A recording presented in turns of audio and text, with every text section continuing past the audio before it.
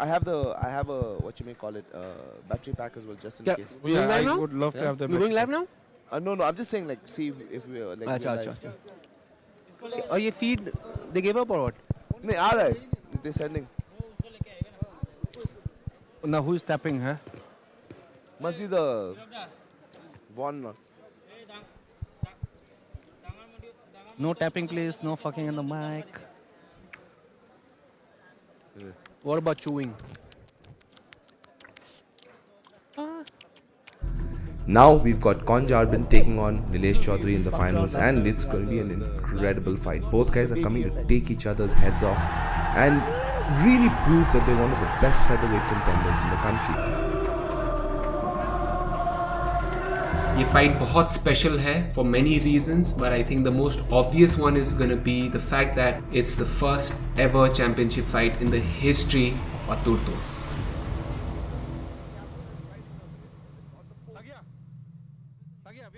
अप्रैल 2025 Dirang dominance. इस journey की शुरुआत हुई थी देश के टॉप 8 फेदरवेट से। इस फाइट केज में उतरे 8 फेदरवेट फाइटर्स बेल्ट के भूखे।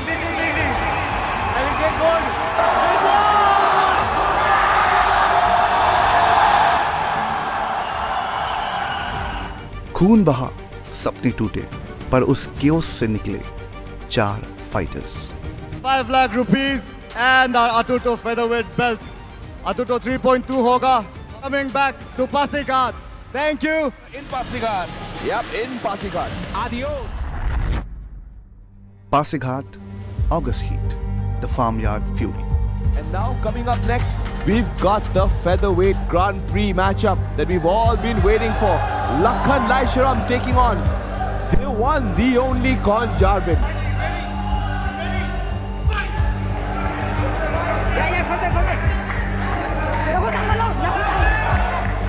I don't know if you guys hear this at home, but the people here are losing their minds over Conjarbin. Yeah. Timing I'm talking about. Oh, that was nasty. Lakhan comes back with Lakhan fury. comes back as well. Charging.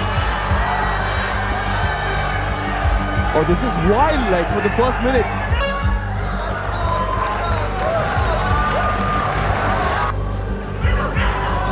Oh, another right hand, another 1-2. What timing by Conjarbin. And even now, the way he controls Lakhan's back. Ooh. Oh, he's looking to sink in that rear naked. He's looking to adjust the rear naked choke. Is this it? Oh, he sunk it off. Beautiful finish by Conjarbin.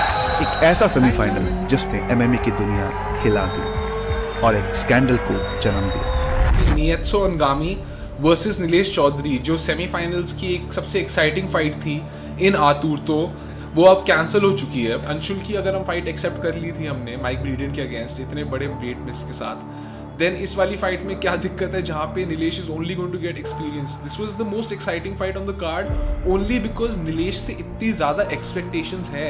Nietzsche ने कुछ ग्राम से अपना wait miss किया और एक बहुत बड़ा opportunity भी। Make no mistake, it's not my fault, it's not my team's fault. There's nothing from our side.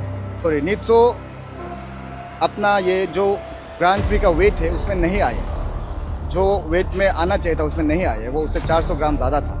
अगर ये फाइट ग्रैंड प्री फाइट नहीं होता तो ये फाइट हो सकता था क्योंकि वो विद इन लिमिट था, लेकिन सिंस ये ग्रैंड प्री फाइट है यहाँ पे अलाउंस नहीं हो। ये तो अभी के लिए थोड़ा रोकना पड़ेगा, देखते हैं वो लोग गोइंग फॉरवर्ड क्या डिसीजन लेता है। नीलेश फाइनल्स पहुंच गया, पर आज भी फैंस के बीच में एक ही सवाल है, क्या होता अगर वो फाइट हुआ होता। फाइनल में पहुंच गया, ये फाइनल दिसंबर में होगा। ये फाइनल दिसंबर में।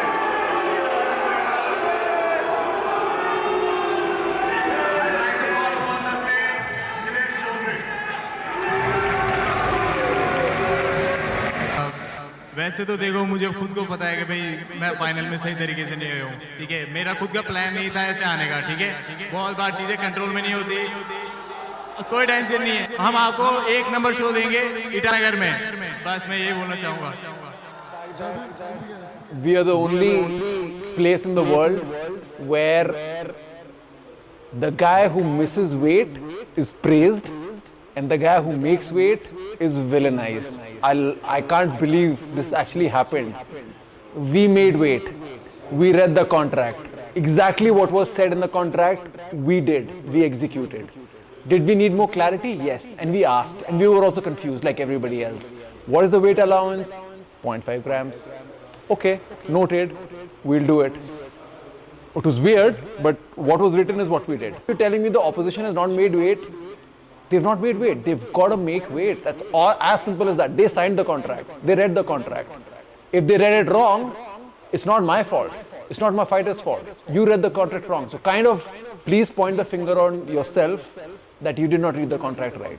मैंने जितनी भी अभी तक की मेरी फाइट्स खेली पूरे करियर में, उनमें से सबसे अच्छी मेरी प्रिपरेशन नेत्सू वाली फाइट में थी कि भाई मैं on point strength and conditioning, stamina wise, cardio wise, game plan, strategy सब कुछ ऑन पॉइंट एंड वो फाइट नहीं हुई तो मेरा दिमाग तो ख़राब हो, लेकिन मैं मानता हूँ हमारे हाथ में कभी कुछ ज़्यादा होता नहीं है, सारा गॉड का डिसाइड होता है प्लान, भगवान जैसा ले जाएंगे हमारी नाव वैसे हम चले जाएंगे।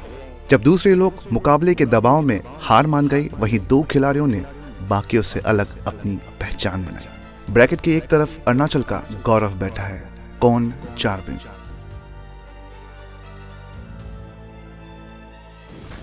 ऑफ कोर्स यहाँ में UFC फाइटर से 1FC फाइटर से तो बहुत कुछ सीखने मिलता है और सेम चीज़ को हम लोग इम्प्लीमेंट करने ट्राई करते हैं back at home with our team, और कोई ना कोई हमेशा बाहर होता है, तो ऐसा करके हम लोग धीरे धीरे इवॉल्व कर रहा है as a fighter, preparing for fights, great fights.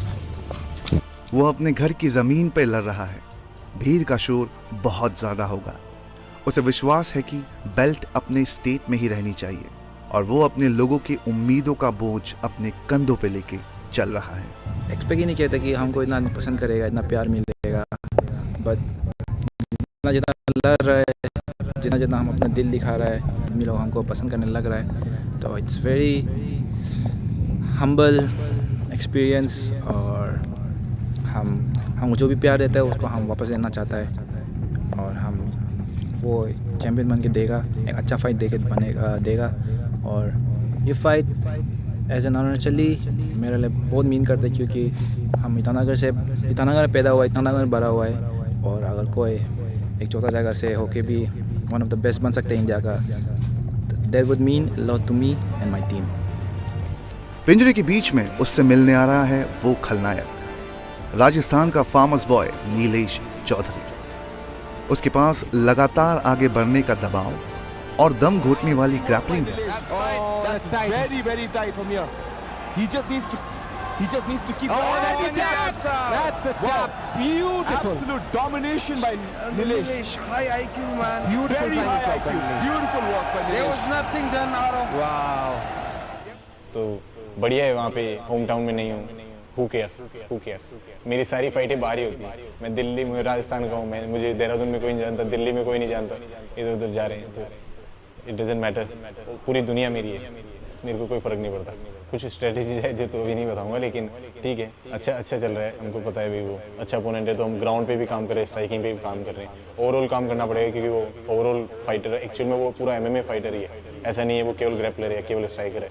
सो हम भी पूरी तरीके से प्रिपेयर कर रहे हैं, स्ट्राइकिंग पे भी, ग्राउंड पे भी। ये स्टाइल्स की क्लासिक लड़ाई है, स्नाइपर बनाम मॉलर, घरेलू हीरो बनाम खतरनाक हमलावर। No predictions here, but but for the crowd and for people watching at home, it's going to be an explosive fight.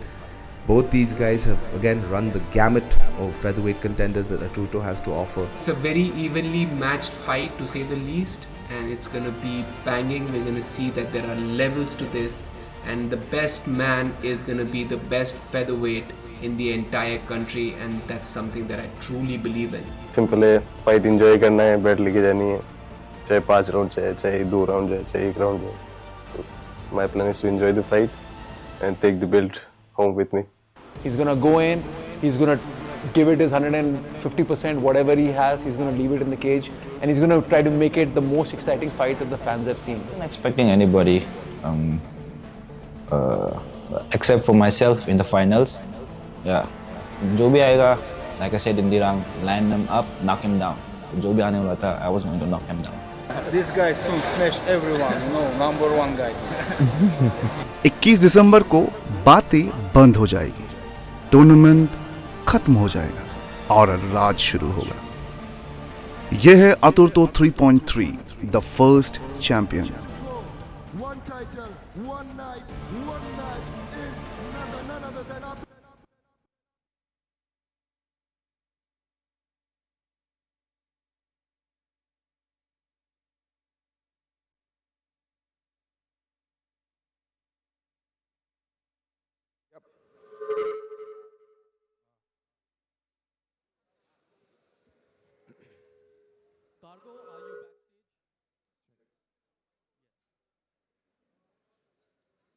Once mic is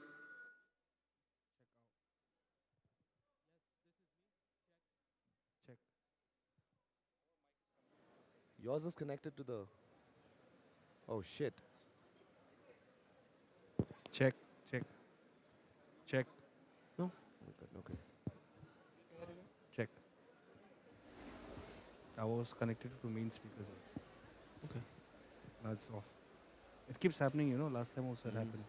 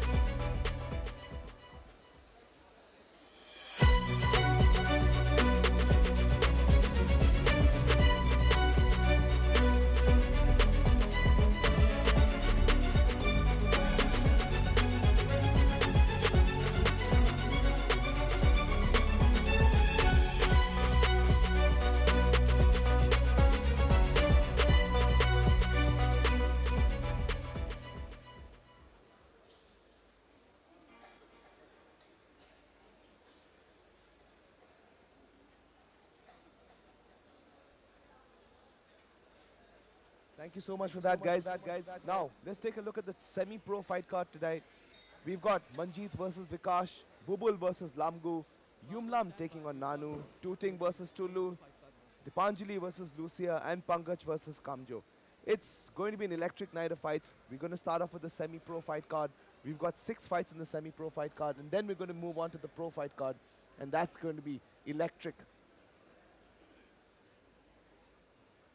It's a stacked up card as always. Aturto always delivers. It's not just the main event, it's all the fights in the undercard as well. So looking forward to each and every fight, and it's going to be banging. I think everyone should be excited for this one. Couple of last minute fights, but nonetheless, I think so it's going to be a great fight. I'm really excited about this guy, Yumlam Sanju, who's coming from a boxing background and going to go into first semi-pro MMA. It's going to be a very wild clash, I feel like, in the other cards. In many ways, it's a throwback to the classic days of the UFC, right? Yep. Different styles versus different styles. We've got Nanu with a more rounded skill set taking on someone who's very skilled in one discipline, which is boxing. So we get to see if 6 months of sprawl training is going to help you defend a takedown, and maybe if you can spark Nanu on the feet. Intriguing matchup, guys. Truly intriguing. And on the other side, we have Tana Lucia versus Dipanjali. Tana Lucia from Sakau, the White Tiger. She has been a force of nature every time she came to the hexagon. Against her is Dipanjali. She is how much? 16 years old. But she has a lot of accolades. I swear. Yeah. Let's see where we get to. No, and that's the thing. The fighters are getting younger and younger and more skilled as they're growing up. It's a true testament to the growth of Indian MMA. It's a testament to the skill level of Indian MMA that we've got such young children showing such well-rounded skill sets. I'm truly surprised and amazed at the level that we've come to now. And now, the featherweight championship, we've got Conjarbin taking on Nilesh in the main event. We've got a whole bunch of really, really, really sweet fights. We've got Jatin from Cross-Train taking on Yumtar, his pro debut. That's something I really want to see. I want to see if Yumtar's skills and the grit that is shown in the amateur circuit, if that translates into his professional career. He's going up against a guy who's fought in different promotions, fought in bigger promotions, and I want to see if the pressure gets to him.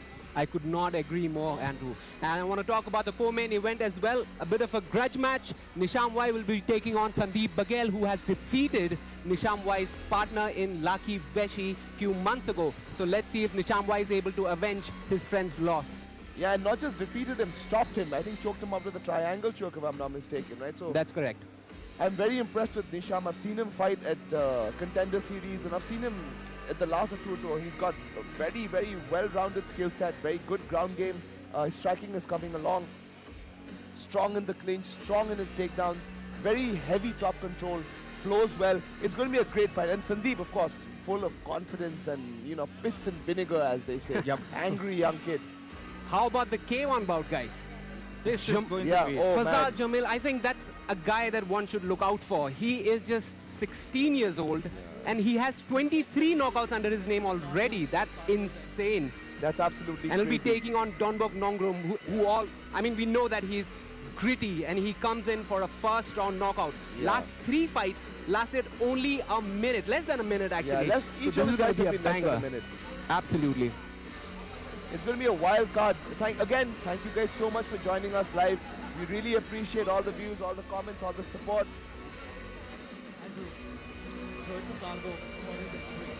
And now, we're going to throw it to Cargo Basad.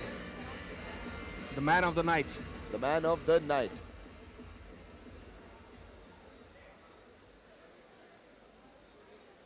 So stand by, here comes your music.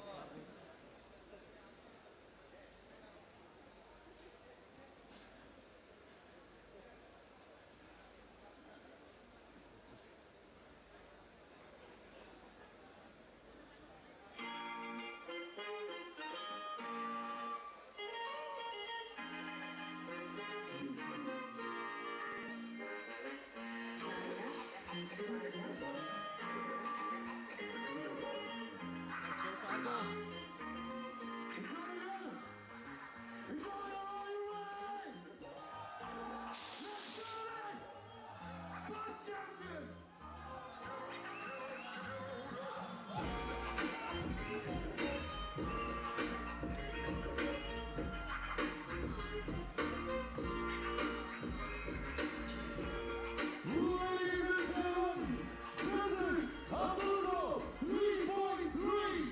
This is the first champion. So we tell you, are you ready? Tell me, Dahlia, are you ready?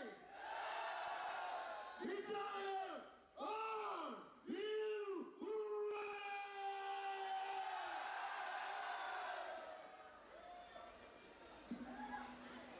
Ladies and gentlemen, we will not keep it long, we will keep it short. This is the night we've been waiting for. 3 years of Aturto in making. We started in Sanglo and we will bring the first Aturto champion back to Sanglo. Wow, that was fast. With that being said, this is bout 1. So fighters ready? Can we have the fighter from the blue corner?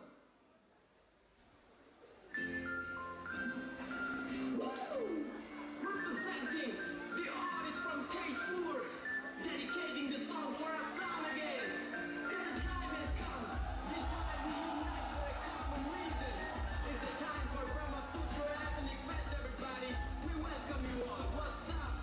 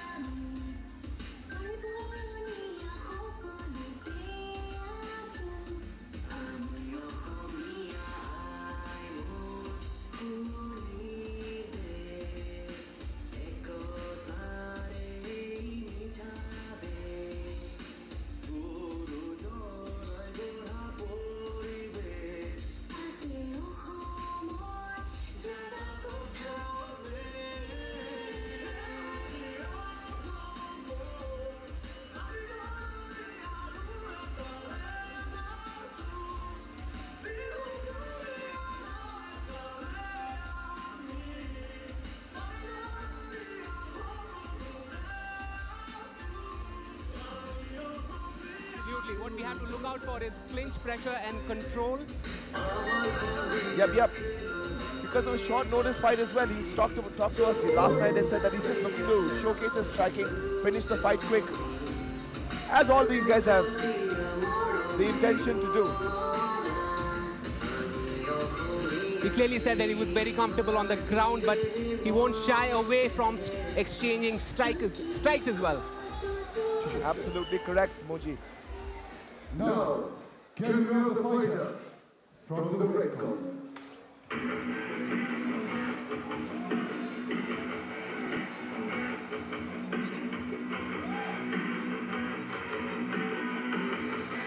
All right, making his way to the cage anytime now. Vikas Gupta, 20 years old, 8-4 record, fighting out of Dojang MMA. Came a long way to fight and had a good camp and is ready to show off his skills that he's acquired this camp. He was always an athlete and only during COVID kind of figured out that, there was a sport called MMA and sort of moved into that. Very confident last night, really looking to put on a show. Here he is, flagged by his teammates and coach Manas from Dojang MMA. Absolutely. He was ready. He had a great training camp. He made weight, but then there was some sort of confusion at the end, which led to a short, last minute opponent change. Yeah. But he's still ready. He doesn't care. He's ready to showcase his skills, and he feels that his skills are way more sharper than his opponent. Like all these guys have come in short notice fights. Like you've trained an entire training camp. You've put in the work. You've put in the time. You've put in the mental effort. Nobody wants to go home empty-handed. All these guys want to come and show up and show out. Here he is with the final referee changes, referee checks. In the red corner we have Dojang as a gym, and you have Manas Daimari, and you have Pankaj Das cornering him. Yeah. Dojang MMA has been one of the most upcoming gyms. We have Nazar Latanzwala, who put up a great fight in for sure. Recent fight in one championship that everyone has witnessed, a 27-second knockout, right? Yeah. No, not even that, 17-second knockout. Insane. He sparked that kid. And he has been bothering the promotion for a fight since last year. He has not been able to get a fight. Yeah. But this time he said, I am going to show why I deserve to be in Aturto. Yeah, these guys have been itching to fight for so long, and I'm just glad they're getting an opportunity as well. There's a place to showcase their skills on a consistent basis. And he is very realistic with his approach. He wants as much experience as possible before turning pro, and this one is going to be a big step forward. And now we have the tail of the tape. Manjeet Modi, 19 years old, Vikas 20, so very close in age. Manjeet 5'5", Vikas Gupta 5'7". Both guys weighed in at almost 52 kilograms. And for the first fight of the night, we go to Cargo. Cargo, go for announcement. Ladies and gentlemen, this is bout 1. Fighting out of Sangho Arena, blue corner. From North Lakhimpur, Assam, in strawweight category, hailing from the land of warriors, it is Manjeet Mudai. And fighting out of 13-old spirit red corner from Dojang, Assam, fighting in strawweight category, this is Vikas Gupta.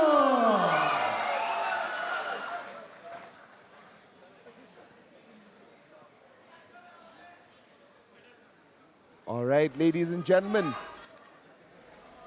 Here we go, first fight of the night. We've got Manjeet Mudai taking on Vikas Gupta in the final fight card of the year for Aturto 3.3, the first champion. Oh, goosebumps, guys, goosebumps. Goosebumps, exactly. Beautiful show of respect before they go for war.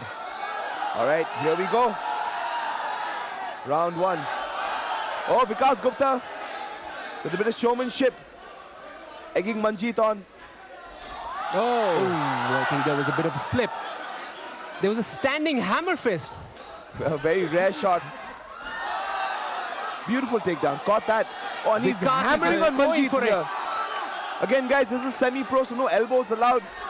but pretty much everything else Straight goes. away to a Yeah. mount. Vikas Gupta is looking for a finish right away. This is nasty. Oh, he's pounding on He it. needs to move out of this position as soon as possible. Yeah, Manjeet needs to get out here as soon as possible. He needs to turn to his side, push on his knees, at least get back to half guard before he can start any kind of defensive, structures, build structures to get up to his feet. Right now, right here, he's just going to get bombed on, which is exactly what Vikas is doing. Now Manjeet is doing a good job in holding on to Vikas so that he can avoid these nasty strikes. Yeah, like in the first round, both guys are dry, both guys are relatively fresh. So you're going to get the best out of each, right? Like, so right now, Manjeet is in a world of trouble under Vikas. Taking some nasty bombs. He's looking to set up an armbar. He's a little bit too slow, but he's still got a triangle choke here. Oh, This is relatively nasty, but he shifts to an armbar. I said and it's done. I knew this is going to be quick. I was so sure this is going to be quick. Vikas I just didn't want to jinx this fight. That was a beating. That was a beating. Vikas Gupta with a first round armbar finish. Beautiful. What a way to start the night. I like the fact that he had the triangle choke, kind of didn't finish it, moved straight to the armbar, hyper-extended the joint and got the tap. A very technical finish, and this just goes to show the skill level of these guys, man.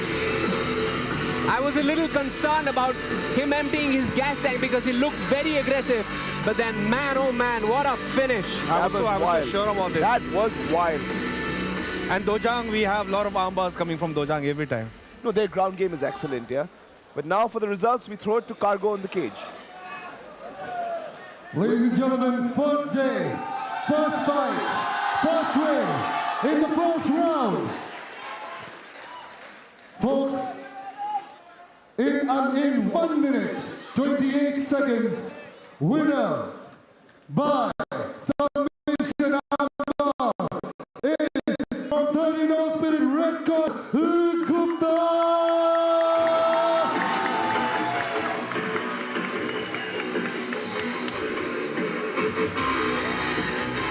An emphatic victory by Vikas Gupta. Beautiful armbar to start the night off. Ladies and gentlemen, this is what you should be expecting from Aturto. Technical finishes, excellent fights. Oh, and there is a reason why fight camps are so important, right, guys? Here it is on the replay. You can see Hyper extends the joint and gets the tap. What a wonderful finish by Vikas Gupta. Absolutely just beautiful. Nasty. Again, Manjeet Mudoy coming on short notice. Yeah. He didn't have much time to train for his opponent. He showed up for all the people here. So, I mean, hats off to this person, man. Look, it takes a step to the age, right? Like, it's not an easy thing to do. And on short notice, all props to Manjeet. But that was a brutal beating by Vikas.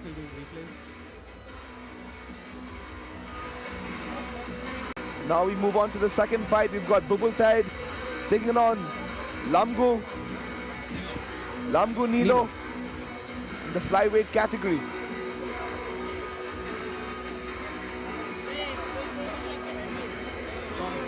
Here we go, Bubul Tide. Bubul Tide, he fought 7 days ago, just 7 days ago.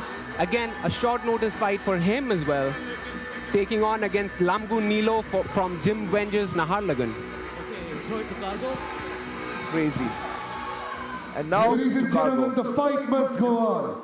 This is bout 2 of semi-pro. Can we now have the fighter from the blue corner?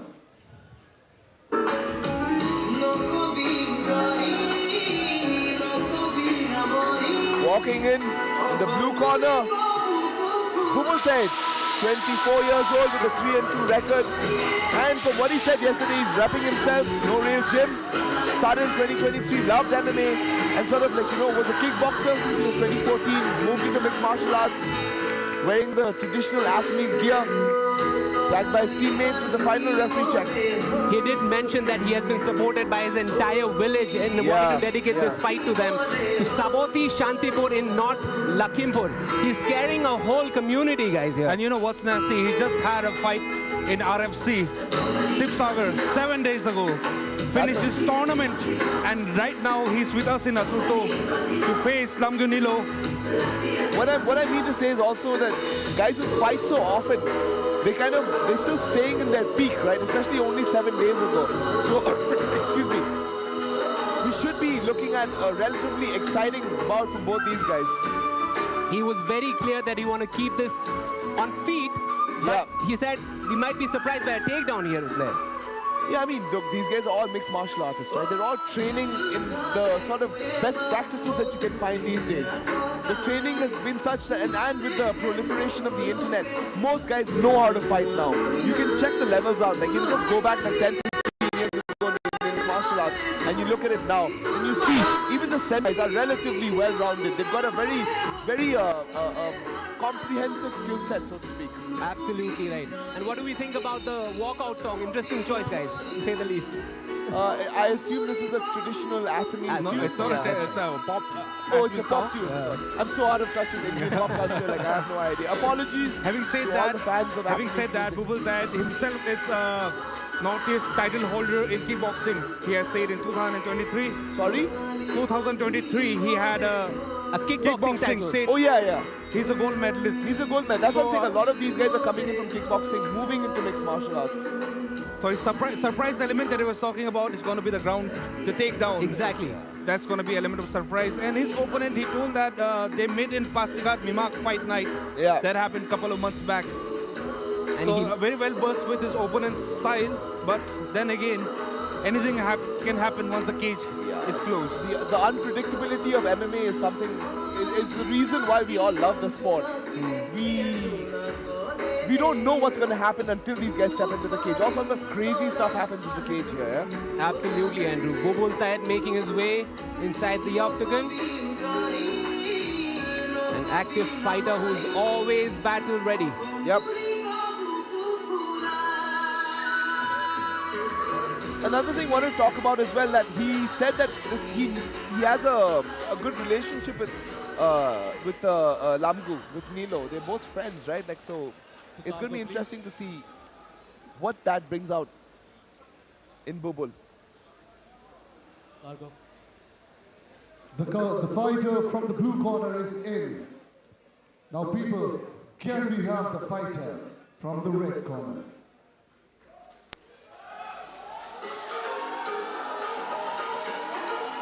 As you can hear, local hero from Gym Ventures, Lamgu Nilo, only 18 years old, already with a 6-0 record. He was very clear about choosing MMA and training in MMA for the rest of his life, since he was very poor academically and his brother advised him to pick a sport, and that's exactly what he did. I like the fact that he's flanked by another young gun in Namdol by his side. He's another really talented kid, so you know, like, these guys are training with each other and their skills are just getting better and better and better. I remember him talking about how he wants to finish this fight with just ground and pound, beat his opponent down. So friends outside the cage, but when that cage door shuts, it's game time. Yeah, it's and game having time. said that, he started his MMA career close to 2024, right? Yeah. Right around December, and right now we are in December, so it's almost 1 year. And in 1 year, he had 6 fights. Look, when you're starting out, you've got to have as many fights as you can just to build up that record, right? And he has and experience as well. And he has that confidence of being an undisputed, right? Undefeated. That's undefeated. Yeah. Exactly. And he did acknowledge Bulbul's striking is good. Yeah. I mean, and he wants to close the distance very quickly, and he has a karate background himself, actually. So it's going to be interesting to see how the striking exchanges go on. Yeah. A lot of these guys, what they do is they use their karate background, right? That sort of like jumping in quick and in and out movement to set up takedowns and to set up. Once they learn a little bit of wrestling, it really comes into its own, the karate skill set. And here's the tail of the tape. Bubul Tayed and Lamgu Nilo. Age 21 for Bubul and 18 Lamgu Nilo. Height 5'6" for Bubul Tayed and 5'2" Lamgu Nilo. Both the fighters. Now to Cargo. Ladies and gentlemen, this is the second fight of the night. This is bout to semi-pro round of fighting out of Sango Arena blue corner. all the way from North Lakhimpur, Assam, fighting in flyweight category with kickboxing gold medalist in the year 2023. Now looking for a takedown, it is Bubul Thai. Now fighting out of 13-old spirit red corner, fighting from Jim Vengers, Narlagan, fighting in flyweight category, a year fighter with an undefeated record of 6 wins and 0 losses. He is Lamgu Karate Nilo.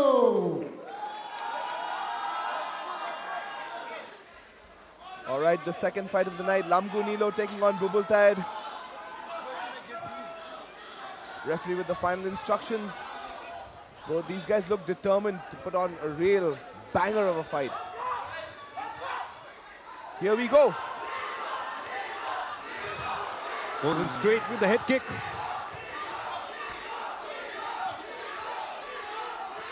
Both guys sizing each other up here. Both the fighters starting with kicks. That was a nice jab by Lamgu. You can hear the crowd chanting for Nilo, the hometown hero. Nice clinch entry by Nilo. He's looking to take the back.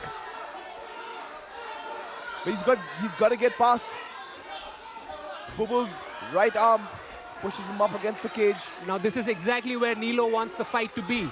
Yeah, and Bubul talked about it, right? He said that he wants to showcase his grappling and takedown defense here, not let Nilo take him down. And he's doing a relatively good job. Pushes the grappler up against the cage. A few stinging knees to the body here. These might not amount to much in the first round, but like, you know, as the fight goes on, they're going to really sap your strength.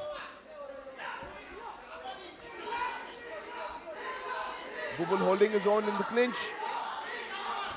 An amazing back and forth on the clinch battle between these two. Nilo needs to be a little careful about the knees that's coming to his thighs. And some of them are like, you know, what they're doing is they're getting through and getting straight into the body. He's smart. Very smart by Bubul to prevent the takedown. He said he was working on his takedown defense and clearly it's showing. I would like to see Nilo try to move into a single leg, which is what he's doing right now. He is really committed to take him down. He's fighting very hard for this takedown. It's the first round, only 3 minutes, so he can afford to go, you know, all out.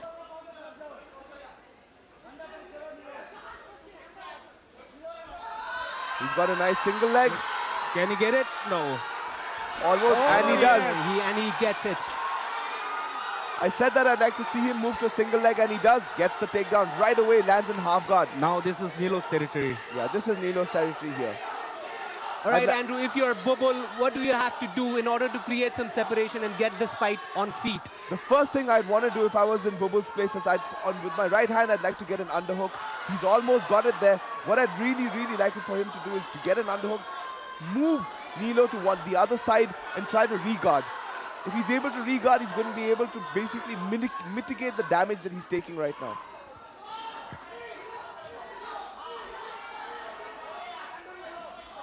I meant to say an underhook on the left side, not the right side. And as you can see, Nilo is refusing to let him get that underhook. He's fighting him hard for it. It's pretty evident that Nilo is the more comfortable fighter in this position. Of course. Oh, that. And not just that, he's laying down some punishment on Bubul from half guard.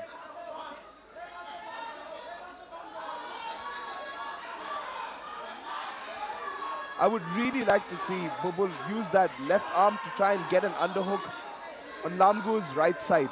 That is definitely going to help him at least control the top part, the shoulders and the head of Lamgu, where he can actually now start to re-guard.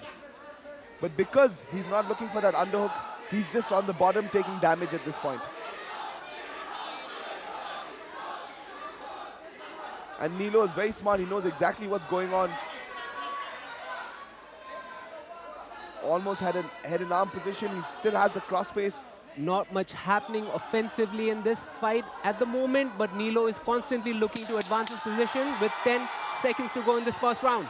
No, what I really like about what Nilo is doing is that he's not, yeah, sure, he's not completely active, but it's consistent punishment. Punch after punch after punch. In the first round, it definitely looked like Nilo is not looking for a submission. He's looking for the finish. Yeah, he's looking for the with ground the and pound brutality finish. in it. He talked about this in the fighter meetings, right? He said, he's like, I don't want to submit my opponent. I want to beat him down. I want to make him quit. That was a great round. Great round for Lamgu Nilo. You can see in the first round here some of the highlights. It was 1-1 until Nilo took him down. Yeah, they were both exchanging positions by the cage. Yep. But the minute Nilo got a nice single leg, he managed to run the pipe, put his butt down, exactly, right here, put his butt down, end up in half guard and just laid on punishment. And they were throwing with bad intentions, everything with bad intentions. I couldn't imagine, like, you know, semi-pro elbows, I mean, how many would he drop there, yeah. I think we'll have Ramos. Yeah, oh, definitely. Say the least, yeah. Which is the selling point of the pro card, right? Like, guys are able to throw elbows there. All right, here we go, the second round. Bubul Tay taking on Lamgu Nilo. If Bubul needs to keep this on the feet to really stand a chance. maintain his distance, get the correct shots just like that. To pick his shots, feints, keep him at a distance. Right. Because clearly on the ground, it's Nilo's world, yeah? Nilo on the other side, I think he's going to try and take him down immediately because he knows that there's no match on the ground. Bubul making the right moves, just there you like go. that. And he's got a double leg. Does he have his hands clasped together? He does. He's going to lift him up. And he puts him right down. Once he clears Bubul's right leg, he's going to be in half guard again, which is exactly what he's doing right now. He knows his positions quite well. He's going to put him down, pop his head out and start laying on some punishment. Bubul was looking at his corner, waiting for some instructions.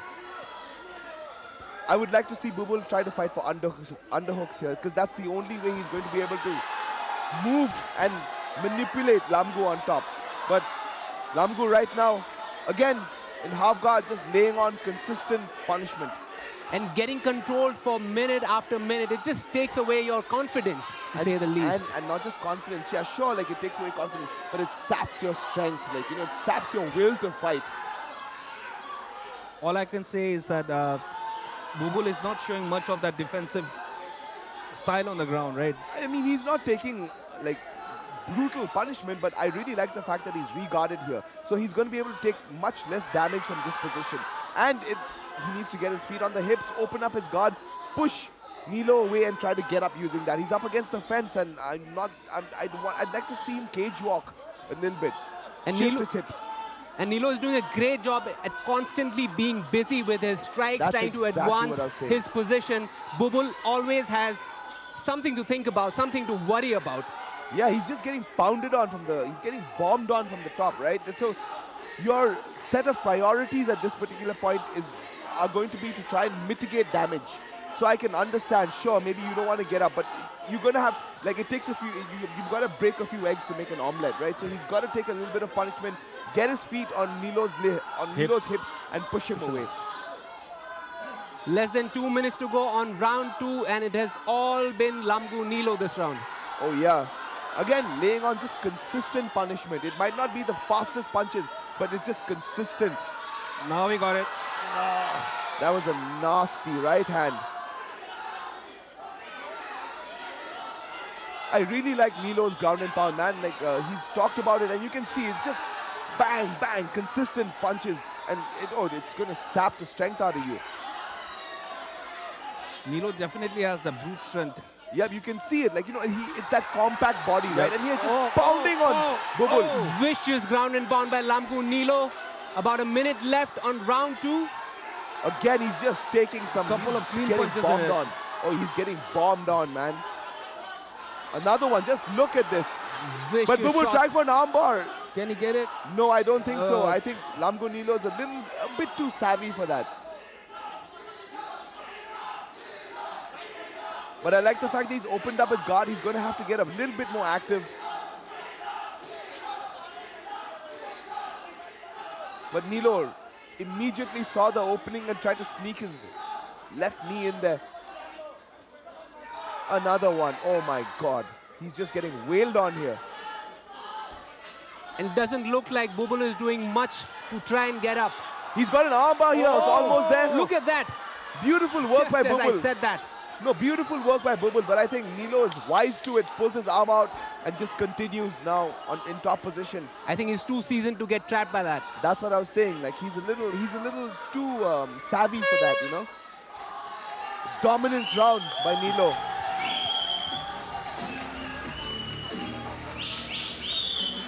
Well, he did say he wanted to show off his ground and pound, and clearly he's showing it off.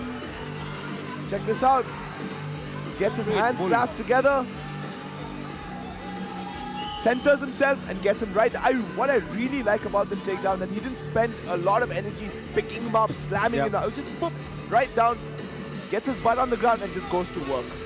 I think what Bubul needs at this point is a knockout. Of course. Oh, because it's pretty evident that he doesn't have any answers to Lamgu's grappling skills. Somewhere that takedown was easy because somewhere Bubul was anticipating that he'll come charging in. Yeah. And before he thought of once, something. And once he had his hands clasped behind Bubul's butt, it was pretty much over then. Just, all he needed to do was just lift him up a little bit off his feet and just plop him on the ground. Beautiful work by Nilo. And you can see the kid his ground game is pretty good. Very aware of all the positions down there. Here we go, the final round. Bubul needs a sensational finish here. Another beautiful knee, and he's going for it, man. Oh, but he gets bundled over right into the same position next to the cage, right onto the cage. Not good for Bubul. No, and it's really difficult to try and pull off any submissions when your back is up against the cage. The flexibility required is inhuman. So it's very, very difficult, and he's just getting bombed on here. Andrew, would you say that Bubul has to go off that full guard position and try and get up? Look, the referee's not going to stand you up simply because Nilo is laying consistent damage. He's putting damage down on Bubul. So what Bubul right now, he has to try and stand up. And what I mean by that is he's got to make sure that there's some distance between him and Nilo so that he can get his feet on Nilo's hips or scramble his way out of the situation. Give up a bad position to try and stand up. Exactly. I think at this point, Bubul doesn't have anything else to lose. Sure, his defensive grappling is good enough to hold Nilo in guard, but he's just taking unnecessary punishment, you know. Nilo pushes down the right knee, looking to move to half guard. He's almost there.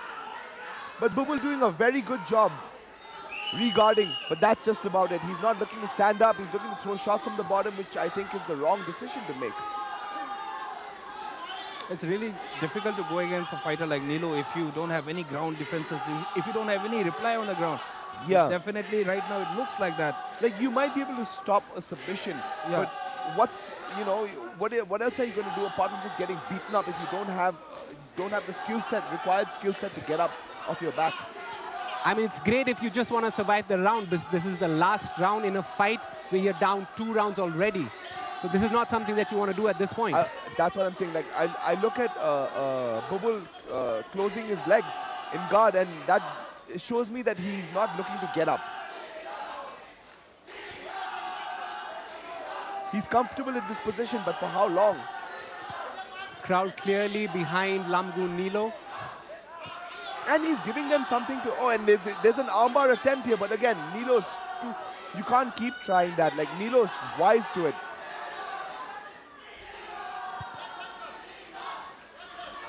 And he's, again, bombing on him.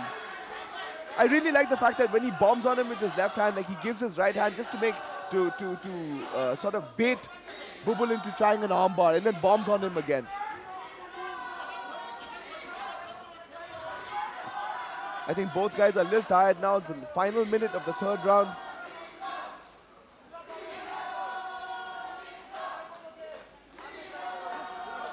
I mean, nothing really much is transpiring between them and as an effective shot, but like the game right now looks in Nilo's hand. Yeah, oh, definitely. Look, man, if you're in top control and you're laying down, again, consistent punishment, the referee is not going to stand you up and you're winning the fight simply by doing more damage. And he's trying to finish the fight. It's just that Bubul, I guess his defensive jiu-jitsu is not half bad. Like, he's preventing a lot of heavy shots from landing, but that's just about it. He's not looking to get up. He's not looking to improve position. So it is what it is, in the words of Max Holloway.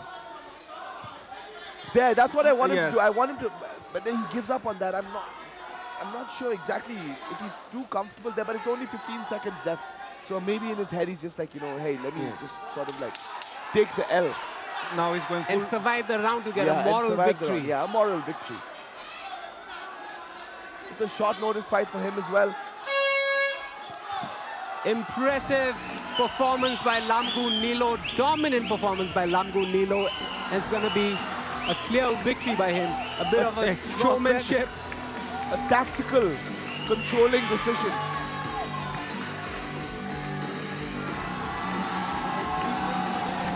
You see the replay. The first round, beautiful single leg, straight into half guard. And here he is in the second round. He's got a nice double leg takedown. Puts him down straight there. And here in the third round, just laying down some serious punishment. I mean, hey, not the most entertaining fight, but a very technical one, especially by Lamgu Nilo. In many ways, right? Like, look, I understand, like, you know, you're not able to get up from underneath a grappler, and a lot of people might say that's boring. But it's up to the fighter that's been put in that position to improve his position. If something works, it works. You don't it works, it works. It might not be the most exciting fight out there, but I've always seen is a win, is a win, is a win. Absolutely agreed. The judges are tallying their final scores. I don't think it should be a difficult fight to judge. No, I don't think so either. And now throwing it to Cargo in the cage.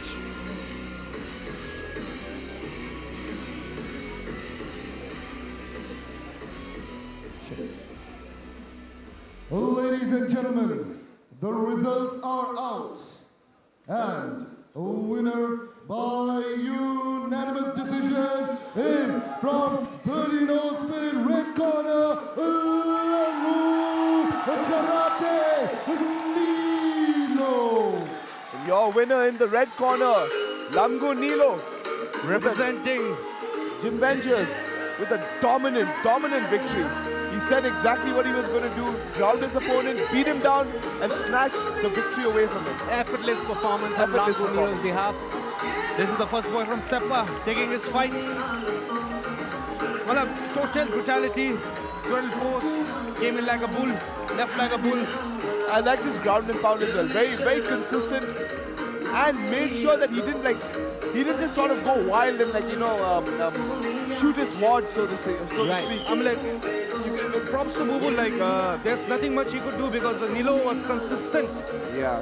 With his impounding, consistent. There was not a single space that he could capitalize. Also the fact that it was a short notice fight for him. Yeah, literally, he was called an hour, probably 2 hours before. Over to Cargo. You guys coming up next. And now we've got the next fight. Yumlam Sanju taking on Nabam Naunu. Now this is a relatively interesting bout simply because it's a striker versus a well-rounded fighter, yeah? Okay, Cargo. Ladies and gentlemen, first round finished in the first round. Second bout, 3 whole rounds. And this is the bout 3 of semi-pro. Here in Green Carnival presents Aturto 3.3, the first champion.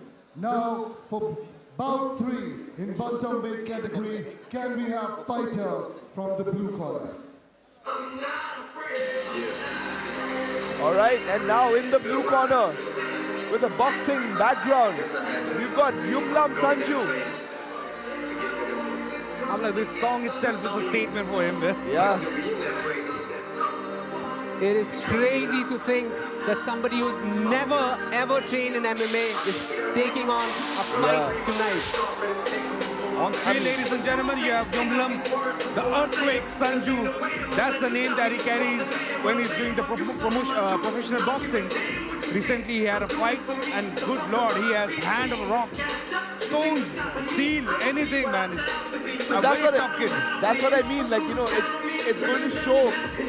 We're going to really see if one person, a fighter from a very different background, from a striking background, is able to compete in a full mixed martial arts fight. It'll be a very interesting bout. Here he is, Yumlam Sanju, getting the final instructions from the referee, flanked by Mustaqim. Tonight, Yumlam Sanju walks in the ring with nothing to lose but something to prove. Oh yeah, definitely everything to gain. I asked him yesterday during the face-off that, do you think you're going to surprise us? And he said, yes, I did learn something this morning. And that was a sprawl, basically. And that was his first MMA class. Instead of a 6 month sprawl, let's see if a 6 hour sprawl is good enough to stop Nabam Nanu's takedowns.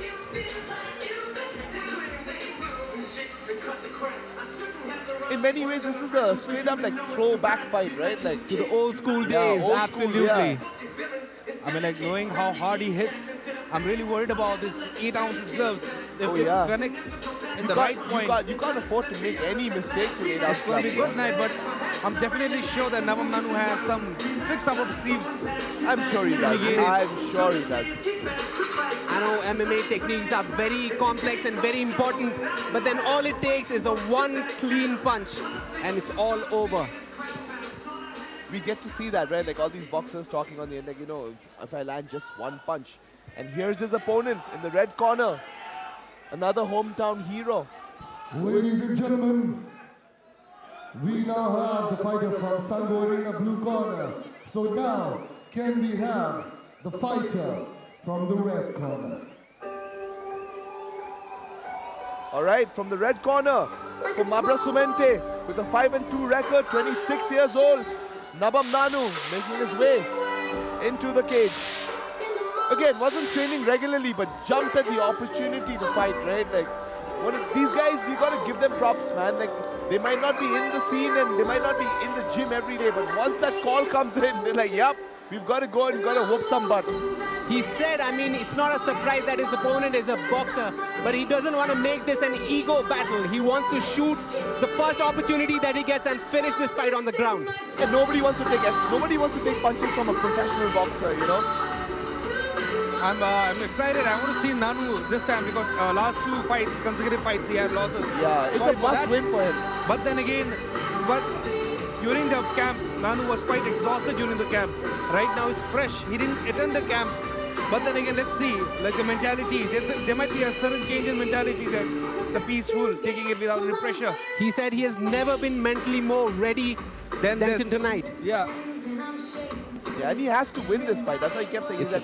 He kept repeating that, right? Telling us that this is the fight he has to win. He can't take a third loss again. Like, it would be devastating for him. And then against an opponent who doesn't have much of a ground game, you've got to really like show up and show out, like, you know, first round finish kind of thing. But then again, even Nanu, he started off from like boxing background, I believe. So boxing he's definitely going to have a bit of striking, right? It should not be a new cue for him. But then again, let's see how he sorts out the fights, how he of MMA, how he mixes it up like you do in MMA compared to boxing. Got the ring girls with us for round number 1. And now to Cargo in the cage. Ladies and gentlemen, this is bout 3. And here, fighting out of Sango Arena blue corner, from Abrasumente, fighting in bantamweight category. A boxer turned MMA fighter. He is Yumlam, the Earthquake, Sanju. And fighting out of 30-no spirit red corner. Again from Abrasumente Talagar, fighting in bantamweight category. A veteran of Aturto, he is none other than Nabam Nanu!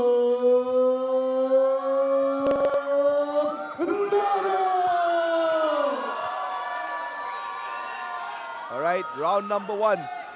Not the Navam Nanu taking on Yumlam Sanju.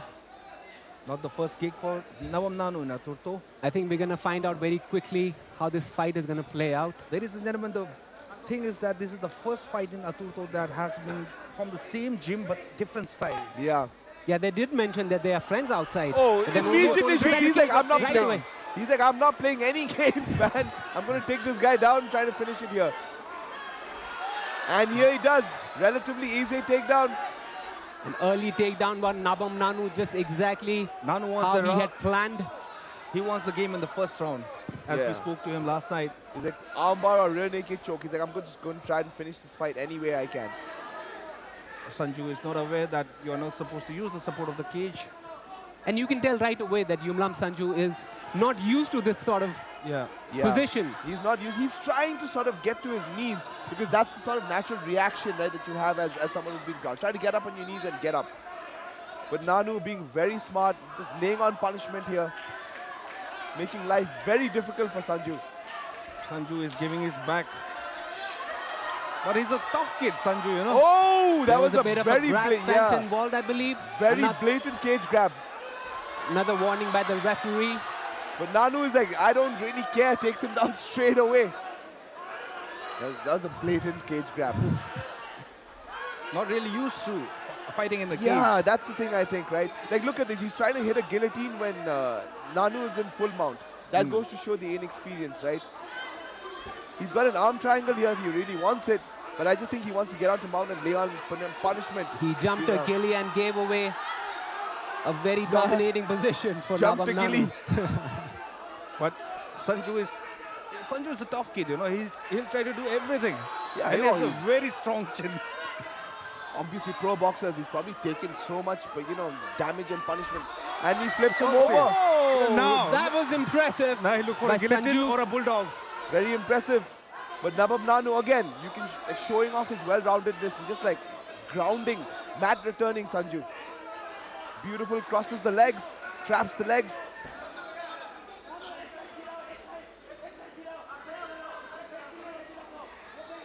Nanu doing a very good job in isolating the right leg and not letting him get up. But Sanju, just pure determination, man. I mean, for a boxer, this is a very ugly pressure. Yeah, this is a tough kid. It's almost going for like a bully choke, a bully hold. Is that what it's called? A bully bulldog, hold. a bulldog choke. That's Yeah. what I was saying. It's either going to be a guillotine or a bulldog choke or a very noob, what do you call this? RNC. Rear naked choke, yeah. If Sanju is going to try something. Again, they're that's stuck in it. a very unusual position, probably because Sanju has He's never... not going to leave this now. He's not going to leave this until he... now we have gone back to the schoolyard. But that's going to be an issue for him because he's going to burn his arm out. Yeah, and this is a bad position for him to be stuck in. Oh, and now he's picking his shots. But you see, it's going to go for an RNC if he's not very... He's looking for the neck, but Sanju doing a relatively good job protecting himself, yeah? I agree, Andrew. Look at that, 2-on-1. RNC defenses he had learned. Ah, no wonder. He's doing a very good job. 2-on-1, tuck your chin and put your, like, you know. But now he's got one arm across his neck. In a tough position. And this is really tough. He's got it in, and he taps. That's it. Beautiful Navam work. Nanu with a first round rear naked choke. Beautiful work by Navam Nanu. Sunk that arm in, grab the bicep and just squeeze. He said that he has to win this fight. He doesn't have any other option. That's exactly what he did. It's okay, it's okay. He did not leave it to the hands of the judges, man. The sad part is we didn't get to see Sanju's even a single jab. Yeah, nothing. He just shot in and immediately started dominating. And that was a smart move, right? Yeah, that's a very, very smart move. Why take unnecessary damage? I mean, the sprawl that he learned in the morning, that was the right time to do that sprawl. It worked a little bit better, but here you see, immediately. Trying to get the replay. Here he is. Gets a nice single leg and just dumps Sanju on the ground. Picks him up again. And here, right before this was where he grabbed the cage, but Navam was like, nope, not happening. Took him down. Here he's got the arm across the neck, grabs the bicep and just squeezes. He's got it on the neck. Picture perfect Nasty, rear naked yeah. choke. Nasty rear naked choke by Navam. But Andrew, for a fighter who has had just one day of MMA training, how would you impressive, man. Cargo in the cage.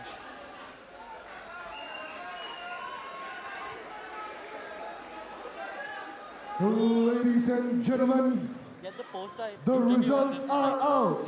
On this one? Yeah. Winner in round 1, 3 minute 23 submission by rear naked choke is from 13 Old Spirit, red corner, Nabam Nano. Winner by rear naked choke in the first round, Nabam Namu. Right, Nabam. Well, and now Timoji in the cage. Amazing performance, Nabam Nanu. During the fighter meeting, you told us this. You have to win this fight. You have no other option. Are you impressed with your own performance tonight? Yes, I'm very happy. I won tonight. I'm very happy.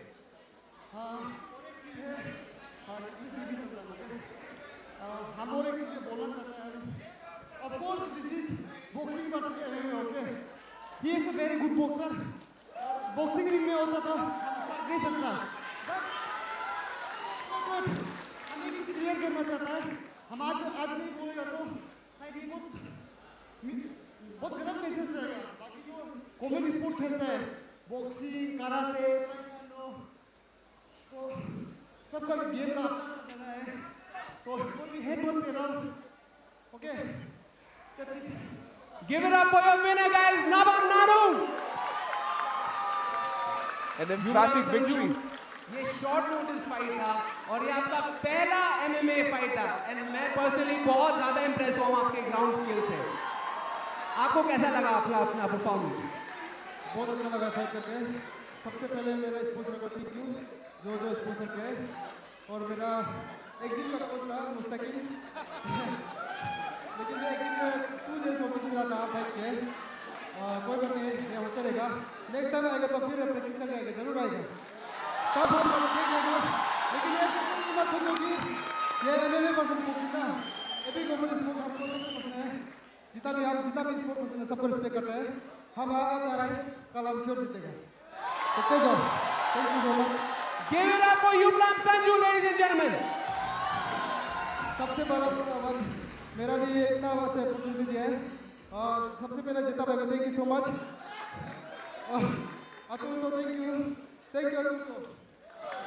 Let's go. That was Yunlong Sanju, man. Great sportsman.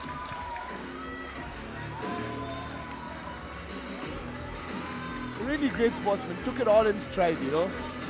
That choke was locked in tight. You could see his face grimacing. But did you see his strength? He was not willing to.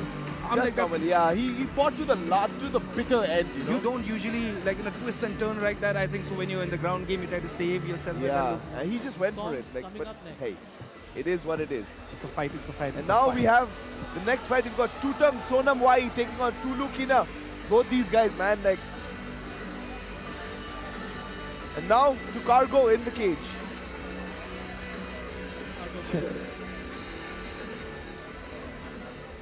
Ladies and gentlemen, this is bout 4.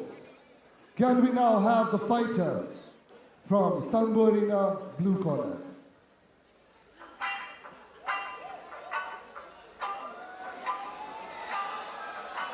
I like the song choice. And from the blue corner, we've got Tuting Sonamwai representing Shaokao Gym, 26 years old, with a record of 6-1. Calls himself a grappler. Started MMA just 2 years ago and made his debut in December 2024. So again, in just a year, this guy's racked up 7 fights. Of course, and he has trained under Con Jarbin, who, of course, will be fighting in the main event. He has got solid fundamentals and strong positional awareness.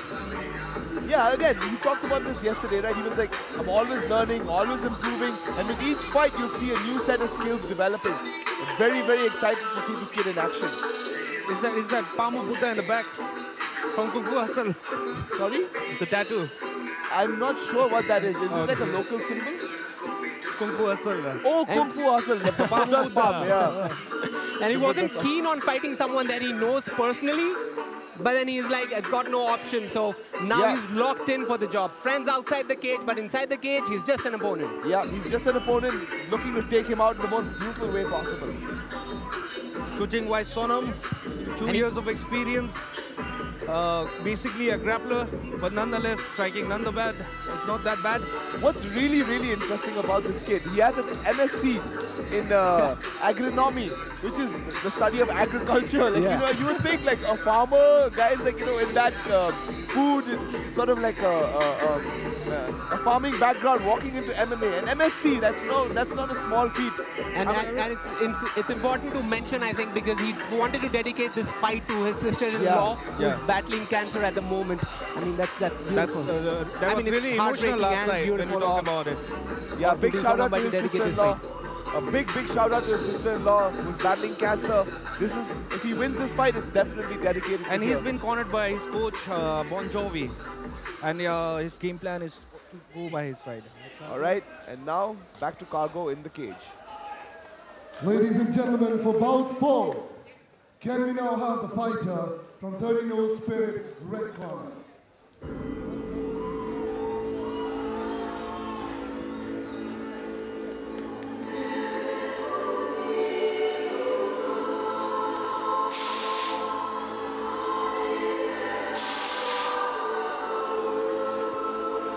All right, in the red corner, we've got Tulu Kina, a very spry 18 years old, representing Gym Vengers, 4-0 as an amateur. I mean, this kid was talking to us yesterday. He was like, since he was a child, he was like, I wanted to be a fighter.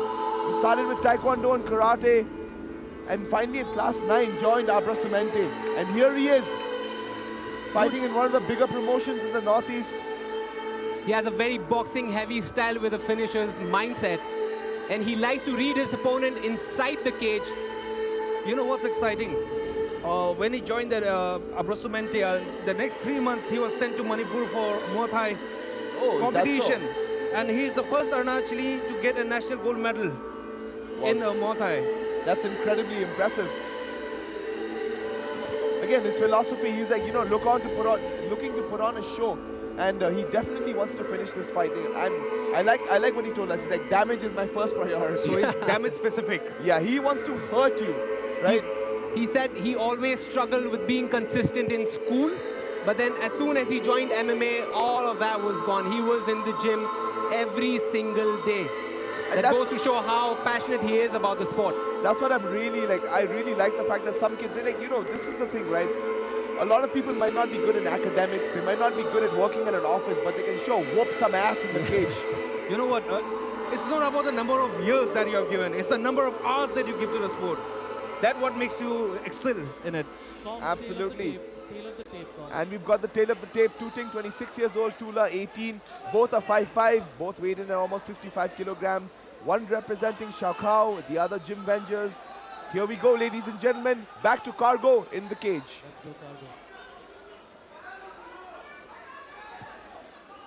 Cargo. Ladies and gentlemen, this is the bout 4 of semi-pro here today. And fighting out of Sangorina, blue corner, from Sukhao Gym, Nirjali, fighting in flyweight category with a record of 6 wins and 1 losses, and trained under the main event fighter today, Mr. Kon Jarvin. This is none other than Aturto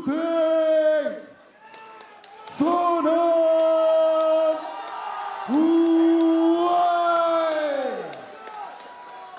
And his opponent for the night, fighting out of 13 Old Spirit red corner, hailing from Gym Vengers Nahalagan, fighting in flyweight category at 18 years of age and debut in Aturto, and first and naturally to have gotten national gold medal in Muay Thai. Ladies and gentlemen, he is none other than Tulu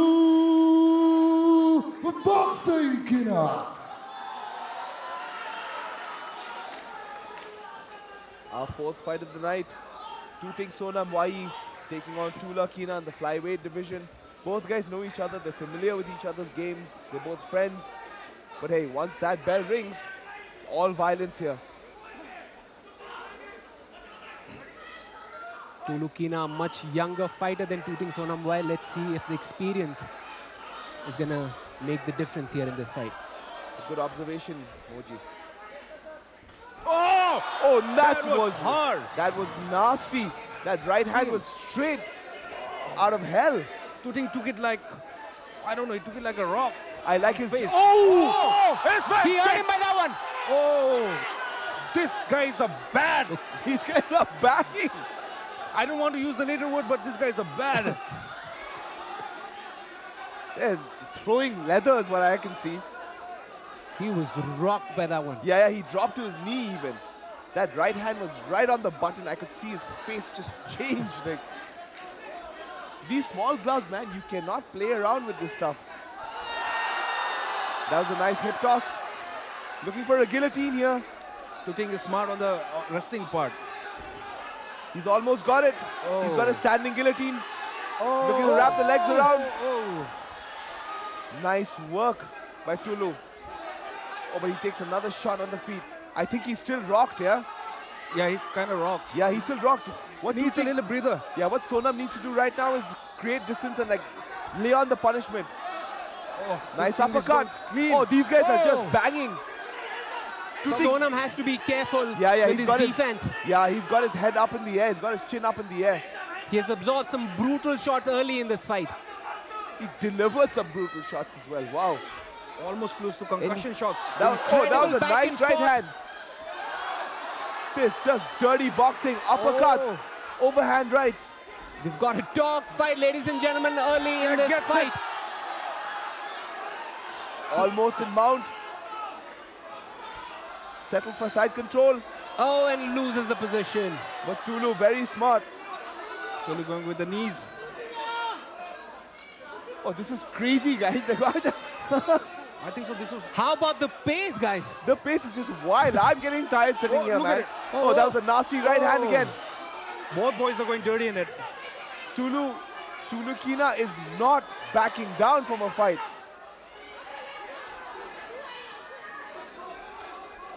They both have an Nice. iron jaw. They've both landed some clean shots. Yeah, they both land some real violent shots, yeah. First kick of the night, really.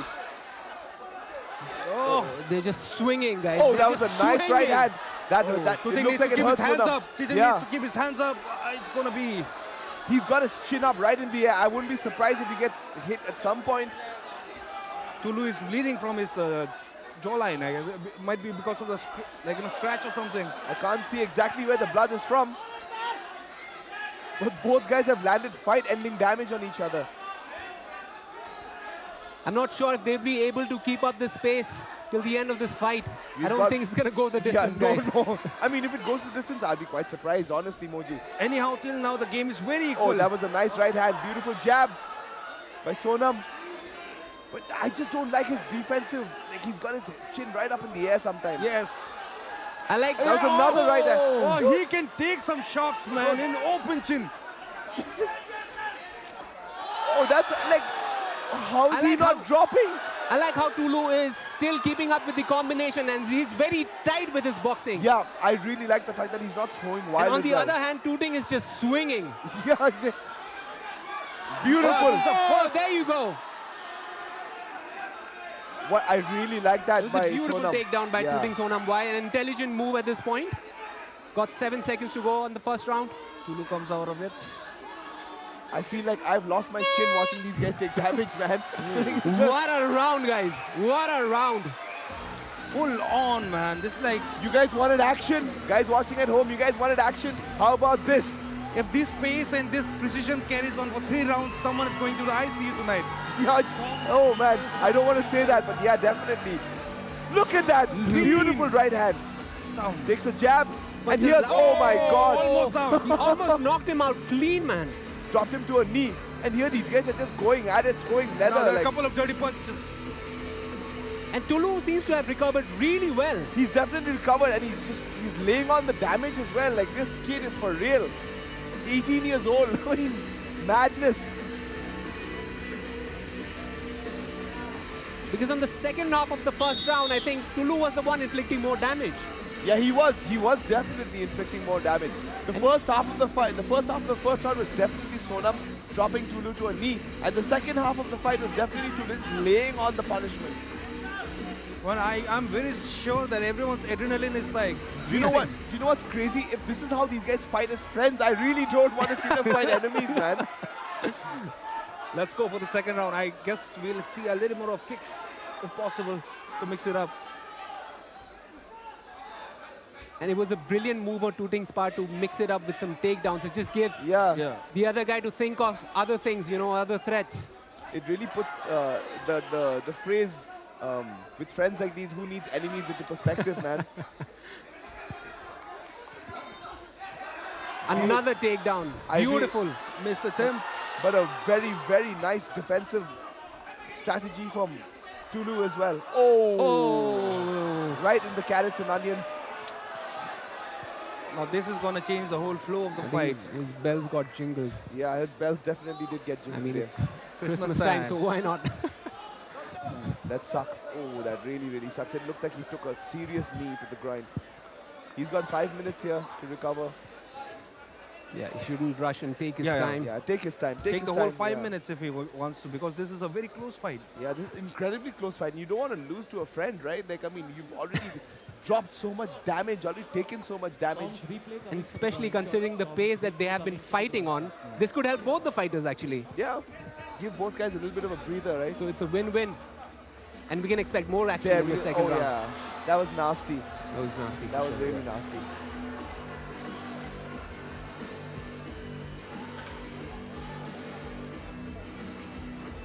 How do you like that, guys, watching at home? We finally got replay for all you all at home. I know it hasn't been the most precise in the past events, but check this out.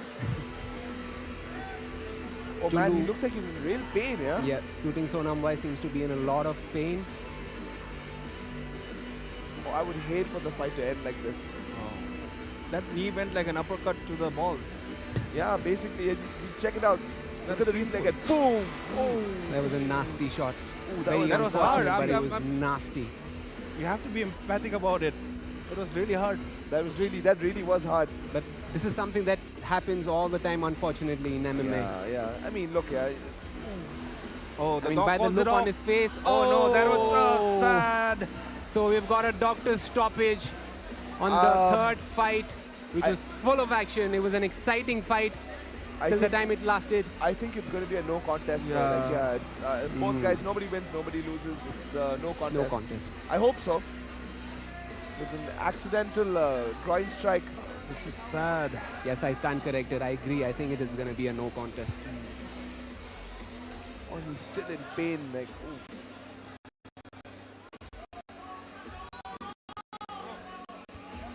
I can relate to that kind of pain.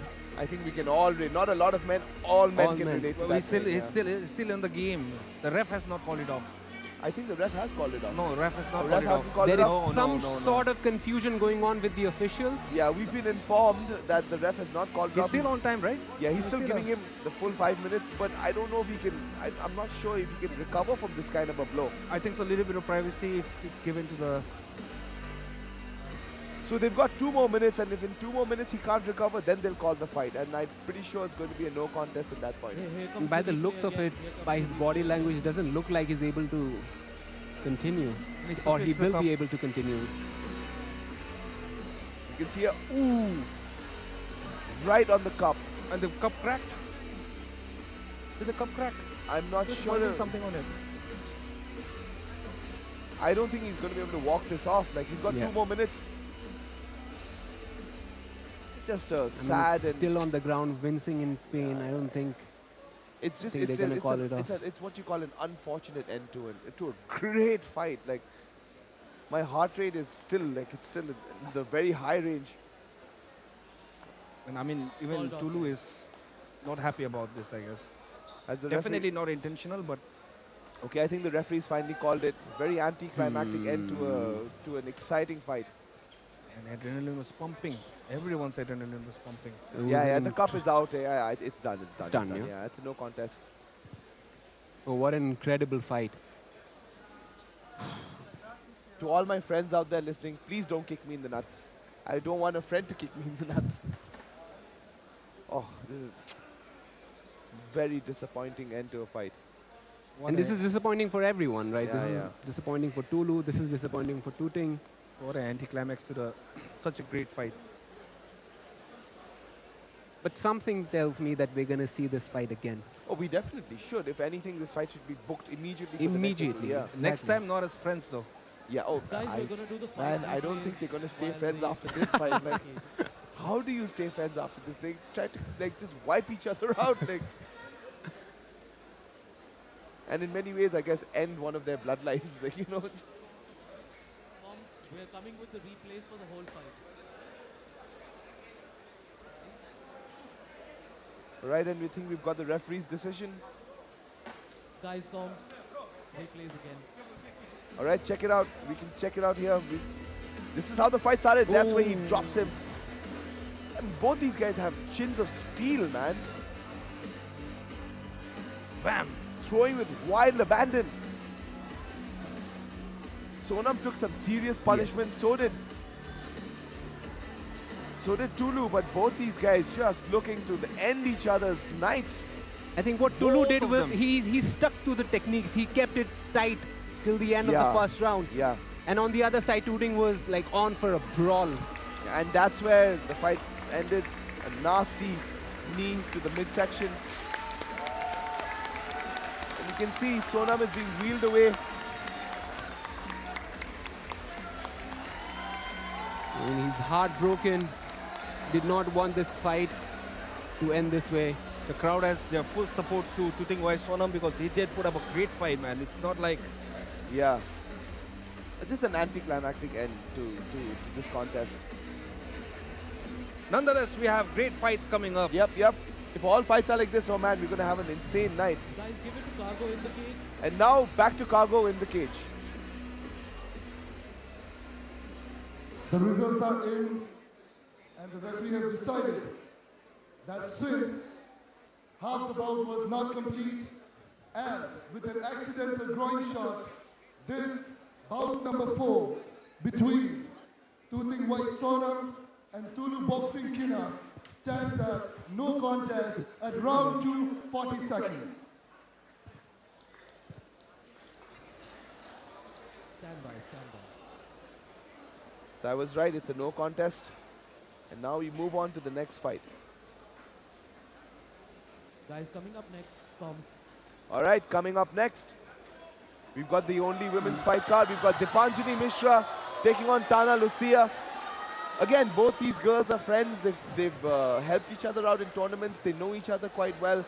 Again, I'm hoping to see another exciting fight. They help each other during the weight cut as well, and both fighters are extremely young. Yeah, one is 16, the other is 18. It's crazy. Okay, hand it to Cargo. And now to Cargo in the cage for the fighter introductions. All right, Cargo, call out the fighter.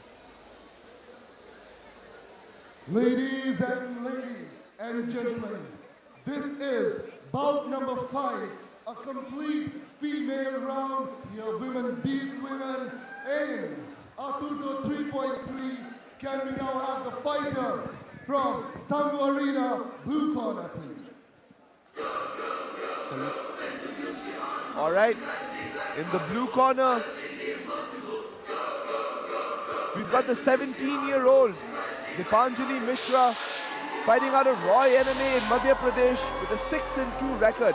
National Taekwondo champion, but quit the sport because of too much political nonsense, as she called it. Joined an MMA gym, won a tournament at 15 after only 20 days. Yeah. And now is fighting in one of the biggest stages in Indian mixed martial arts, taking on a tough Tana Lucia as well. And she used to tell her parents that she was going for a Taekwondo tournament and she would go for an MMA fight. Again, because they were not very keen on letting their daughter fight an MMA fight, because we all know how brutal an MMA fight can be. What I really like about the fact that she talked about her grandpa was a wrestler, Kushti wrestler, her dad was into kabaddi, so she's kind of been in this athletic family for a long time now. And what a way to sort of like push that family legacy forward by fighting in mixed martial arts, right? I mean, like, Dipanjali is 17 years old, but she is so confident. She was so confident last night too. Right now she seems a wisdom that sort of belies her age, you know? she's very aware of what works. She said she's building her social media presence as well as she is getting on her career. Yeah. And again, being a taekwondo, with a taekwondo background, we can expect some very technical striking out of her. I'd like to see that, definitely. But then again, in the last 2 years, I guess, she started in 14. She started when she was 14 years old. Yeah, she's very built up a lot of accolades. All right, Cargo. Now, can we have the fighter from 30 Noble Spirit, red corner? And in the red corner, we have Tana Lucia fighting out of Sakau Gym. I like the fact that she's walking out to one of the most cheerful songs that there is. What a breath of fresh air talking to her, right? This is Absolutely, Andrew, I agree. Nishi song called Nampam Nampam. I'm not exactly sure what this song is. She's 18 years old with a 9-1 record, fighting a Sakau Gym. Her honesty was also refreshing. She was like, I was bullied in school and took up mixed martial arts as a way to sort of combat these bullies. And although she never got to avenge or sort of like, get the revenge on those bullies, she carried on with the sport and now comes into this fight with a 9-1, an impressive 9-1 record. And she was very clear on her game plan. What she said was she's going to strike on the first round and take it to the ground in round 2. Yeah, Let's see if she's able to do that. Correct. This is not the first game. People who have joined with us in Aturto, they know how Tana Lucia, how fierce she is. She Sakau, the white tiger, when I call her the white tigress. Last 3 couple of consecutive fights, she got all the fights to her side. Very good striker, hard puncher, goes straight in. I have not seen much of Tana Lucia's ground game, but let's see what she pulls out in this game. Another observation that she shared with us is she believes that her opponent, Dipanjali, she doesn't throw a lot of straight punches. She winds up her shots, and that's where she can capitalize. Tana Lucia feels that she can capitalize. Exactly, Prem. If she can show a very beautiful pullback counter, I swear, I know the guys don't do that. She's had about 3 years of MMA training and is expecting a striking battle with a friend, but now opponent inside the cage in Dipanjali Mishra. Mind you, Tana Lucia off the cage, she is very shy. She didn't speak much during the interview itself, but inside the cage, I'm telling you, she's all full fury. And here's the tail of the tape for both of the fighters. Tana Lucia with the 4-inch reach advantage. Cargo. All right, hand it over to Cargo for the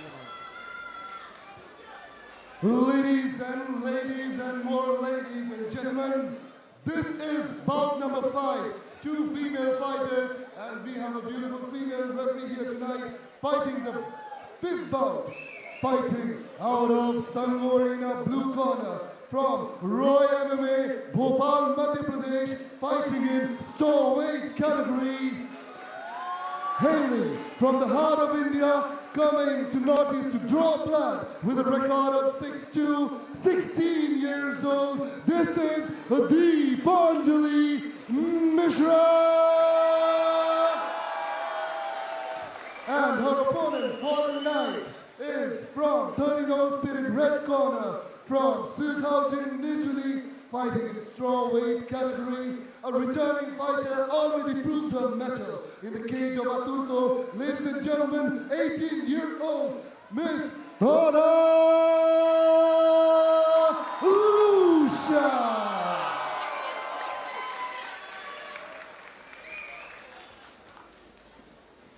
All right, here we go, guys. The only women's fight in the entire card tonight. Tana Lucia takes on Dipanjali Mishra. Let's see how this one goes. There might be a slight technical stoppage because Lucia doesn't have the red tape on her gloves.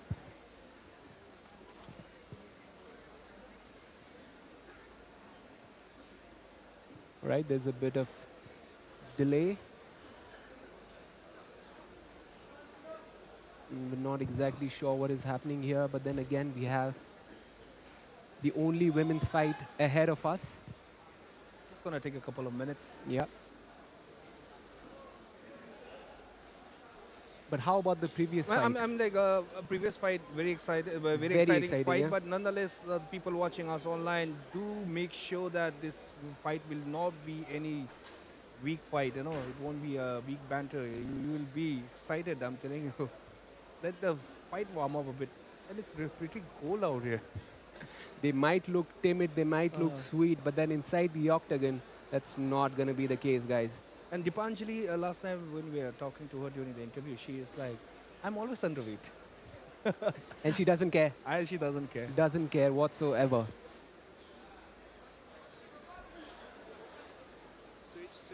And again, as we were talking during the fighter meeting, a lot of fighters are very familiar with their opponents in this fight card. And it goes to show how relatively small the MMA circle Community, is. yeah. And here we go, we are back in action. Tana Lucia takes on Dipanjali Mishra. This is the first time we have a female referee in Aturto 2. That's a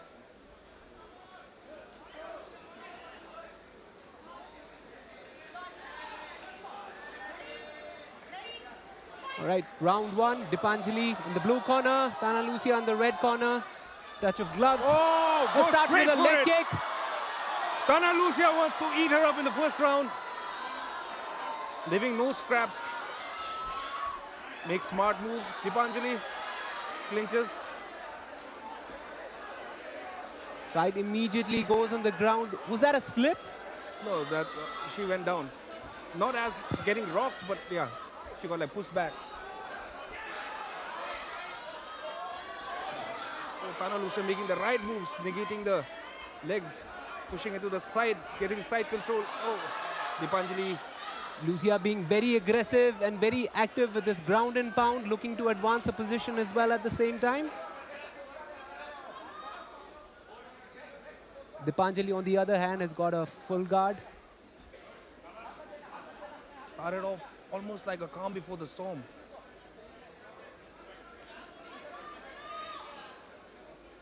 Dipanjali putting her.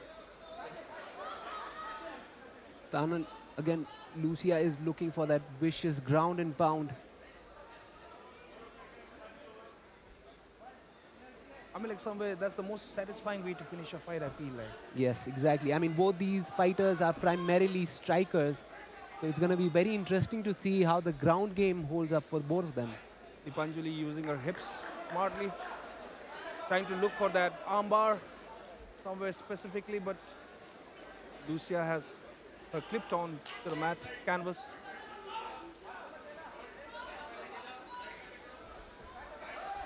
Oh, That was a beautiful push by Dipanjali Mishra, but Tana Lucia is back at it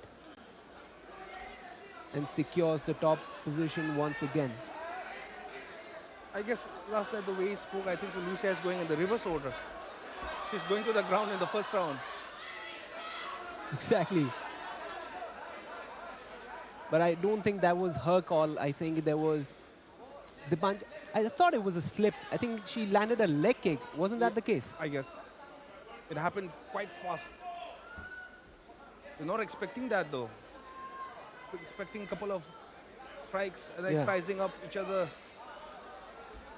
But that's smart on Tana Lucia's behalf because you can't be adamant Yeah. on just one conclusion to a fight. Wherever you get the opportunity. Exactly. You have to improvise as the fights go.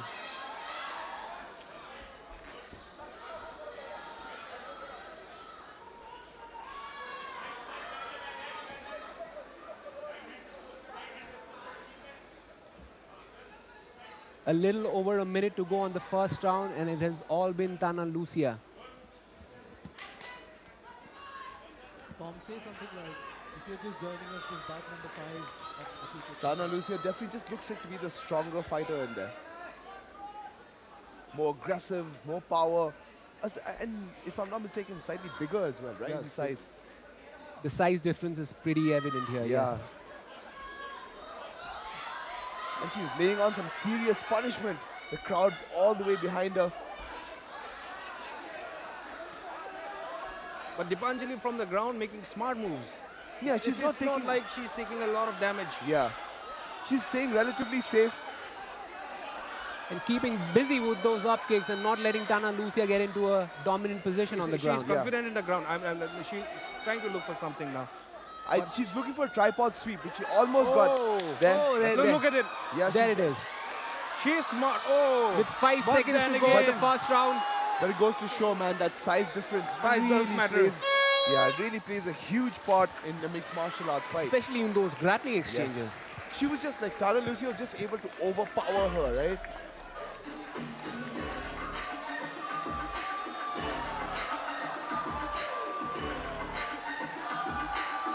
I think it's safe to say that the first round went to Tana Lucia. I think this she was maintained just the a top slip, really, position. like, she didn't really like drop her. Yeah. It was just It was off more like a position. slip. Yeah, Yeah. more She like was a slip. basically up in the air. Yeah, I agree. But I'm not very sure what move she was doing because she was like jumping a foot half split. I think she was trying to hit like a knee or something to the Yeah. body and just sort of got tumbled over, you know. And because of Tana Lucia's size and skill, Yeah. she was able to sort of ground her for about 90% of the first round. Now looking at the size difference of the game that's been going, what is the right thing that Dipanjali can do according to you guys?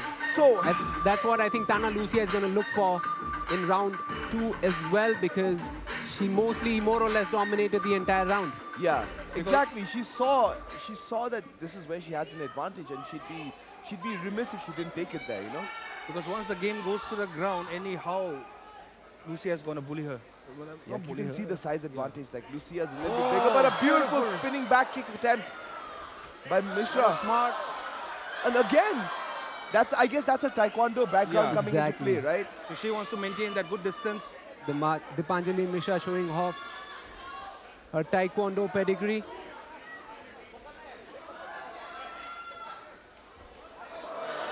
Trying The spinning back fist. Beautiful attempt by Dipanjali Mishra.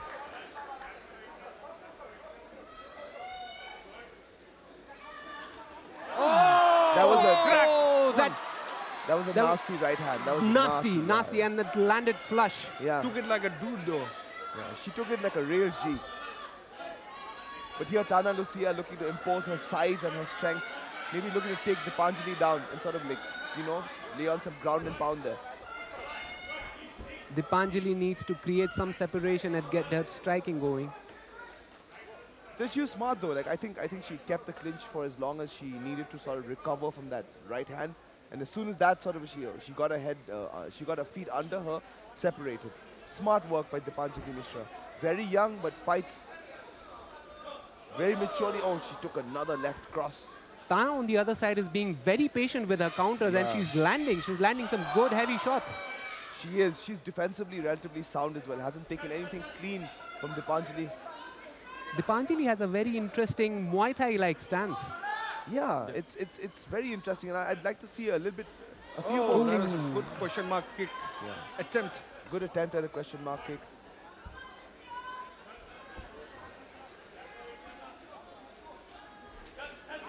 That was a nice counter left. Lucia is well aware that the best punch that she can have, her opponent can have, is the left like hooks. It's no. What's really happening is that the minute Tana Lucia moves in, she gets hit with a counter left shot by Dipanjali Mishra. But what I'm really noticing is that because of the size advantage, she doesn't have the power to really sting her and stop her from coming forward. If she just had a little bit more power.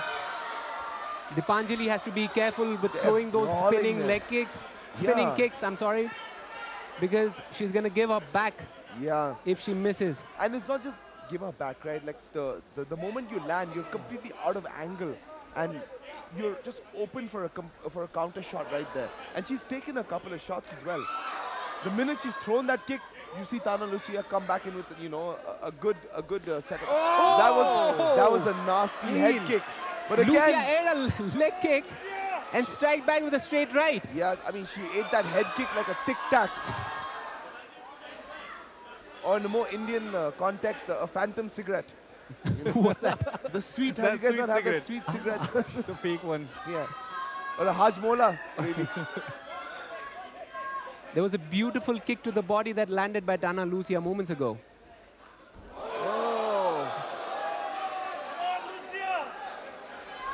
The crowd behind Lucia. But for someone who's a little small, who's a bit smaller than Tana Lucia, Dipanjali Mishra is putting on a hell of a fight. Lucia expected to take this fight to the ground on the second round, but it has been the opposite way. I think she might be a little hurt. She got like the end. She got caught right at the end of that kick. Couple of hooks connecting from Dipanjali. But more of arm punching than... Whoa! They're just throwing leather. That was a nasty work by... That's some nasty work by Dipanjali Mishra. What a round, guys. What a second round. That is an angry young woman. Angry young woman.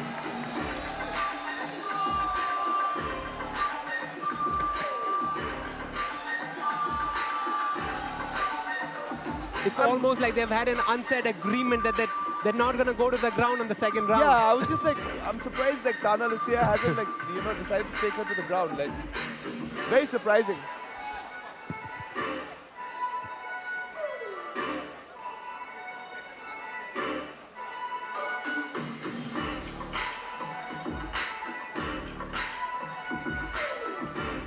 You see in the replay, that was that right hand that really sort of rocked her. She keeps landing that right hand, yeah? You could Nice. tell the difference in power. Yeah, oh, because when definitely, Tana yeah. Lucia lands, you can see that effect on Yeah. Dipanjali's body language. Her entire Yeah. body language changes. It shakes her to the core like when she gets hit. There you go, last round of the only women's fight on this card. But whatever said and done, I have to give Dipanjali Mishra props. The girl is 17 years old and she fights way mature for her age. I couldn't agree more. All right, beautiful Then takedown. there you go. The first 20 seconds of round number 3 have given us a takedown with Tana Lucia on top in half guard. Dipanjali doesn't want the fight to be here. No, she definitely doesn't. For many reasons, Tana Lucia being the bigger Bigger, and the stronger, heavier yeah. fighter on top of her. You're correct, Moji. And you can see she's using her weight. But again, Dipanjali Mishra, very smart. Using the control. She's looking for an armbar here. She's almost got it. She just needs to hyperextend. Look at that. She needs to hyperextend Tana Lucia's arm, but Tana Lucia is smart. She's putting the pressure down. Yeah, she's basically stacking her, not allowing her to extend her hips and really get that torque into that arm. She's got to be a little careful right now.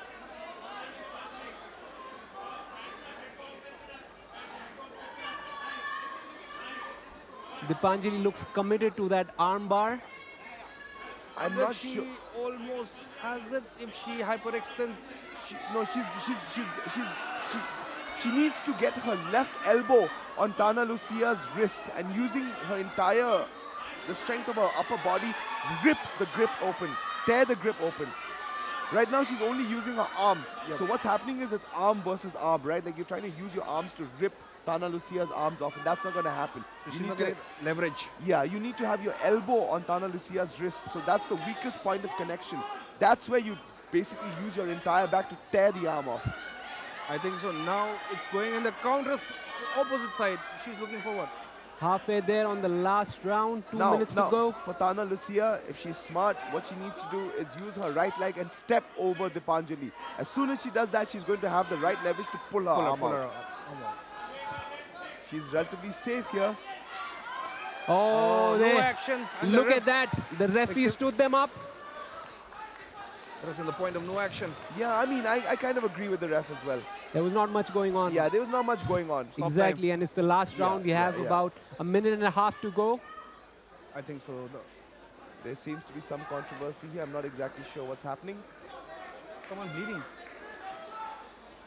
I'm not I'm sure. like the dog is Yeah, I walking think into she the is bleeding. Yeah, she's bleeding right at the bridge of her nose. It's a pretty gnarly scar, but hey, makes for a good story, right? Yeah, absolutely. She seems like she's good. She's okay. She's smiling. She's in good spirits. Just another day at office. I mean, you have to give it up for these fighters, man.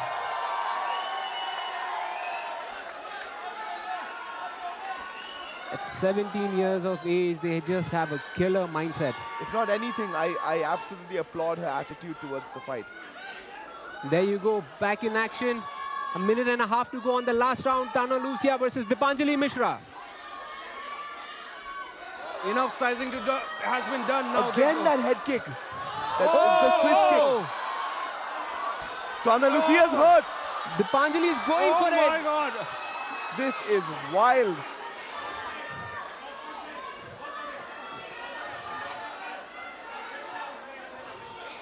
Tana Lucia looking to take Dipanjali Mishra down, but Mishra, very smart, digs the cross face in. She's got a nice underhook. Yeah, she's got a nice underhook. She's doing all the right things. It's just that she's a little smaller than Tana Lucia, so like even the right technique sometimes can be negated by size and strength.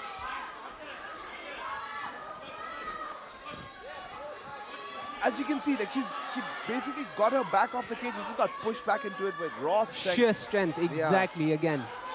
The weight advantage and the size advantage is just immense in MMA. Another takedown by Tana Lucia. Beautiful takedown. Dipanjali ends up where she doesn't want to, especially with 20 seconds remaining on the clock. But like this is one thing I like about women's MMA. It's probably the only thing I like about women's MMA is because women have such dexterous hips. They're able to like go for all sorts of weird positions from their backs and like create scrambles, you know. But here she is in side control, Tana Lucia. And again, another armbar attempt. Oh, some nasty ground and pound to end the round by Tana Lucia.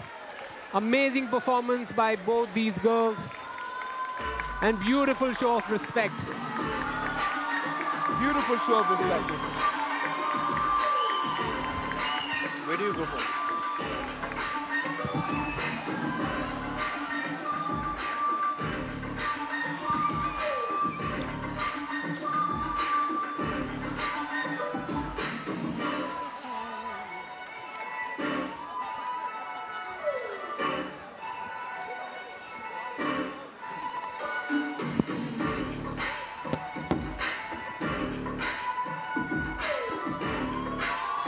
That was a pretty crazy fight between the two ladies. Here we've got the highlights of the first round. That right hand crushed her for a bit. I like Tana Lucia's recklessness, Moji. What do you think? Yeah, absolutely. I mean, she was not fazed by any of these strikes. Dipanjali landed some clean shots, but Tana didn't seem to get fazed by any of those shots. No, it's the size, yeah. It's the size advantage. But hey, both girls made the weight, so like, you know. And back to Cargo in the cage with the official decision. Ladies and gentlemen, this is the result for bout number 5. For full 3 rounds, and winner by unanimous decision is from 30 No Spirit Red Corner, Tana Lucia! Tana Lucia moves to 10-1 in her amateur career. I think that is a fair decision. She had much of the control time during the entire fight. And not just control, like she landed the more devastating and damaging punches and kicks as well. Sure, she got rocked here and there, but because she was a bigger girl, she was able to absorb. Dipanjali on the other side, I think moving forward, she will be more intelligent about the fact that the weight difference is going to play a huge factor, especially as the competition gets more difficult. Absolutely, absolutely.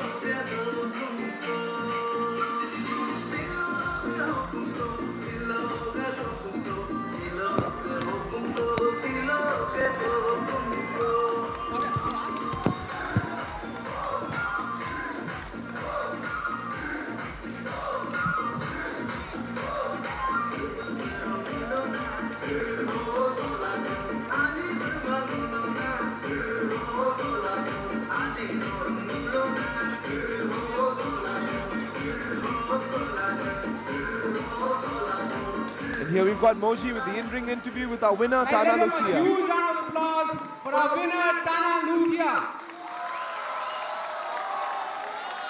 Again, an incredible performance. I mean, your plan was to strike on the first round and then take her down in the second round. But it happened the opposite way. But were you ready for that? Do you have anything to say to the crowd who's who's here to support you and showing so much love.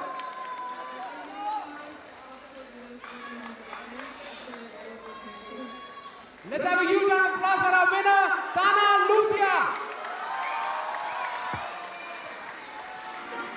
A beautiful win by Tana Lucia. Hard fought. The local hometown hero.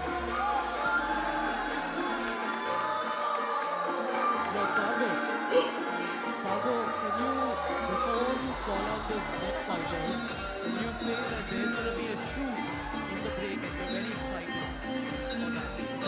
Before you call out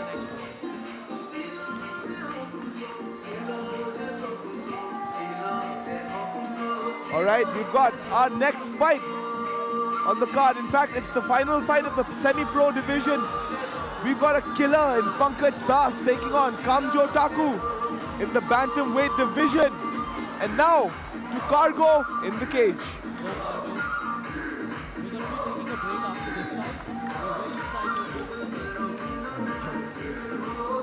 Check. Ladies and gentlemen, there is an announcement to make. We are all going to be part of history because after this round, we are going to see the pro fights, but Aturto is brewing something. There are few things that are coming into play. There are big fears coming into play, and during the recess hours that we are going to take half an hour of a break, we are going to have a shoot here, a video shoot here. So if you guys want, please stay, and you can still make your orders in due time. We are going to take a shoot here after the fight that is going to happen now. Excellent, Cargo. All right, now without further ado, gentlemen, are you ready for the last fight? Ladies and gentlemen, this is bout number 6. So can we have the fighter from the blue corner? All right, making his way down the fighter entrance. We've got Pankaj Prashant Jha, 27 years old, 9-2 amateur record. Pankaj Das, sorry. Pankaj Das. My mistake. Pankaj Das with a 7-4 semi-pro record, 23 years old, fighting out of Dojang, the bantamweight division. You've seen him in Aturto before. You've seen him fight here before. He's a veteran. He's worked on all the mistakes that he's made in the past, looking to sort of get his striking, show off his striking and his grappling. More cleaned up and more polished game, Modi. And he said he has a fight lined up 7 days after this fight. I mean, that's crazy to think, and that goes to show how confident he is in his skills and how this fight is going to play out tonight. Yep, he represents Dojang MMA, flanked by his teammates and his coach, Manas. His opponent was changed about 20 days away from the fight, but he did not care. Again, he believes in his skills. He believes in the arsenal he has. He believes all the MMA skills that he can display tonight. Yeah, I agree. Again, comes from a very good camp, so he's definitely prepared for whatever his opponent is going to be throwing at him. He's prepared for whatever Taku is going to sort of bring into the cage. And he's much taller than his opponent as well, so he's looking to, use that reach advantage, using the length, keep him at a distance, snipe at him. It's definitely going to be an interesting fight for sure. He had a very impressive performance last year. In December, in Aturto actually, he got a triangle choke. Yep, I remember that. Which was very clean. Clean triangle choke. Walking in with I think a local song. Is it a local tune? It's an Assamese song. No, it's not Assamese. I don't think it's Assamese. Is it Assamese? It's Assamese. Last time, some other fighter came in with this song, the very same song. Okay, so it's from Guwahati, I assume, the same sort of artist there. Here he is making his way into the cage. Pankaj Das, again 7-4 semi-pro record, 23 years old, fighting out of Dojang MMA. He talked about the fact that he had a healthy camp as well this time. He's completely healthy, no injuries, no excuses, nothing. Coming here looking for a serious finish. All right, Chicago. And again, ladies and gentlemen, this is the last fight in our semi-pro card. Ladies and gentlemen, this is the last fight of the semi-pro bouts. So now can we have the fighter from the red corner?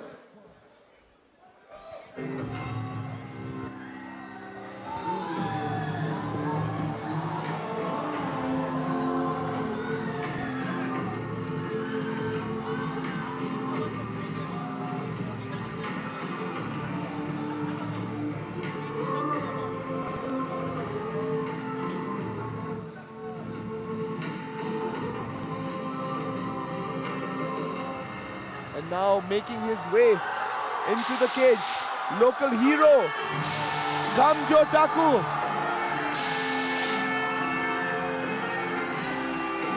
Seems to be very popular amongst the crowd. He's definitely the hometown hero, fighting on Abrasumente. So a local lad, right?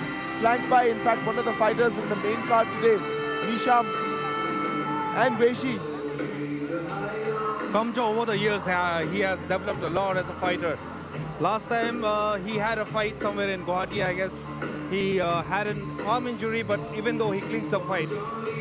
And tonight he's fighting against Pankaj Das, who's also a veteran to Aturto, right? Yeah. Pankaj Das, a veteran, yeah.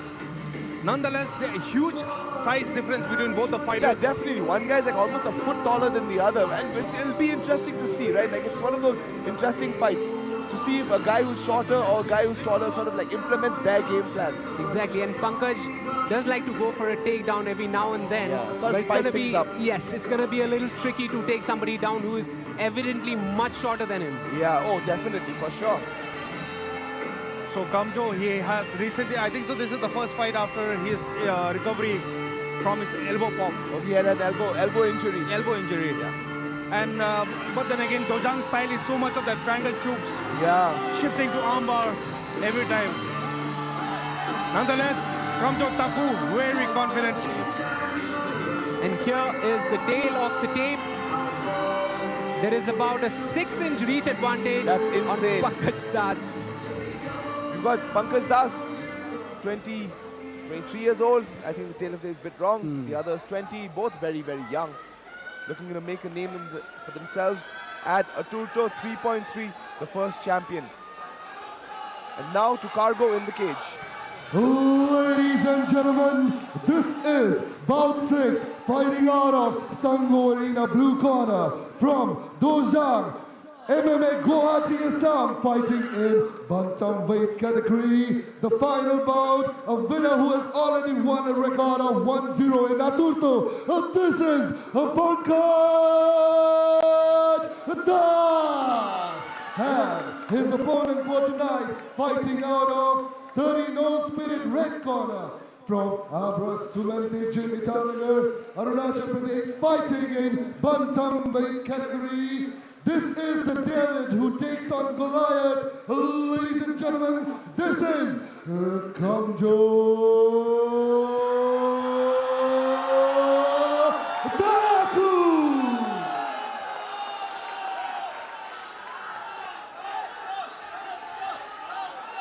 Final instructions from the referee. The final fight on the semi-pro card for tonight. Pankaj Das takes on Kamjo Taku. I'm expecting this fight to start in a very high pace again. Yeah, both these guys bring it, that's for sure. Like, I know Pankaj for sure brings it. The size difference just seems crazy. Yeah, this is wild. That was a nice calf kick by Kamjo. I think he's doing a good job investing on those calf kicks. Yeah, that's a bit of a smart move. Like, but man, the size difference is crazy though. I'd like to see if Kamjo can get in Pankaj's face and sort of land power shots. I'd like to see. Oh, that was a bit of a crazy bum rush, but that's fine. He's got a clinch up against the cage. But that's great for Kamjo actually. Oh, that's great for That's Kamjo. exactly what he needs to do. Yep, Keep the taking game down. close. He's almost in half guard. He was looking to mount, but he got stuck in half guard. Oh, But a great Pankaj job does. by Pankaj, turning it around. nasty ground and pound. He has to be a little careful because this is Pankaj's territory. Yeah, this is Pankaj's territory. Oh, that was a neat. Some vicious ground and pound by Kamjo Taku. And Kamjo needs to be really careful here or he might give up his back. He's got a headlock in. Yeah, he's got that bulldog choke in, yeah. I don't know if he's going to get it though from this angle. He might just be giving up his back though. And he gives up his back. Yeah, that's a bad idea. And Pankaj is known to be patient with his opponents. Even when things are not going his way, he remains calm, he remains patient. And when the time is right, he turns things around. Yeah, he strikes when the time is right. Putting him in the right amount of pressure. He's looking at his own takedown here. Throwing punches in between. Oh, this is grueling, man. And he's the bigger guy sort of laying on the smaller guy, right? I'd like to see if this goes into the second or the third round. What the sort of, what Kamjo's cardio is going to look like. Just letting him carry all of his weight. Yeah. Oh, beautiful takedown. Kamjo gets up. Right back. I think I might have seen a bit of a fence grab. I think the referee missed that one. He missed that one, yeah. Look at Kamjo is carrying all of his weight right now. Yeah, and Pankaj is just so much bigger, right? Like you can see, he's just hanging on him.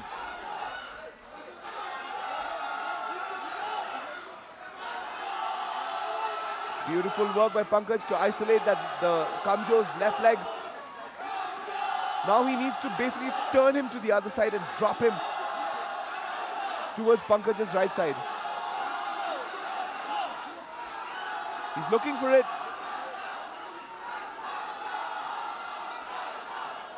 And you know what, like because Pankaj's arms are so long, it's like that grip is like. And if you're Kamjo, Andrew, what does he have to do in order to get rid of this body lock? So what he needs to separate the grip. That's the first thing he needs to do. He needs to turn his back. Now get the underhook. Yeah, now he from here he needs to get the underhook. Which Just he does. like that, but then lock in because Pankaj already. But what I has really his like frame. is that Pankaj has got that leg. Oh, and beautiful work by Kamjo. That was a nice trip. Laying on the ground and pound, but again, Pankaj is got his very feet. clever from this position. Again, Now he going gets for a a triangle. That's what he's known He's got for. the triangle He again. already has a finish under his name in Aturto by a triangle. But beautiful work by Kamjo. Kamjo needs to be very careful in this Yeah, position. he needs to be very careful. But man, Pankaj has got his feet in the cage consistently. The referee should either... The referee's just looking at it. Yeah, he's just looking at it. He's got his foot in the cage Yes. right here. He's slapping it away. That's not how it's done. Some good kick. Man, that his foot was in the cage for a long, long time. Yes, man. 5 seconds to go on the first round. Incredible first round on this fight. Kamjo seems to be complaining about something to the referee. That kick like to hyperextend the knee. Is that not legal? Semi-pro, maybe it's not. Maybe it's not legal in semi-pro. That Jones kind of stuff. The oblique kick, yeah. Oblique kick. But it's not that the oblique kick is kicking from the bottom, right? Like.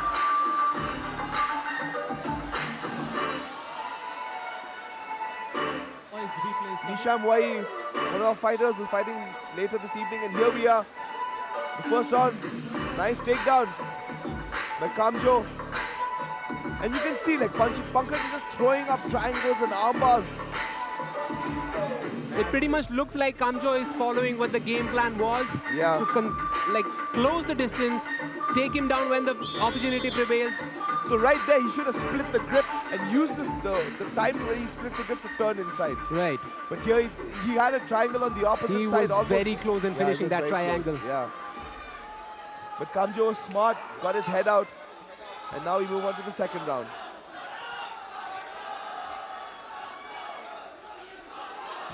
Round 2 of our final semi-pro fight at Aturto 3.3.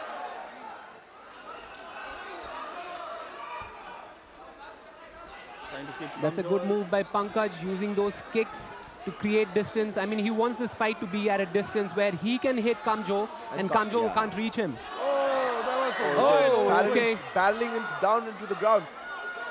Looking for a leg lock here. There was sort of a sloppy takedown there. Kamjo now on his back. Brings him right to his corner with his coach right beside him shouting out instructions. Smart work by Pankaj. He's right next to his corner, but you can see Kamjo already looking to put the feet on the hips. Right, This he's is what I'm talking right about. He's That doing is all the right exactly things. what I'm Yes, talking beautiful about. Yeah. job by Kamjo getting back to his feet. Whenever I talk about putting feet on the hips and pushing your opponent away, that's exactly what I mean. Now look at that. He just pushed him towards the ground. Sheer strength by Kamjo Taku. Ends up on the top. Again, has to be careful with that triangle. Pankaj is very sneaky with that one. He keeps getting his foot into the cage. I mean, I know it's instinctive, right? But like the referee has got to do something about that, yeah?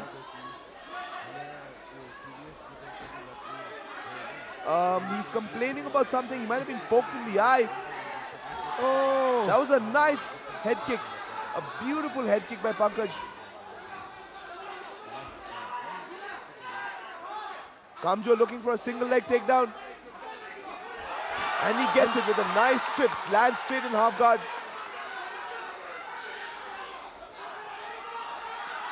Looking to lay on the punishment. Here he is again, just dropping bombs on Pankaj. Kamjo landing some vicious ground and pound with less than 2 minutes He moves remaining into of the second mount. round. Yeah, moves straight into the mount. Very dominant position for Kamjo here. Oh!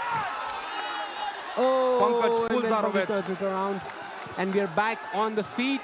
That was just an explosive escape, but he eats a right hand from Kamjo. Oh, that was close. Another calf kick. Looks like that hurt him. Now Pankaj will try all he can. Yeah, that was sloppy. Oh, But he gets taken down takedown. again. Again, And again, Pankaj bad keeps position, on looking bad for that position. triangle. Yes. Now he's putting the pressure.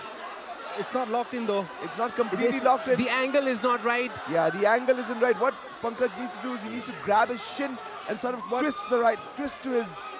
But now he's moving on to an armbar almost here. If he's got it. Kamjo's smart. Pulls out. Great job by and Kamjo again. Taku. That's ass to the face. Oh, some vicious ground and pound. This is wild, guys, wild. But Kamjo is relentless, dude. Yeah, he's relentless, but so is Pankaj. He's just getting up. Again, Kamjo's in his corner. Oh, look at that. Pankaj takes him down. And ends up on the top with some vicious ground and pound of his own. This is a wild fight, guys. A crazy, crazy fight. What a back and forth. And it's the space. I don't know how long these guys are going to be able to fight I at this swear. scrambly, pace. 10 more seconds to go on the second round. An incredible fight so far. I guess they'll breathe it out for the Yeah, last 10 this- seconds. Oh! Smart And move, that's Striker. the end of round That's two. a very smart Very move. smart move. Yeah, very smart move by Kamjo. Pankaj is getting a hard time to stand up. There's a little bit of that pain in the Yeah. thigh. I don't like Pankaj's body language. He says he's going to have to fight 7 days after this. This is going to be wild. I don't think that's going to happen. And something Yeah. tells me that that's not going to happen. Yeah, that might not happen, Nick. I'm surprised Kamjo Taku is taking Pankaj into deep waters tonight. Here we have replay this. He just bumbles onto him. This was a nice reversal by Kamjo. Beautiful reversal by Kamjo. And here he is again with that chip takedown. Lands almost in him. Kamjo is a very skillful grappler, I must say. Yeah, he definitely is. Nice single leg takedown with a chip for good measure. And he seems to be complaining about his right eye. He's still complaining to the referee. He wants to get it checked. Yeah, I think he might have. Pankaj is taking the last seconds to rest. Legs look kind of heavy. Pankaj. He's taking some deep breaths here. I think Kamjo asked for the doctor to have a look, but then the referee said no. Yeah, at the referee's discretion. He didn't catch it then, so he's letting it go. But Kamjo here we go. should Eat up the legs. Final round between Pankaj Das and Kamjo Taku. Both guys sizing each other up. Oh! A jumping deep kick to the body. Oh! Another one. Oh, no, that's a low blow. The referee But doesn't he see it. cannot stop. The referee didn't catch it. Goes for the vicious ground and pound, looking for a finish. It's so loud in here. Everyone's screaming. I can barely hear myself think. Oh man, I don't like that. He keeps putting his toes into the cage, and the referee's doing nothing. Both his toes are in the cage now, and the referee's doing nothing about it. This is wild. And right on his face. Yeah, this is crazy. Whoa! But what a tough kid Pankaj Das is, man. Crowd clearly behind the local boy in Kamjo Taku. Really chopping up his thighs there, Kamjo. I'm telling you, Pankaj is going to have a hard time walking. Oh, now he goes for it. He lets him get up. Oh, this one an overhand. This is what he has been looking for all night long. That's a nice overhand attempt. Looking for a double leg, but moves to a single leg and doing a great job crashes in hiding those takedown attempts with his overhand right. Crashes into Pankaj. Now ends up in Pankaj's guard. You've got 2.5 minutes to go. Turn of events. Kamjo is putting mad pressure on Pankaj.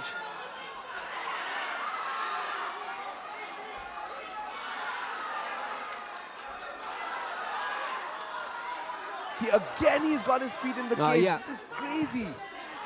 Referee saw that one.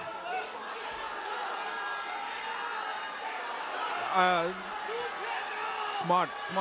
Kamjo. Just eating his legs up from this position, you know.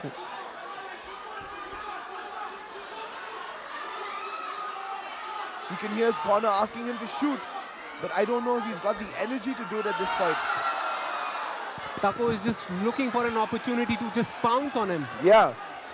He's getting the damages. He's getting the points. Pankaj needs to get up, and it would be smart for Kamjo to stay out of Pankaj's territory.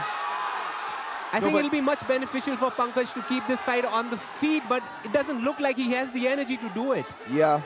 He's got his feet in no, man. Oh man, I think there has to be a hard warning by the referee on that one. Hard warning at this point, like a point deduction is can he get a reverse I agree armbar? that. He's got an armbar here. He might have it quite. Oh, Kamjo has to be very careful with that one. Yeah, he's got to be really careful. This is the problem with Pankaj. Oh, beautiful. Pankaj is extremely sneaky with that one. It's very, very close. Kamjo can pull out of this, I think so.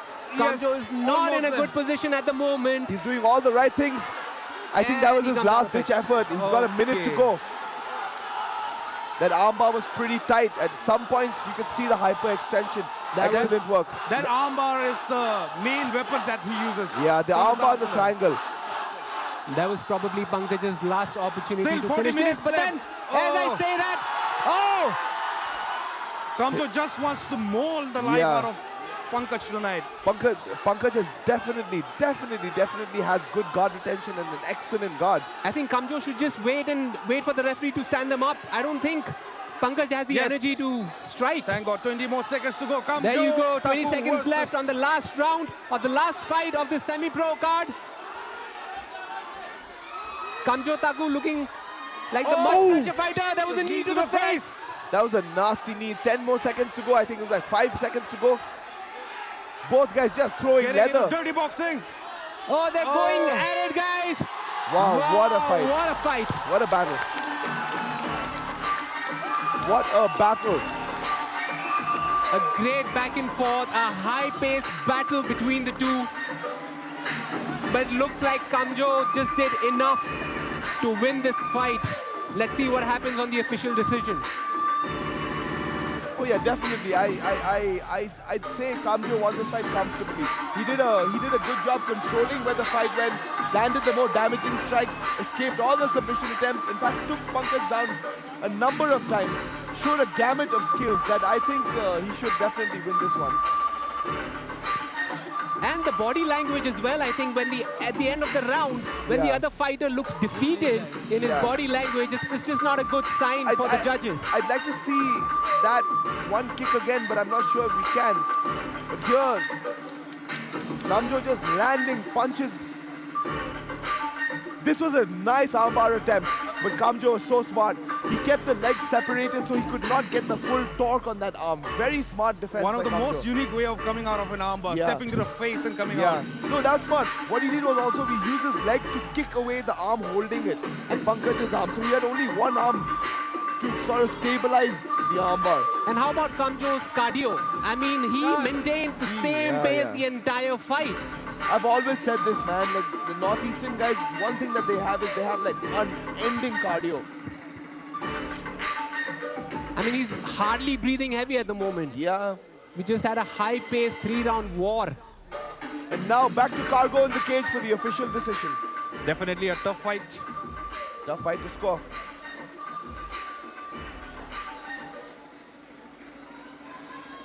Ladies and gentlemen, are you ready for the decision?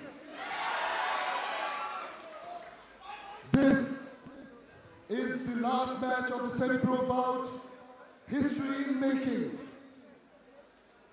3 grueling rounds and winner by unanimous decision is on the 13-0 spirit red corner, Kamjo Taku! Man, the local boy does it tonight. Kamjo Taku. An impressive win by Kamjo, a tough and hard-fought win by Kamjo. You can see, like, you know, this means a lot to him. A much-deserved win by the local boy. Absolutely. A cliche line from my side, the size of the dog. Yeah, it's not the size of the dog. It's not the size of the dog in the fight. Yeah, but the size of the fight in the dog.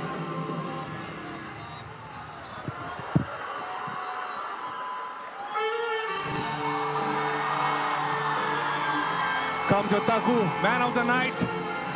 Did put up a good fight, definitely, I swear. Absolutely. And now for the in-ring.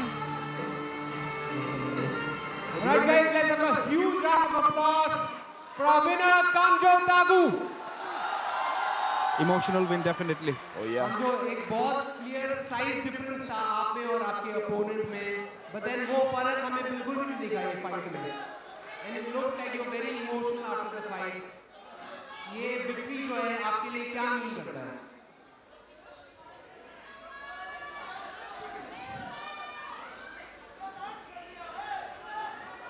Sorry हम जब से मैंने शुरू किया था मेरा एक सपना था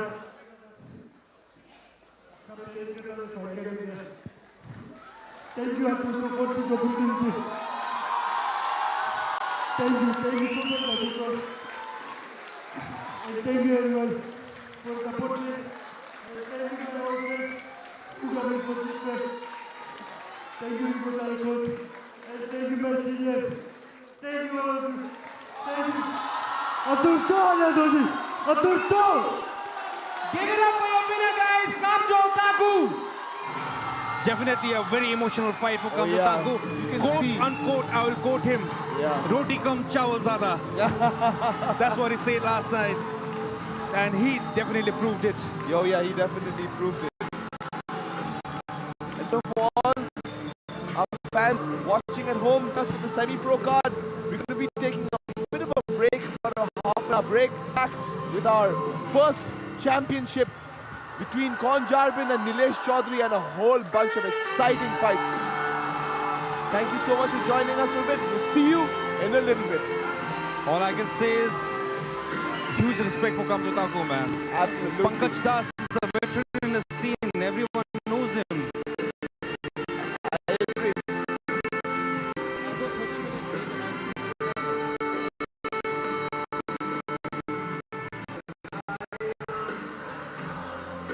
And now to Cargo in the... Ladies and gentlemen, the David takes on the Goliath only in Aturto 3.3. The champions have started.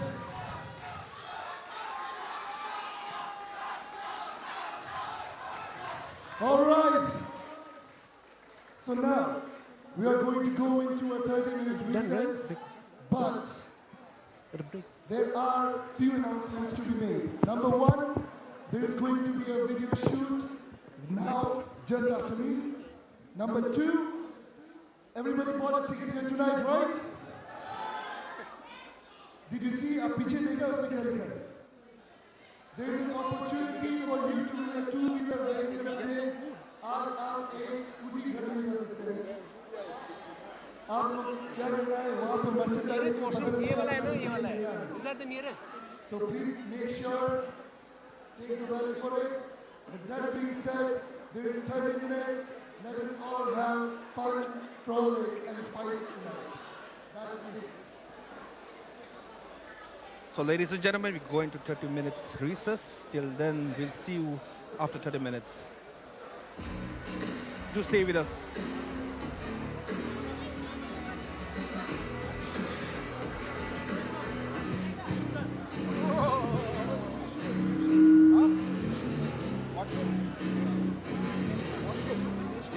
Shoot now.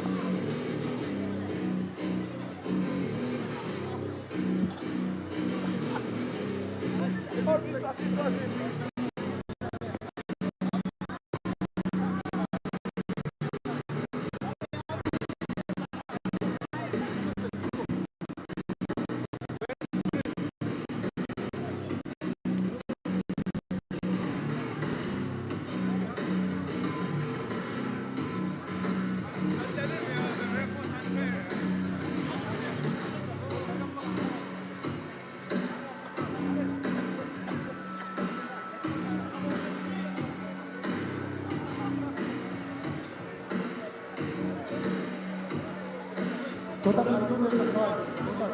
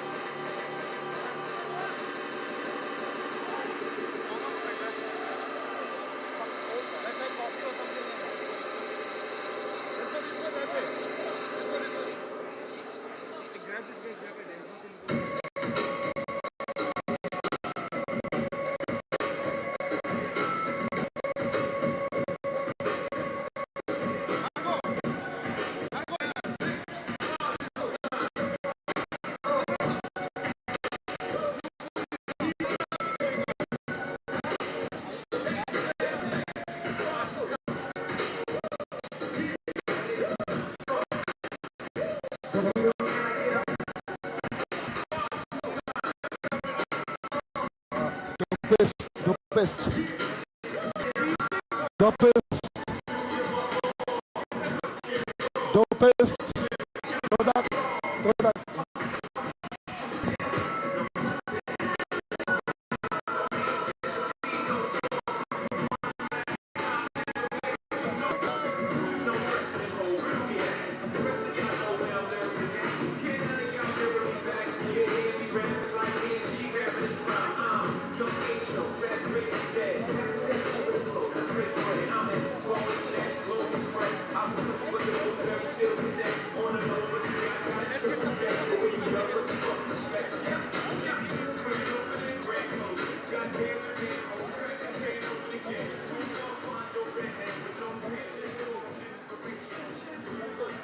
Joining us on the commentary table is Aturto 3.3.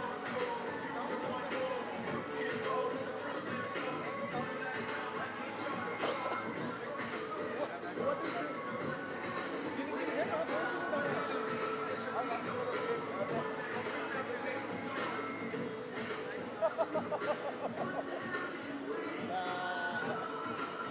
As soon as I did out the whole shit, I realized, what the fuck did I do?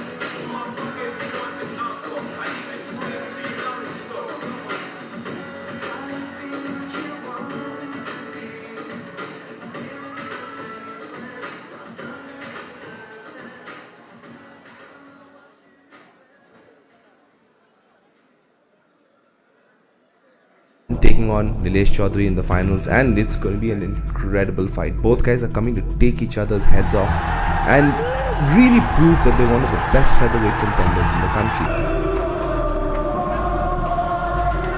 ये fight बहुत special है for many reasons, but I think the most obvious one is going to be the fact that it's the first ever championship fight in the history of Aturto.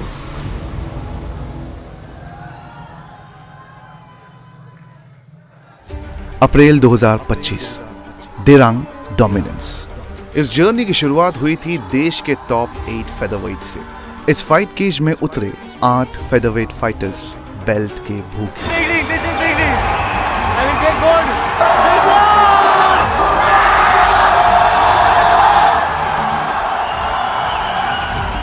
खून बहा, सपने टूटे, पर उस chaos से निकले 4 fighters. 5 lakh rupees and our Aturto featherweight belt. Aturto 3.2 होगा. Coming back to Pasighat. Thank you. In Pasighat. Yep, in Pasighat.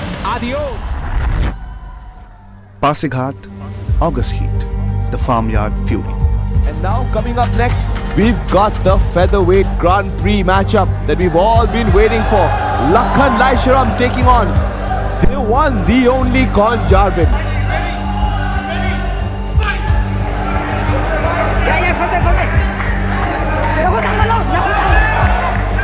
I don't know if you guys hear this at home, but the people here are losing their minds over Con Jarbin. Yeah. Timing I'm talking about. Oh, that was nasty. Lakhan comes back with Lakhan fury. comes back as well. And charging. Oh, this is wild, like, for the first minute.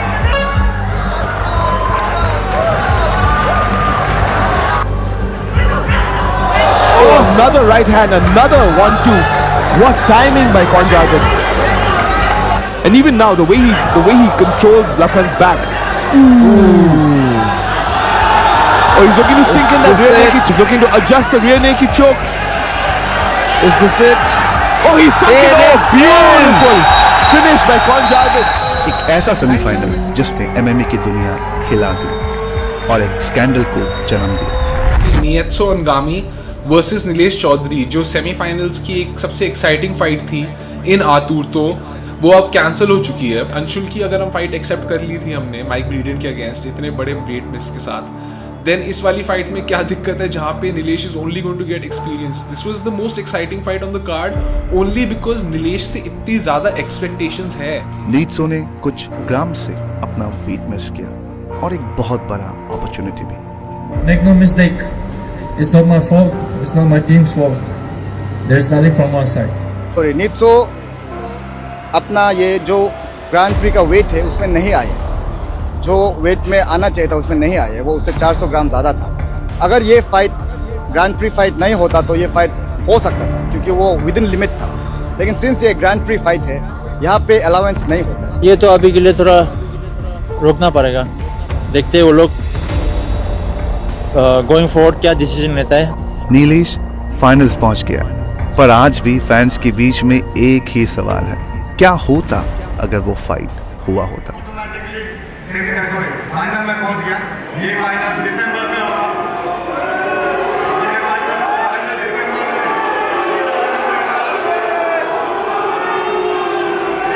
I'd like to call upon the stage Nilesh Chaudhary. वैसे तो देखो मुझे खुद को पता है कि भाई मैं फाइनल में सही तरीके से नहीं आया हूँ, ठीक है। मेरा खुद का प्लान नहीं था ऐसे आने का, ठीक है। बहुत बार चीज़ें कंट्रोल में नहीं होती, कोई टेंशन नहीं है। हम आपको 1 नंबर शो देंगे ईटानगर में, बस मैं यही बोलना चाहूँगा। We are the only place in the world where the guy who misses weight is praised and the guy who makes weight is villainized. I can't believe this actually happened. We made weight. We read the contract. Exactly what was said in the contract, we did. We executed.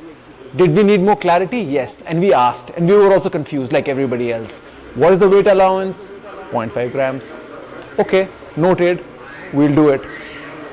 It was weird, but what was written is what we did. You're telling me the opposition has not made weight? They've not made weight. They've got to make weight. That's all, as simple as that. They signed the contract. They read the contract. If they read it wrong, it's not my fault. It's not my fighter's fault. You read the contract wrong. So kind of please point the finger on yourself that you did not read the contract right. मैंने जितनी भी अभी तक की मेरी fights खेली पूरे career में, उनमें से सबसे अच्छी मेरी प्रिपरेशन नेत्सो वाली फाइट में थी कि भाई मैं on point strength and conditioning, stamina wise, cardio wise, game plan, strategy सब कुछ ऑन पॉइंट, एंड वो फाइट नहीं हुई तो मेरा दिमाग तो ख़राब हो, लेकिन मैं मानता हूँ हमारे हाथ में कभी कुछ ज़्यादा होता नहीं है, सारा गॉड का डिसाइड होता है प्लान, भगवान जैसा ले जाएंगे हमारी नाव वैसे हम चले जाएंगे। जब दूसरे लोग मुकाबले के दबाव में हार मान गई, वहीं दो खिलाड़ियों ने बाकियों से अलग अपनी पहचान बनाई। ब्रैकेट की एक तरफ अरुणाचल का गौरव बैठा है, कौन 4 दिन।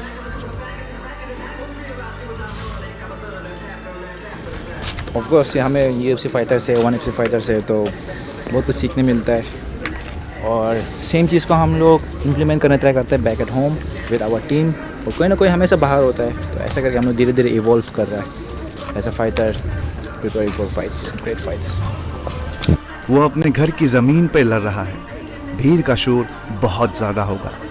उसे विश्वास है कि बेल्ट अपने स्टेट में ही रहनी चाहिए और वो अपने लोगों की उम्मीदों का बोझ अपने कंधों पे लेके चल रहा है। एक्सपेक्ट ही नहीं किया था कि हमको इतना पसंद करेगा, इतना प्यार मिलेगा, बट जितना जितना लड़ रहा है, जितना जितना हम अपना दिल दिखा रहा है, अपना स्किल्स दिखा रहा है, इतना इतना आदमी लोग हमको पसंद करने लग रहा है, तो इट्स वेरी हम्बल एक्सपीरियंस। और हम जो भी प्यार देता है उसको हम वापस देना चाहता है और हम वो चैम्पियन बन के देगा, एक अच्छा फाइट देगा।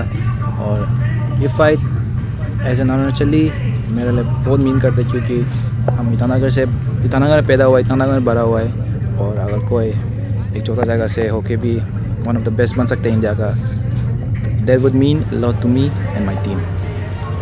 पिंजरे के बीच में उससे मिलने आ रहा है वो खलनायक, राजस्थान का फार्मर्स बॉय नीलेश चौधरी। उसके पास लगातार आगे बढ़ने का दबाव और दम घोटने वाली ग्रैपलिंग है। That's very, very tight from here. He just needs to keep. Oh, that's a tap. That's a tap. Beautiful. Absolute domination by Nilesh. High IQ, man. Beautiful Very high IQ. Beautiful work by Nilesh. There was nothing done out of. Wow. तो बढ़िया है, वहाँ पे home town में नहीं हूँ, who cares? मेरी सारी फाइटें बाहर ही होती हैं। मैं दिल्ली में, राजस्थान का हूँ, मुझे देहरादून में कोई नहीं जानता, दिल्ली में कोई नहीं जानता, इधर उधर जा रहे हैं, तो इट डजेंट मैटर, पूरी दुनिया मेरी है, मेरे को कोई फ़र्क नहीं पड़ता। कुछ स्ट्रेटजी है जो तो अभी नहीं बताऊंगा, लेकिन ठीक है, अच्छा चल रहा है, हमको पता है भाई वो अच्छा अपोनेंट है, तो हम ग्राउंड पे भी काम कर रहे हैं, स्ट्राइकिंग पे भी काम कर रहे हैं, ओवरऑल काम करना पड़ेगा, क्योंकि वो ओवरऑल फाइटर है, एक्चुअल में वो पूरा MMA फाइटर ही है, ऐसा नहीं है वो केवल ग्रैपलर है, केवल स्ट्राइकर है। तो हम भी पूरी तरीके से प्रिपेयर कर रहे हैं, स्ट्राइकिंग पे भी, ग्राउंड पे भी। ये स्टाइल्स की क्लासिक लड़ाई है। स्नाइपर बनाम मॉलर, घरेलू हीरो बनाम खतरनाक हमलावर। No predictions here, but for the crowd and for people watching at home, it's going to be an explosive fight. Both these guys have again run the gamut of featherweight contenders that Aturto has to offer. It's a very evenly matched fight to say the least, and it's gonna be banging. We're gonna see that there are levels to this, and the best man is gonna be the best featherweight in the entire country, and that's something that I truly believe in. Simple है, fight enjoy करना है, bat लेके जानी है, चाहे 5 round चाहे 2 round चाहे 1 round जाए। My plan is to enjoy the fight and take the belt home with me. He's gonna go in, he's gonna give it his 150%, whatever he has, he's gonna leave it in the cage, and he's gonna try to make it the most exciting fight that the fans have seen. I'm expecting anybody,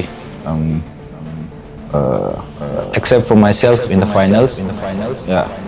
जो भी आएगा, like I said in Diram, line him up, knock him down. जो भी आने वाला था, I was going to knock him down. This guy soon smash everyone, number one guy. 21 दिसंबर को बातें बंद हो जाएगी, टूर्नामेंट खत्म हो जाएगा और राज शुरू होगा। यह है अतुर्तो 3.3, the first champion. One title, one night, one match in none other than Aturto 3.3 December. Ladies and gentlemen, give it up for the London champions.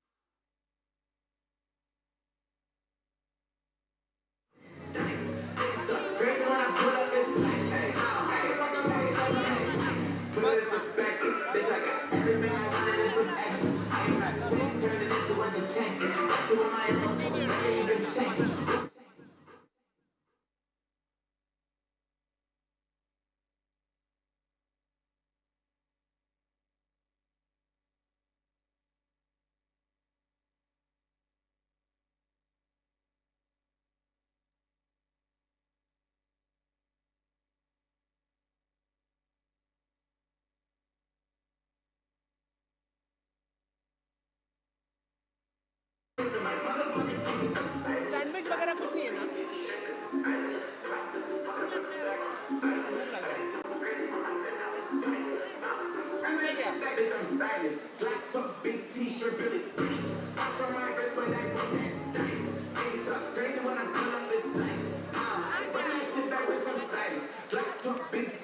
नहीं नहीं नहीं, अरे ये तो उत्पल मेरा लड़का काम करने वाला है। ये कोर्ट है क्या?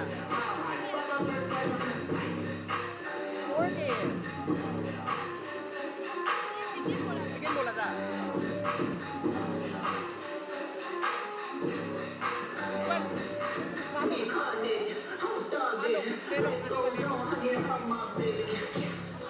और चिकन का कुछ मेरा भी टेक कुछ ला, चिकन का आधा चीज खत्म हो गया। चिकन चाउमीन है, सब खिला दो, चाउमीन कुछ भी चिकन का।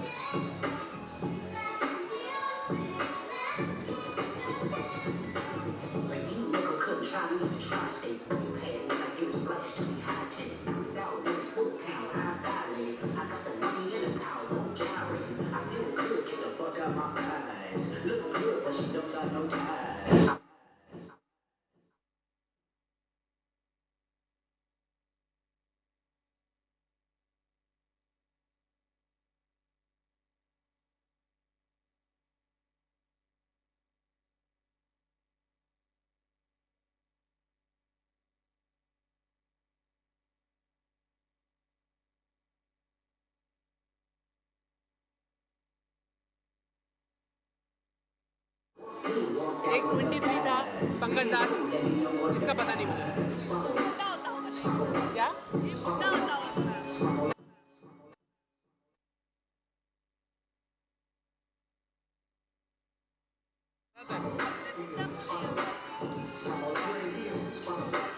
थर्टी 31 ऐसे ही है था।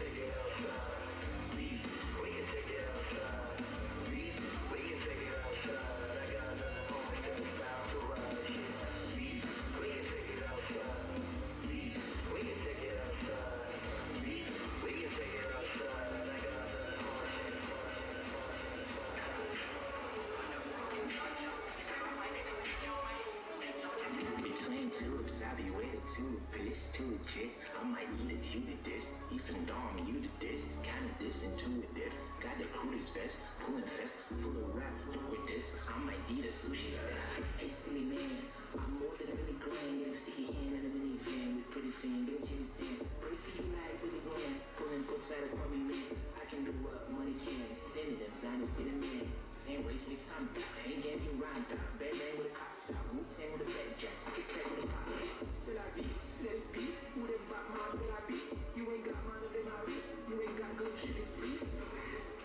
Rap game in my hand, I said, Judy, Judy, but booty, no man, but when I 55 for booty, no man, got booty. Judy, Judy, but booty, no man, but when I bam, no.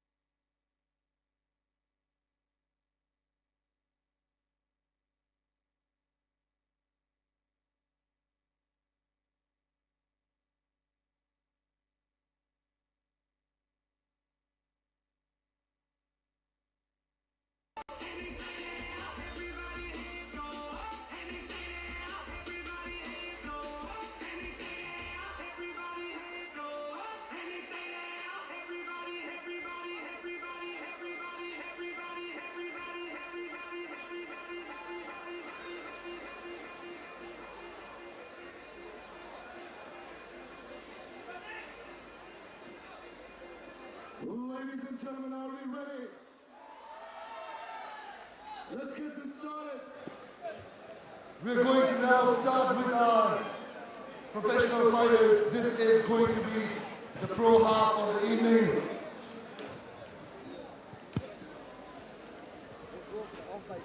Gentlemen, you sound cold. Gentlemen, are we ready? Gentlemen, are you ready? For the last time, are you ready? All right, now this is going to be the pro bout, first fight for the evening. Call all of them out on stage. Call all of them out on stage. And we would want you to see all the fighters tonight. So can we have all the fighters for the people who've come here out on the stage, both red and blue.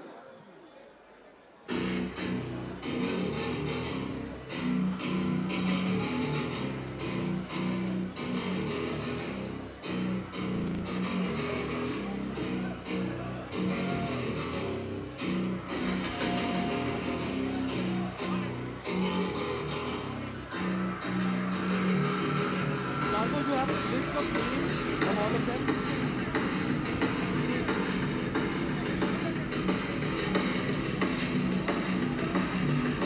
Ladies and gentlemen, now we are going to have the fighters who are going to fight the pro event. These are professional fighters and their records will be permanent. They are going to make history tonight, and also we are going to fight our champion after 3 long years. Ladies and gentlemen, can we see our fighters? And to the Fighters Nation, please do send your fighters for the people tonight.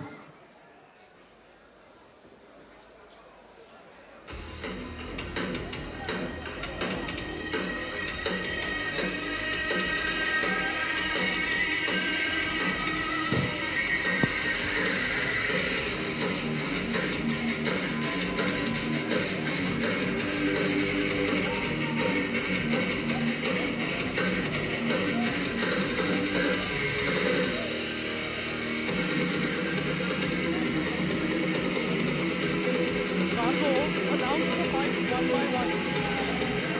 Announce the guys one by one in the boxing match.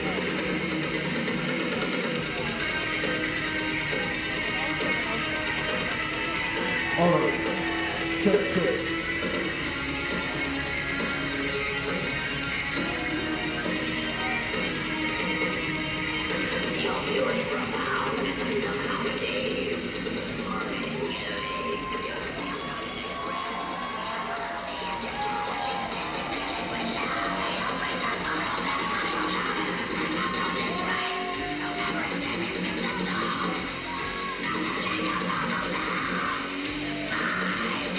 Fighter relations, please send fighters from the red corner.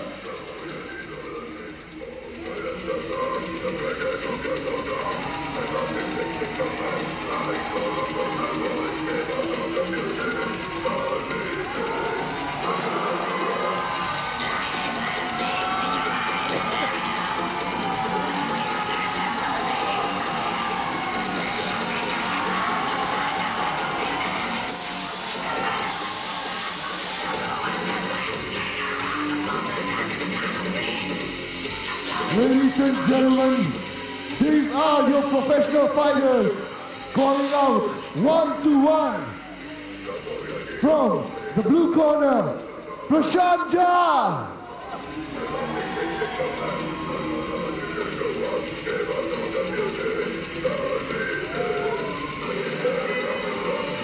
Next fighter from the blue corner, Fazal Jamil.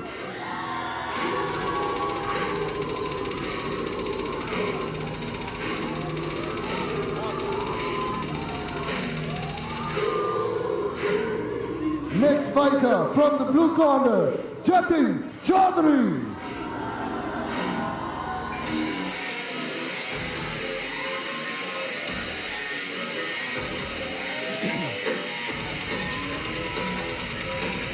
Next fighter from the blue corner, Sandeep Bakir.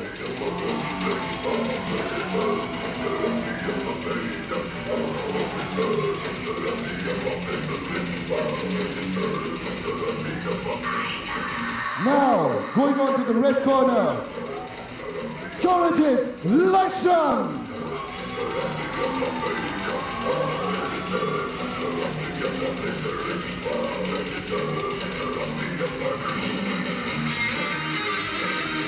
After him, the next fighter from the red corner, Donbok Nagru.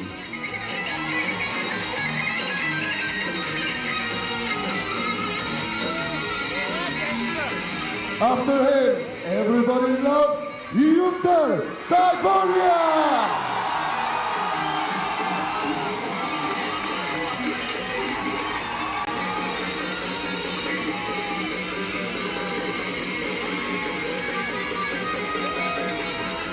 Fighting for the red corner, Misha Uwe.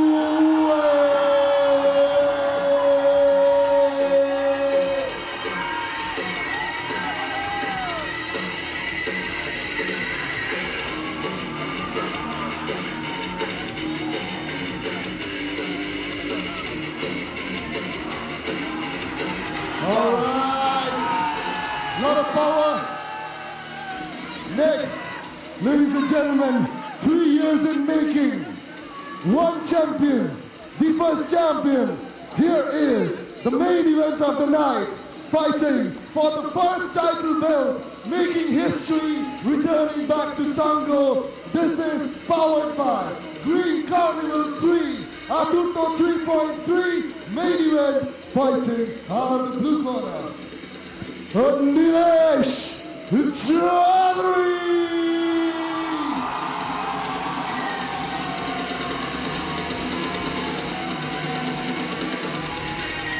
And we have fighting from the red corner,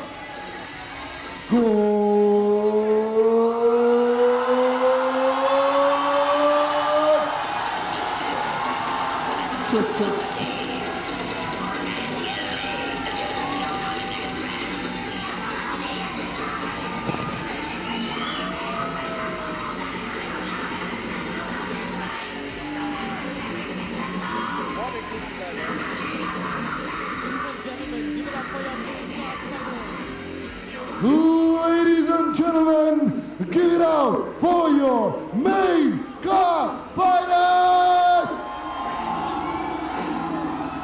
This is Aturto 3.3, the first champion! Chicken it.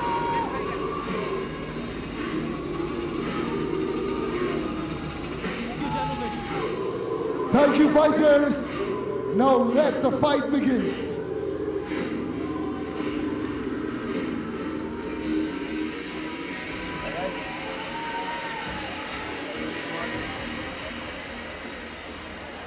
Over to you, Combs. We have a great main card for you lined up today. Check. All right, guys, we've got a great main card lined up for all you all today. Starting off with a fiery bout between Prashant Jha taking on Chorajit Raishram.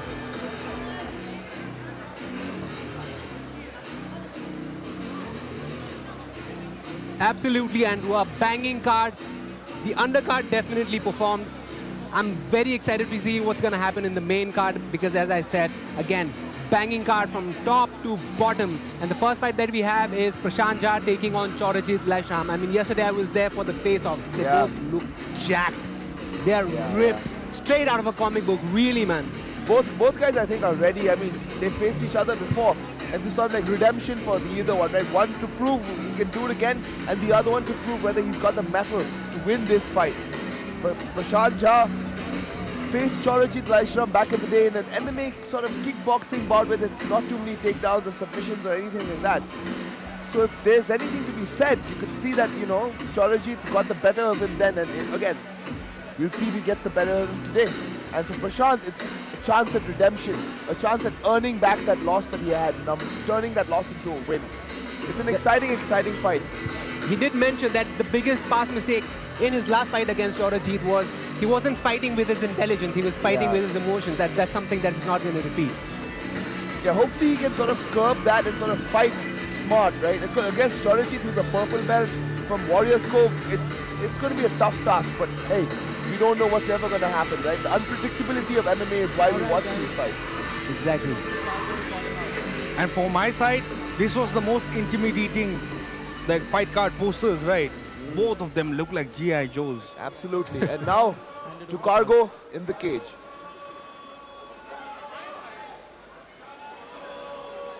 Eternal, are you ready? People out there on your phones, are you ready? All right, give it one more time. Are you ready? Let us start the first pro round. Can we have the fighter from Sangorina, blue corner?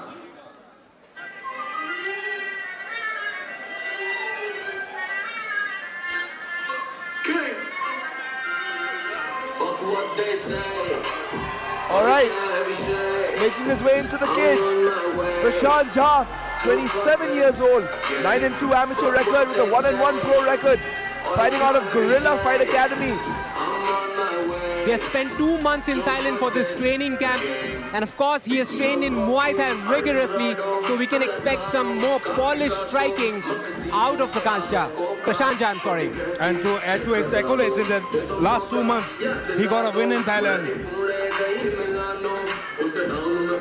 He talked about how he learned patience from his loss, right? Like these fighters, even though sometimes they take bad losses, it helps them move ahead in their career. They learn what to do, what not to do, how to approach a particular fight, and he's going to definitely need it today. Here he is, flanked by his teammates from Guerrilla Fight Academy with the final instructions from the referees before Prashant Jha steps into the cage to take on Chorajit Laishram. He is a man on a mission. He's looking for redemption. Let's see if he gets off to Jeko Laishram recently. And the only thing that he learned from the last fight is he needs to have a little bit of patience, understand, make moves according to the game. Yeah, and he fought a guy in Jeko who's an incredibly talented fighter and still took him to I think the second round, if not, and he got hit with a body shot and sort of that's what finished the night for him. And Jeko is a killer. But I'd like to see what Prashant Jha does against Chorajit here. Here he is, making his way into the cage. He looks calm, composed, and is a positive mood. He definitely looks very, very relaxed. And now, back to Cargo in the cage. All eyes on the screen. Can we have the fighter from the red corner? Never say never.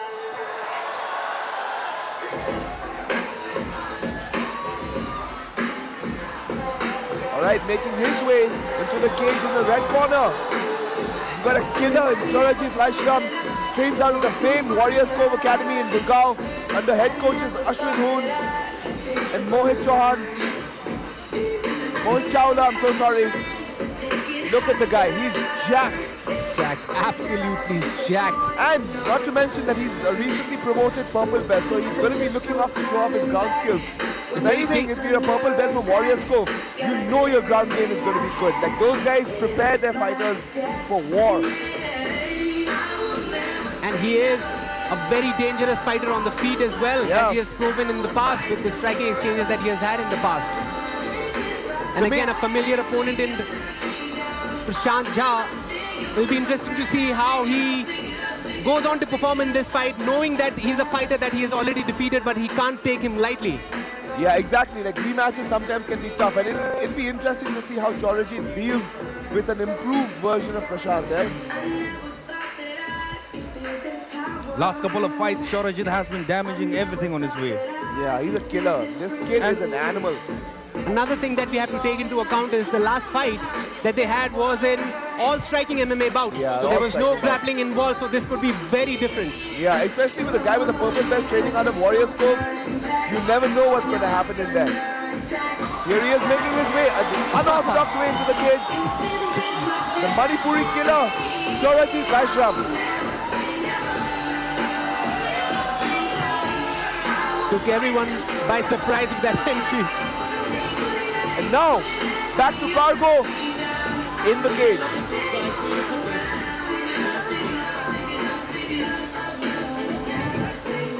Comms, tail of the tape. Comms, tail of the tape.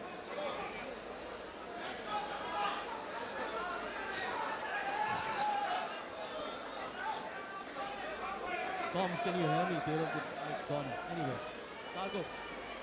Ladies and gentlemen, this is the first pro bout of the evening.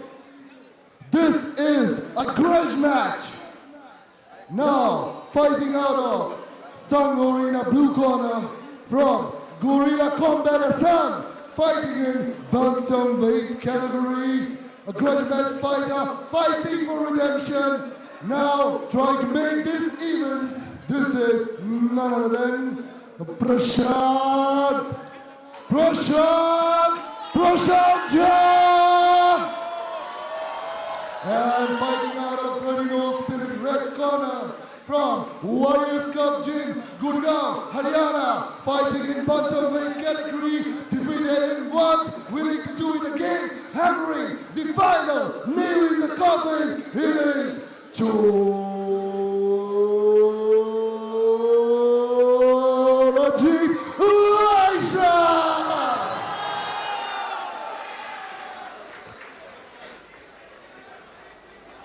go. Chorajit Laishram taking on Prashant Jha in a grudge match. Now this is the point of, is it going to be a point of redemption, or can Chorajit establish his dominance once again? We'll see in just a moment, guys, just a moment. Both the fighters, they look locked in, they look relaxed. And here we go, round one. Prashant Jha with a southpaw stance. Laishram switching stances in between the fight. Right there, the takedown. Prashant Jha defends it. There was a good knee to the body by Prashant Jha. Nice hip toss, but you see that overhook kind of saved him. But Chorajit, an added layer of takedowns, now ends up in Prashant's guard. It's both early in the fight here. Looking to land some damage. Again, guys, just to remind you, this is a professional bout, so guys will be able to throw elbows here. And he just dumps him on his head, right next to the cage. There was sheer strength by Chorajit Laishram. I do like what Prashant is doing with the butterfly hooks, though. He's going to get his foot in the hips. Create some separation and try and get up. Yes, exactly. Create some separation, try to get up. But Chorajit is heavy on the hips as well. He's got heavy hips. Looking to lay on Prashant and deliver a beating from the top. They're right in front of us here, the commentary booth. A grueling, grinding style of fight from Chorajit, who's now laying down some damage on Prashant. He's got a nice knee shield on him. He needs to get on his elbow, shift his hips, and he's already on his way up here. Both the fighters staying calm in these grappling exchanges.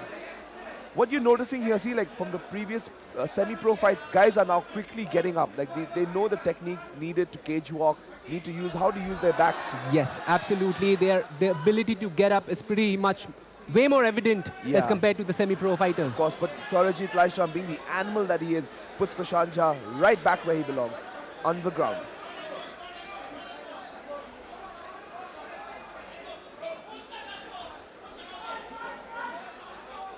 Prashant is doing a really good job in controlling Chorajit's left arm, though. He's grabbing onto that wrist, preventing any sort of extra damage. But Chorajit, being a purple belt, is smart. Being smart. He's got that arm isolated, Prashant being Jha. smart. He's got a bit of an omoplata here.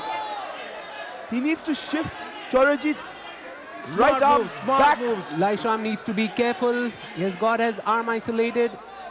He needs to move it towards his left side, and he's almost there. Prashant Jha got a win by a leg hook once. Can he go once again against Chorajit? Nice work by Prashant to just stifle Chorajit here. But Chorajit, wise to the situation, gets his arm out. Chorajit now comes to a position where he can get a armbar at the same time, and nice shots by Chorajit here. Really punishing Prashant for that.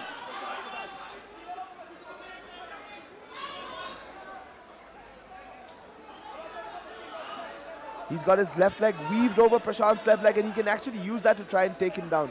Let's see what he does here. Prashant doing the right thing, stripping the grip. As soon as he does that, he should step back into Chorajit, get an overhook, and then work for an underhook from there. But Chorajit just brute strength takes him down right again. Oh, beautiful Nasty elbows. This is what separates the pros from the semi-pros. He's got one hook in, he's looking to take his back. Those were some 12-6 elbows, which are, by the way, legal now. Of course. He's got his second hook in, looking to establish control. Prashant Jha has to be careful here, not Giving giving out his neck. Really careful. I really like the fact that he's controlling Prashant's left arm as well. Lets it go to land some serious damage. Another elbow. Nasty elbows. All Chorajit Laishram round one. Yeah, all Chorajit right now. This is nasty. Some nasty blows. So much pressure from Chorajit. Oh, is it under? I think it's across the face. It's almost Can't there. really tell from this He's angle. almost there. I think he's got it under. He's got it under the jaw. He might just be looking to crush his jaw. Oh, he got saved. This is a beating by Chorajit Laishram. Chorajit dominating the fight so far. Oh, I think it's under. It's I think deep, he's got it's it. deep. He's almost got it. Oh! Yeah, he doesn't have it yet. He's got to sink. He's got to get that left arm behind Prashant's head, and then he can really start squeezing. And he's working towards it. Prashant is in a very difficult position, and 10 seconds to go. He just needs to hold on. Yeah, he needs to hold on for 10 seconds. Few more 10 seconds. seconds. Beautiful work by Prashant, attacking the top arm to prevent That's the it. choke. Saved by the bell. Chaurajit Laishram dominated that first round. Dominance. Yeah, that was a really dominant first round. But I'm impressed by Prashant Jha's submission defense. Chaurajit pretty much had that choke locked in, and Prashant was smart. Fought the non-choking hand, pulled that out, made sure that he couldn't get a proper grip on it. And Good work by Prashant. Prashant seems to be very shocked by his grappling skills, how superior Chaurajit's grappling skills as compared to him. That was a nice takedown, just pure power by Chaurajit. And you can see here, he's landing some serious damage. Those punches are getting through some of them, yeah? That was another one. Beautiful mat return by Chaurajit. Yeah, he's got both hooks in and he's just laying on. This is what I'm talking about. He gets the top hand. He was very close on getting that rear naked choke. He was smart enough to peel off the top hand so that he couldn't choke him correctly. Great work by Prashant in defending, but that was all Chaurajit Laishram in round number 1. Prashant has to do something significant in order to take things around, turn things around, I'm sorry. And more than anything, I think he has to gain Chaurajit Laishram's respect. Yep, he's got to pop him on the feet and really sort of make him rethink a takedown strategy. Oh, that was a nice right hand. Oh, beautiful. Hey, look, it's done, it's done. Like he's done. It's done. He's done. Chaurajit Laishram. What a performance. They went to the temple, and then he crashed down like a Beautiful tower. And there's a Beautiful work. signature backflip by Chaurajit. A dominating performance by Chaurajit Laishram. Finished his opponent in Prashant Jha in 2 rounds. Early in the second round. Wow. Caught him with a beautiful right hand and just sat him down and just went to to the work. temple, I believe. Yeah. Might have been the jaw even. Like, you check it out on the replay. I mean, the way Chaurajit fights, it's very difficult to, like, you know, defeat them with skills. No, and these Manipuri kids, man, they've got something about them, dude. I don't know what it is. They're just animals, savages, and they compete that way as well. We saw Jeko, we saw Lakhan, now Look we at are that, seeing boom! Chaurajit. Right in the side of the head, and then just went to work on him. Stood his ground, planted his feet, and launched a power shot right at Prashant Jha's head. That's what happens. Your domination on the ground just makes you a more effective striker. Yeah, exactly. And just with the backflip, the dominance has been established once again. Beautiful work, beautiful win by Prashant Jha, and a great show of sportsmanship by both guys. Dominated the first round, moved on to the second, and TKO'd his opponent. Somewhere when you fight like that in a mixed martial art fight, I feel like the strength, always. Of course. What do you do against a guy who's coming with brute force? And now, to Cargo in the cage.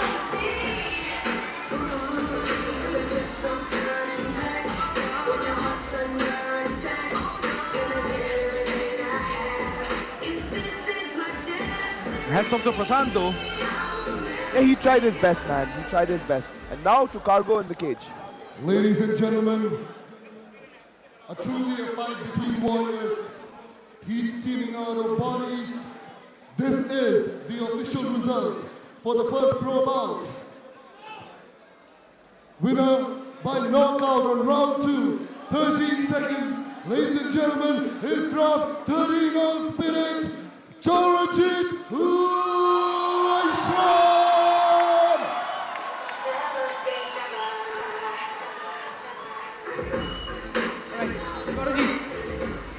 What a performance, man. You dominated him on the ground in the first round, and you finished him on the feet on the second round. Was that the game plan altogether? Before you call out the fighters for the next fight, say all eyes on the screen and clear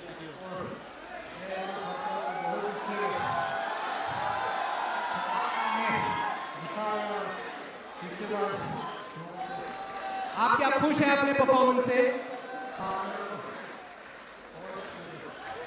और कुछ कहना चाहेंगे यहाँ के audience को जो इतना support कर रहे हैं? You gave them a great fight. कुछ कहना चाहेंगे इनको? सबको मैं बोलना चाहता हूँ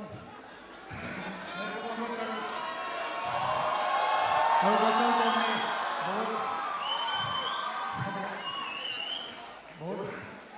मेरा दोस्त है। Congratulations, you enjoyed the victory. Give it up for Chorajit Laishram. An emphatic win by Chorajit Laishram. A TKO in the second round, a vicious TKO in the second round. Wow, just an impressive performance by the Manipuri kid. These guys from Manipur, man, they've got something about them. There's something in the water there. These guys are just coming out like producing kick-ass, like high-level fighters. Man, what a phenomenal performance by Phenomenal Chorajit performance. Laishram. Dominated him in the first round, took him out in the second. You know what he said? He said, "मुझे second round गुस्सा आया, मैंने इसलिए knockout कर दिया." Meaning, he got angry on the second round, and that's the reason why he knocked him As out. we can see in the replay, like that right hand was on point and put him down brutally. What a way to kickstart the main card. What a way to kickstart the main card, Moji.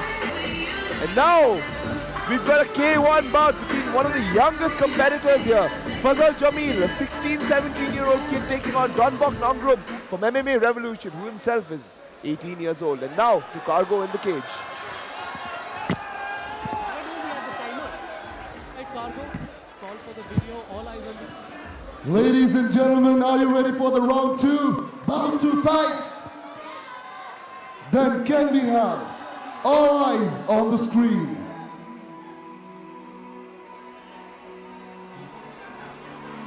Okay, so my name is Muhammad Fazal Jamil and I am from Kolkata.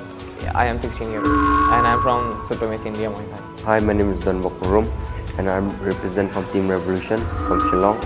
I will be fighting Don Bok. He's an MMA fighter actually. He fought before in Aturto and it's my just pro debut, so let's see. I have a good plan and by God's grace will give me strength and power. Actually, he's an MMA fighter and I am a pure striker. There's a lot advantages for me. My kicks, I have better kicks, I have better knees.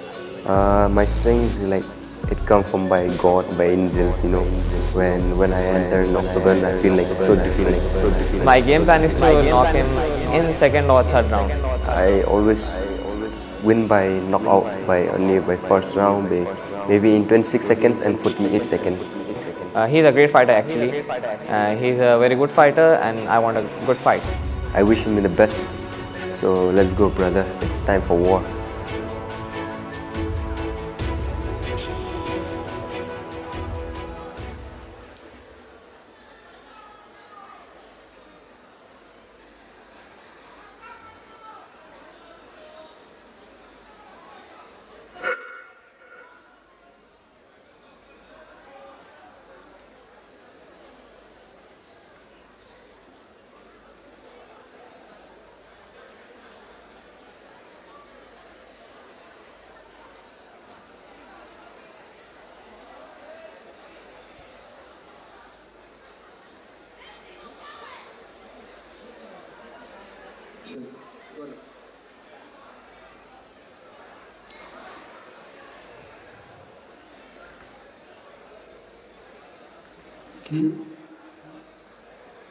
Call the fighter from the blue corner. Ladies and gentlemen, let us start bout two. Let us start the fight. Let there be blood. Ladies and gentlemen, can we have the fighter from Sango Arena, blue corner? All right, making his way into the cage.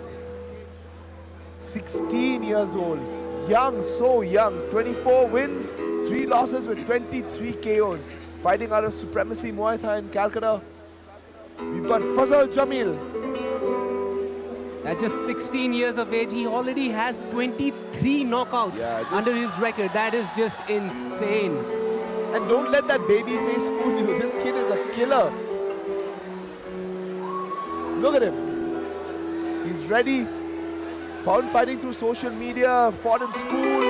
It's the typical, story of these local fighters now making his way into the cage. Holding accolades from WMF and IMF. Yeah. I'm really intrigued by this one, really. On a personal level, I really want to see what he's capable of. He looks like somebody who's extremely technical with his approach in terms of striking.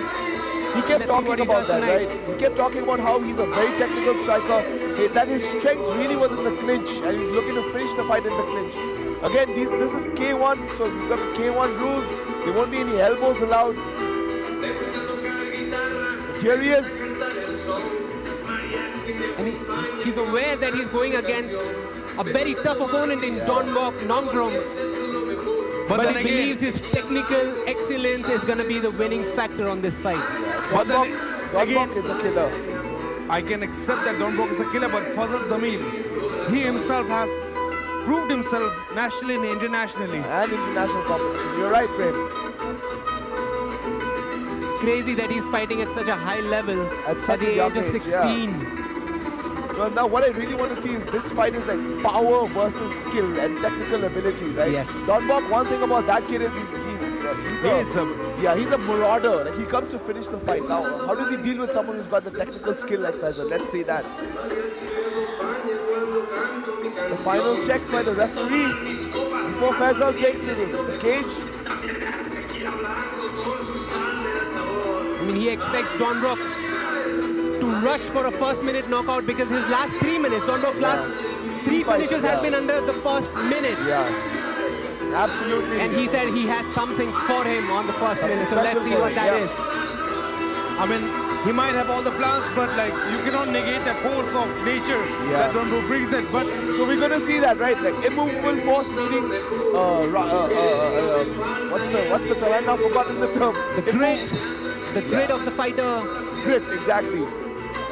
Unstoppable force versus immovable object. That's what I meant to say. Ladies and gentlemen, can we have the fighter for 30 New Spirit red corner?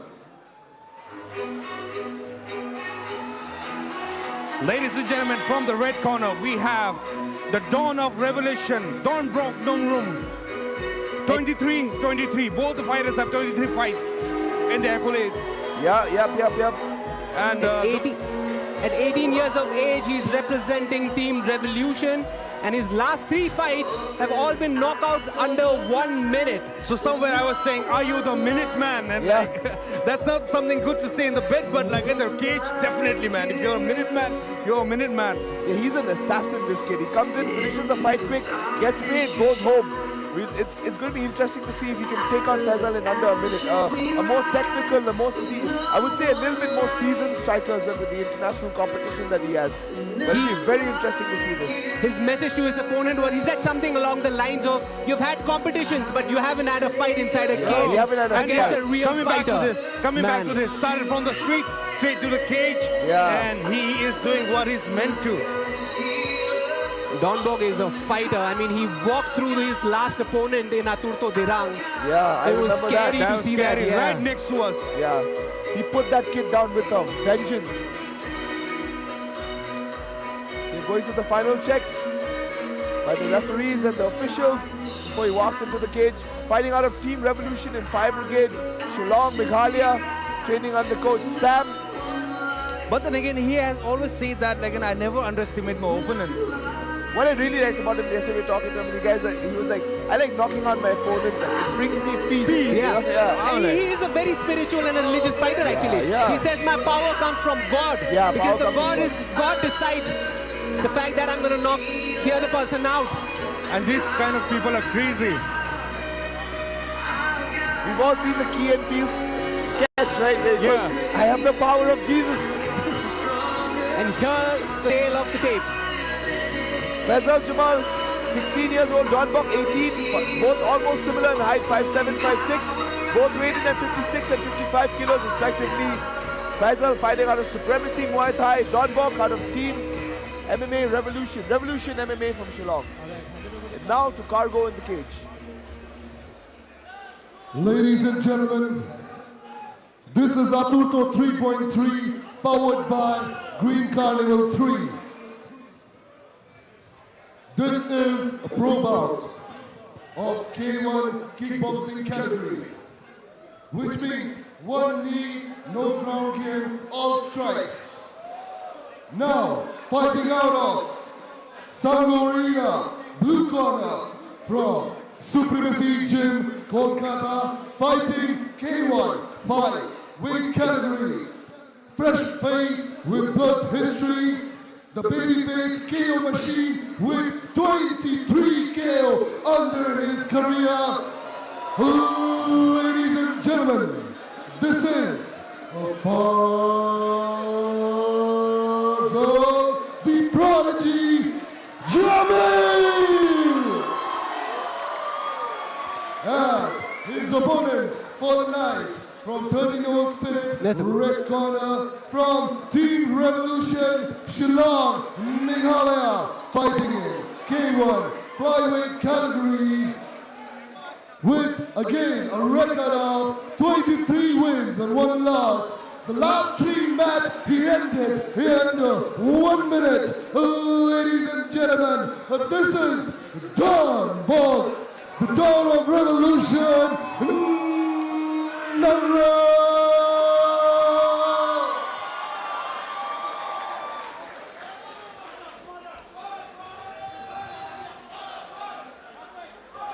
Both these guys are so young and just looking to establish their careers. I'm really glad that at least these young guys are fighting each other now, you know. Final instructions by the referee. All right, the only K1 bout Of this the night, evening. Don Bok taking on Mr. Fazal Jamil. Here we go, ladies and gentlemen. Unreal! Oh, that was nasty! Oh, Straight from the start! Oh, God, these kids are going at it! Oh, that's beautiful! He is out! Was that like 10-second knockout? Don Bok knocked him out in the first round. Oh, no, this is a standing 8 count. It's a standing 8 count and it's done. It's done. Wow, that's a sub 10-second knockout. Wow. This Don Bok kid can bang. Dude, he is the Dawn of Revolution. Don Bok is a maniac, man. He's a maniac. Man. Come survive more than a minute with Don Bok. Oh, damn, bro. The knockout machine. He is a 1-minute man. Indeed. My God. How many seconds was that? It looks like it was sub 10 seconds, man. He got the game before the visuals went off. I mean, what kind of celebrity is this? And he goes with the roulette. Wow, man. Don Bok is crazy. Oh, look at that. Look at that. Each and every shot's clean. Oh. Right, those right hands. Was in a very tough position. No, he just kept going. I think it was the left hook that really hurt him and cracked him. Ladies and gentlemen, you saw a fight tonight. Yeah. And very short, but it was so eventful. A bad loss for Faisal. I mean, Don Bok, you're the gangster of Fire Brigade.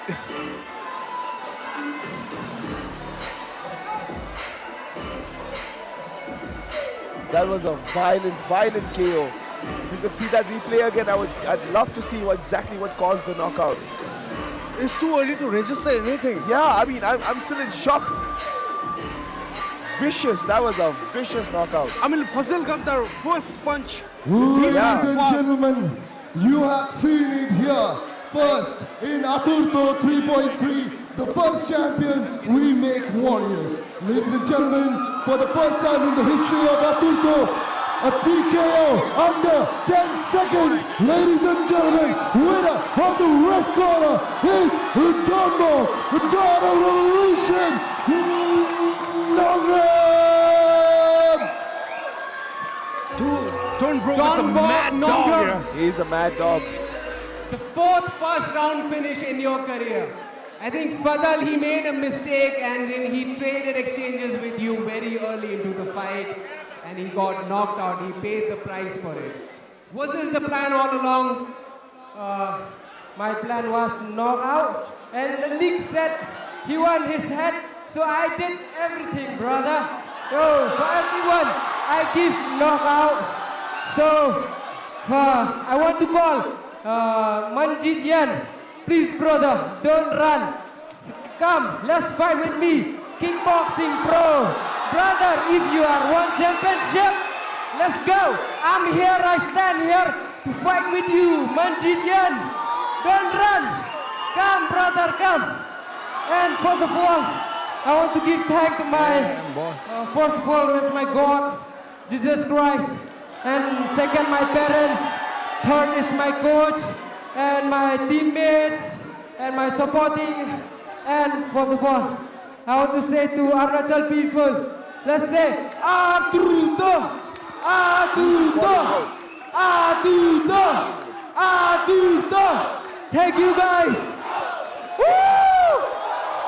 Give it up for your winner, guys. Remember this name, Don Brock Nongrom.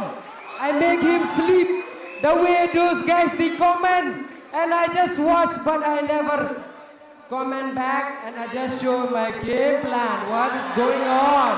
Woo! Again, guys, give it up for your winner, Don Brock Nongrom.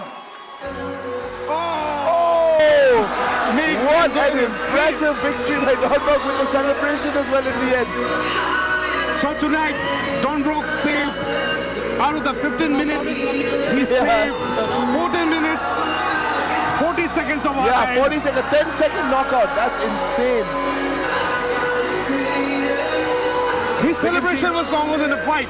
Look at that. The left hook is the left hook that crushes him. Bang, that left hook. Oh, nasty. And again, that was vicious, man. We go back to that. There's no space to rope-a-dope. Fighting in the cage is different business. Yeah, Fighting in the cage is different business. There was nowhere for Faisal to move and to sort of like try a little bit of head movement here and there, but he just could not get it, you know. Still shook by that knockout. Yeah, That was a brutal one, man. That really was a it's nasty one. hard to see. Yeah. I mean, a kid getting knocked out like that, but then that's the name of the game, man. I mean, if this was a fight out of the cage, I would have said Fazal pushed the fight. I think so. I think he made a mistake in exchanging blows like that, making it a dirty boxing fight.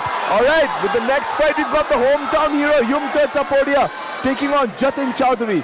And now, for the introductions to Cargo in the cage. Cargo, all eyes on the screen. Well, the crowd is going crazy for Yumter.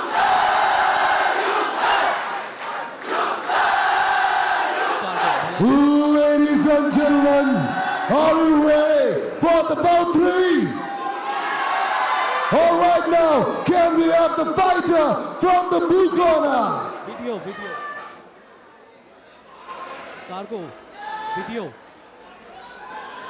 All right, in the blue All corner. eyes on the screen for the beautiful winner.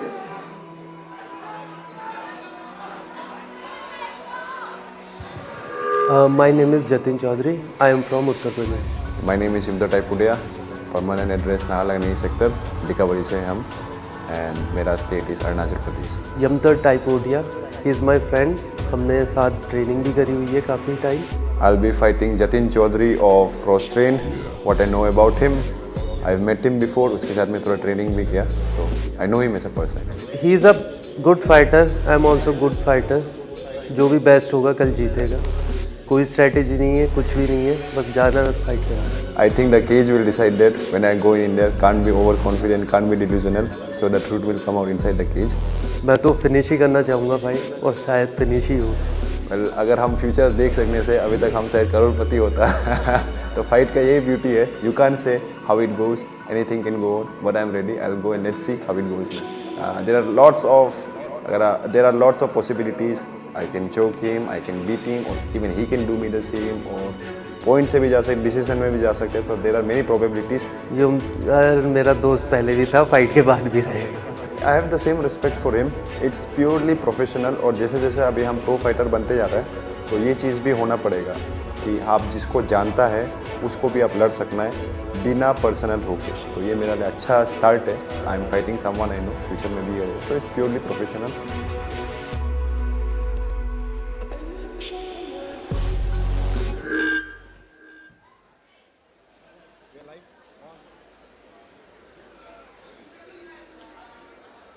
So people, here comes your fighter from Sangorina Blue Corner. Fighting out of the blue corner from one of the most famed academies in India, Cross Train Fight Club. We've got Jatin Chaudhary, a winner of the MFN Contender Series, fought in MFN, has a bit of pro experience, 12-1 as an amateur. The one thing I'm surprised though is that he hasn't fought in the last 2 years. He's on the shelf. He's a very well-rounded fighter. He's got good striking, very good ground game, obviously. Flanked by his coaches, Siddharth Singh, and one of the best brown belts in the country, Tarun Yadav. He's going to be looking to take out Yumtar, and even though they've been friends, and even though they've trained together, he's looking to take him out in the first round. I mean, talking about during the fighters meeting, he made it a point to tell us that that's not going to be an issue. Ring rust is not been training constantly. I've been in camp for the last 2 years, and that's definitely for sure. I've been seeing him train in cross-train for a while now, and it's a fight. Just that he's got to fight against some very tough Yumtar Taipodia. You see what he's doing here tonight. Jatin Chaudhary from Cross Train Fight Club. His final instruction, the referee, before he steps into the cage. his first pro fight was at featherweight division, and which was a decision on his part, but then he... That was a featherweight, yeah. Featherweight, yes. Yeah. And that was his decision, but he regrets that. With the benefit of hindsight, he believes that lightweight is home. Yeah, and again, things like that comes with experience. Yeah. And it always helps the fighter to grow. And after his loss in MFN as well, it looks like he's taken the time to really work on his game, right? It's just that he's got a very, very tough, a very game opponent in Yumtar. But Jatin is excellent as well, a very, very good ground game, very surprising ground game. Catches submissions from out of nowhere, has got a decent stand-up game as well. We're going to see if he's fixed the mental issues, the problems that he's had with his mentality against a very, very, very, very tough Yumtar Taipodia. And the crowd favorite. A lot of the people out here are tuning in to watch Yumtar Taipodia in action. So he'll be fighting the crowd as well. Of course, the local hero.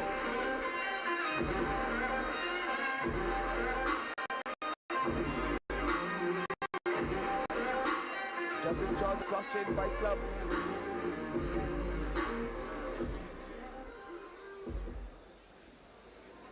Now, can we have the fighter from Turning Your Own Spirit, red corner? And you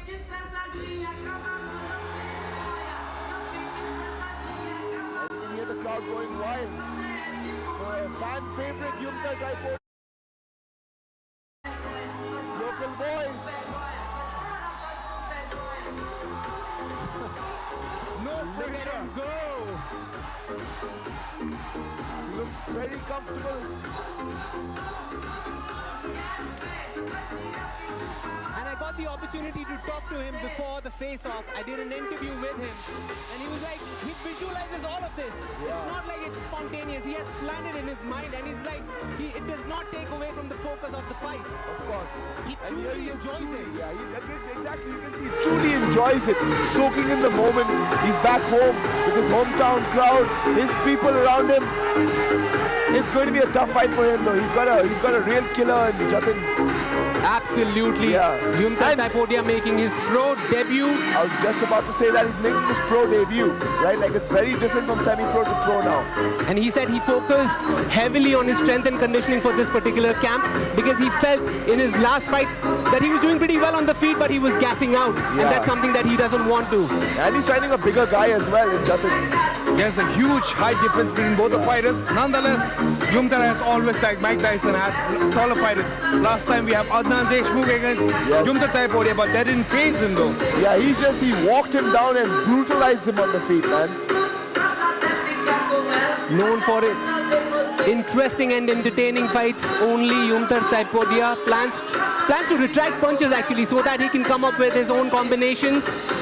And again, he wanted to try out some palm strikes as well, if you remember. Yeah, he talked about like trying to hit him with his palm strikes so that he doesn't have to really like move as much, you know, take up too much distance while punching down.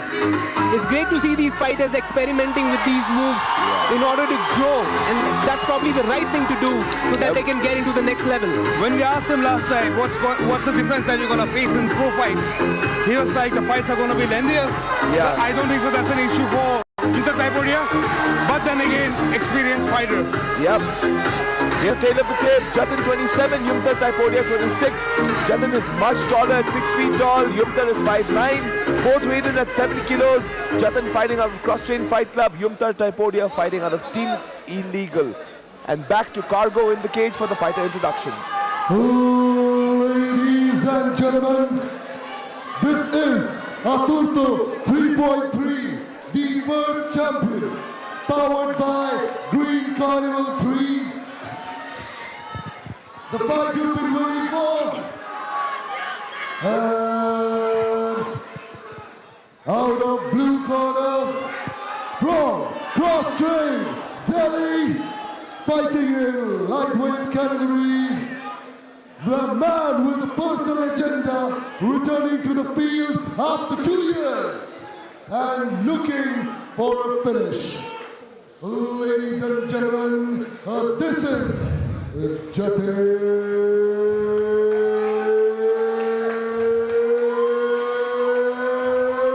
Chaudhary and his opponent for the night, fighting out of red corner from Team Illegal, is fighting in lightweight category, making his pro debut after 2 years of planning the finish to finish, the people's beloved fighter. Ladies and gentlemen, this is Yumtar fighting Taipodia.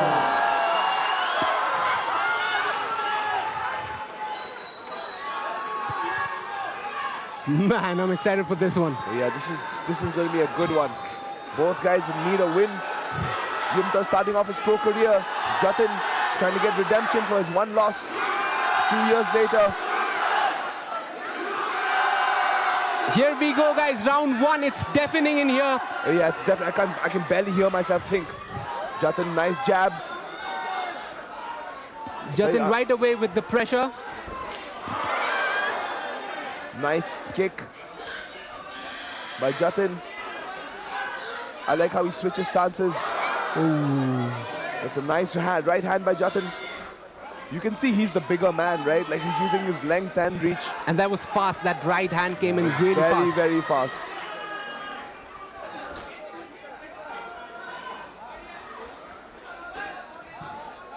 But if there's one thing to be said about Yumtar is this guy is as tough as nails, man.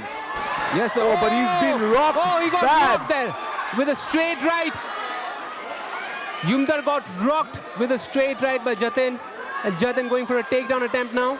He's right next to his corner, as you can see. UFC fighter Anshul Jubli cornering him, along with Siddharth Singh and Tarun Yadav. Yumtar doing a good job defending the takedown so far. Oh, but then he lands on. And he lands his straight in mount. Not a good position for Yumtar. Oh, not at all. Jatin is a technician on the ground. And he immediately looking to take the back. Yumtar needs to be careful. He has to fight those hands. He's got to be really careful. He's got the body triangle here. He's going to be looking for a rear naked choke. Yumtar playing it smart, controlling. Trouble early round one.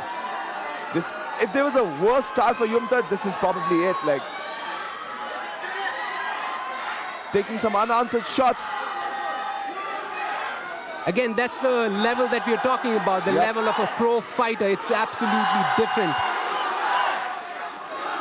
And Yumtar seems to be facing that at the moment. He's defending well.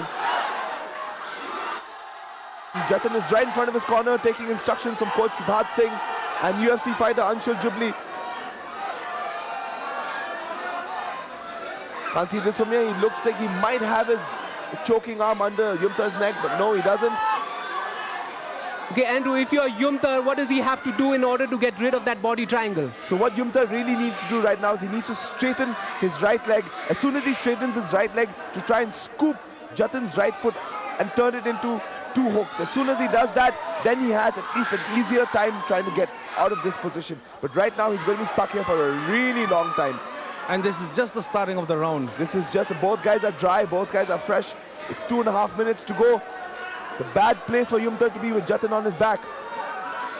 It's the body. It's hooked in. Yeah, it's locked in, it's locked in. As I said, he needs to straighten his leg, try to use his right leg to sweep Jatin's right foot off the body triangle. The other thing he could do is turn towards where the body triangle is locked and cause pressure and put pressure on Jatin's ankle, and maybe he lets go, and during the scramble, He's trying to get that. He's trying to straighten his leg.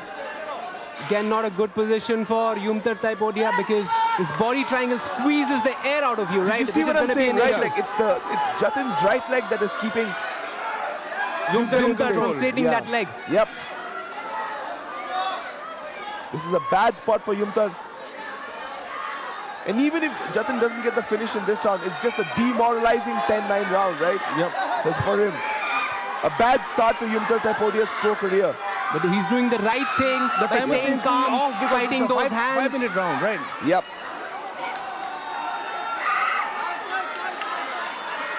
Smart move by Yumtar, but still in deep waters. He's still in deep waters. He's not out of danger here as yet.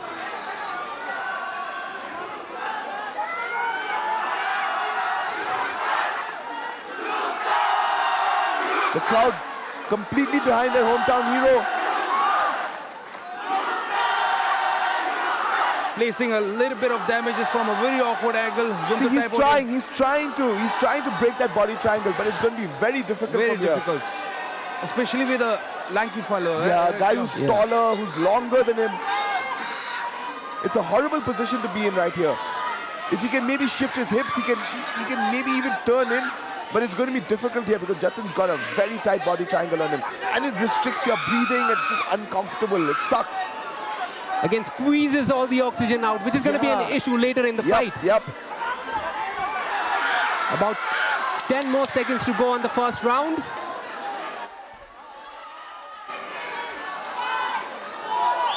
Yumtar is trying desperately to take out the right leg.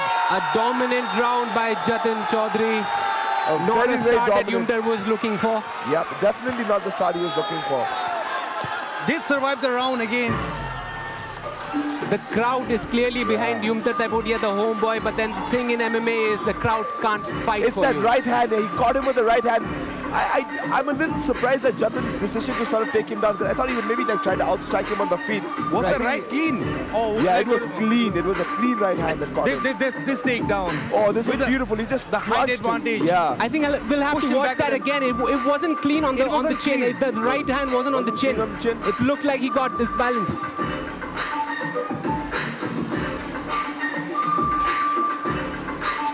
Jatin still looking fresh, taking instructions from Coach Siddharth Singh.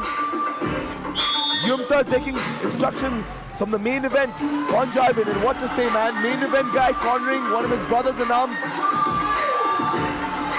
That's one of the most beautiful part of MMA, the brotherhood. The brotherhood that forms, it's right? insane. Here we go, round 2. Yumtar starts with an inside leg kick. Yumtar is locked in. Oh, that right. I'm telling you, that right hand is laser focused. Keeps on landing that straight right. Jatin Chaudhary again goes for a takedown. Yumtar saw that coming. Yep, he's got the underhook. He's going to try and peel Jatin off now. Yumtar needs to be on the feet. On the feet. Yes, I think because that's where he does his best work. Against the fence. Yeah, that's where he wants the fight to be. Oh, these guys are both throwing now. Swinging now. I don't know why. The Jatin is going crazy. Jatin Chaudhary is in trouble. Oh, that was a nasty uppercut. He's gonna finish this one. Yumtar Taipodia. Oh my lord. Oh no, that was an illegal knee. That was brutal.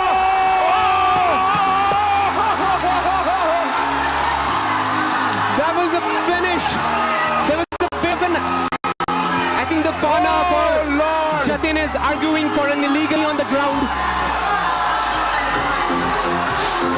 There seems to be a bit of controversy here. Sometimes it's not only the experience, it's the heart in the fight. It's the heart in the fight, man. How did he come out of this? Again, Yumta How is this Taipodia possible? with another entertaining fight. Yumta is in the Taking party the mode crowd again. along with him. This arena has turned into a club, ladies and It's gentlemen. gone crazy. Like, people have lost their minds here. I mean, like, what went off with Jatin? He had this fight. There is some sort of confusion or there's something happening inside the cage. We'll only get to know in a moment. Yep. I don't think so. Anything was wrong. I think he got hit with an illegal knee. Illegal knee, yeah. When he was a downed opponent, he got kneed in the head. With a tripod on. Well, let's check out the replay. Let's check out the Let's replay. look at this here. Yumta catches him with the left. And here he just swarms him. He was down already because of the punches. He was swarming him here. You can see right there. Another punch. Drops an elbow on him. Back of the head. Okay, that's fine. This is what I think. That where. was to the wasn't that to the body? it was to From the this neck. angle, it almost looked like it was to the body. It looked like he hit the neck. But It was to still- the body. That's what the official said. The So referee calls Yumta the fight, Taipodia wins this fight with a second round Lord. stoppage. Oh, safe. We are safe. There are no more controversies in this. Dude. Yumta Taipodia has done it again. But survived the first round, and moved on to the second and TKO Jatin, a very tough, a very game opponent to Jatin. Man, this boy is savage. Yeah. Oh, he's definitely a savage, yeah.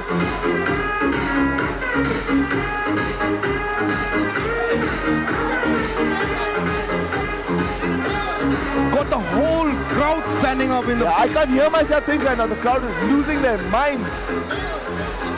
And now to Cargo in the cage.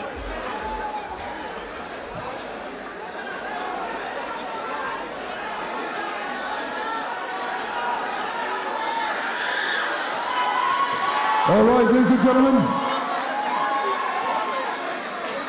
Ladies and gentlemen, the results are in. Winner by technical knockout in round 2, 57 seconds, is from 13 on spirit, red corner, Inter Road Fighting Taipodia. Man, what an exciting fight. Was madness here. And these guys have trained together. They know each other quite well. They're both friends. And in the short sportsmanship.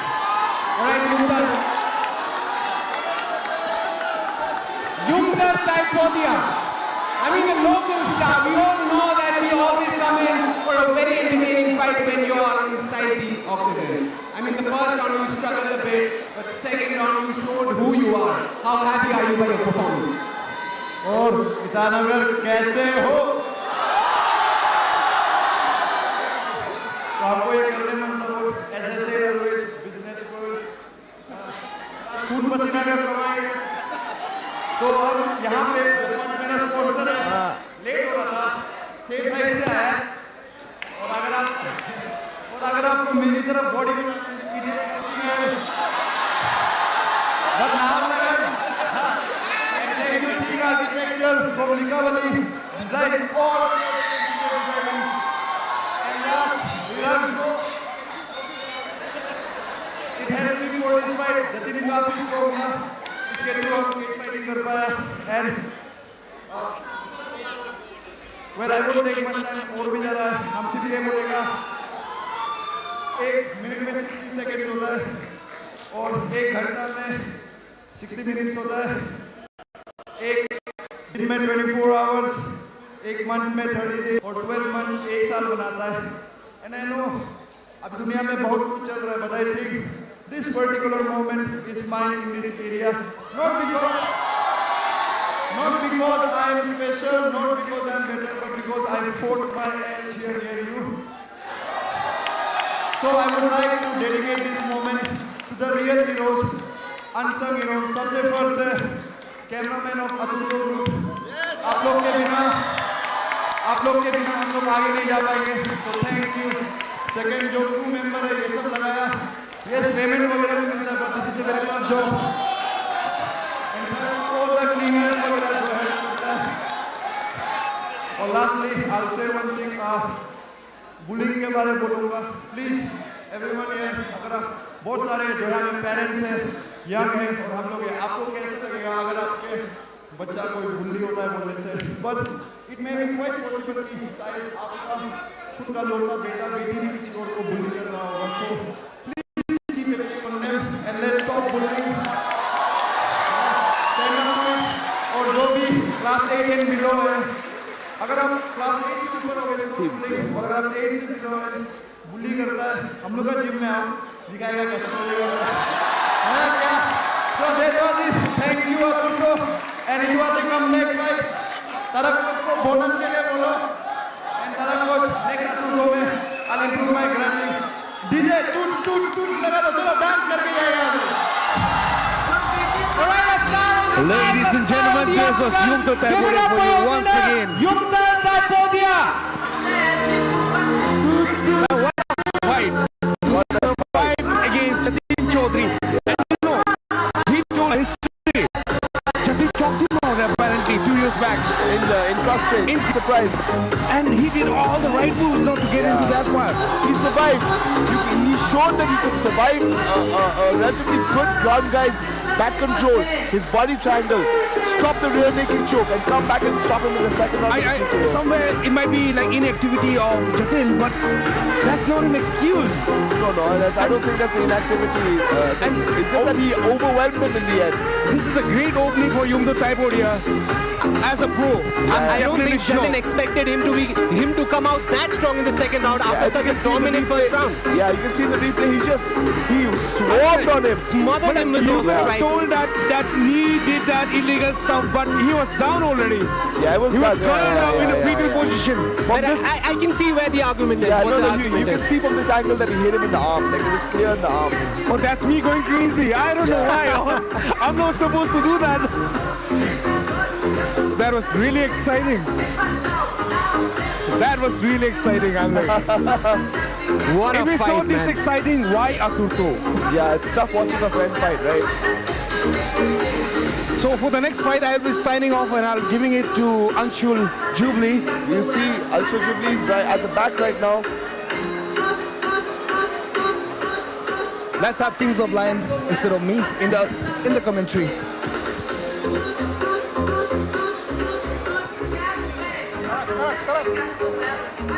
Anshul.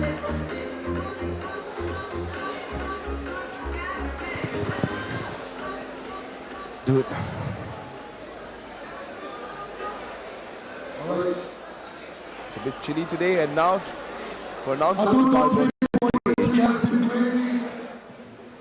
We have had to shoot, and now Aturto 3.3, Aturto the team, and match proud to give you this opportunity and us to have a world-class fighter representing India as a nation, the pride of India. Ladies and gentlemen, we have here today a fighter from the UFC. We have Anshul Jubilee.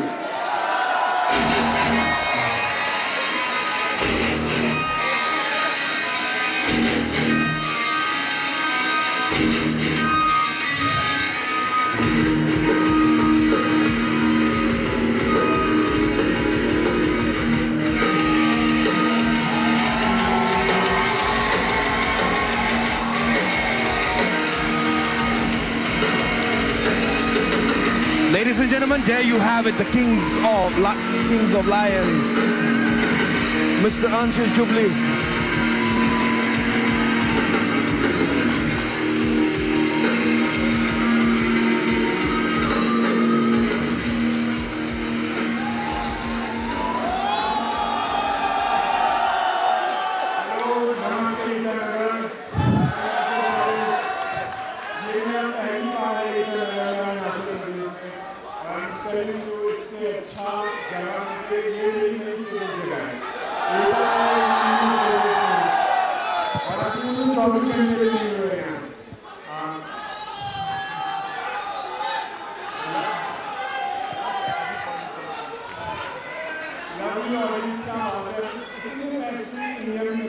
कहीं और होंगे sport के लिए Congress sports के लिए मैं अतुल को thank you बोलना चाहूँगा सारे फाइटर्स को स्टाफ को थैंक यू जिन्होंने ऑर्गेनाइज कराया इतना बड़ा इवेंट और thank you. Ladies and gentlemen, the man, the myth, the legend himself, Aturto 3.3.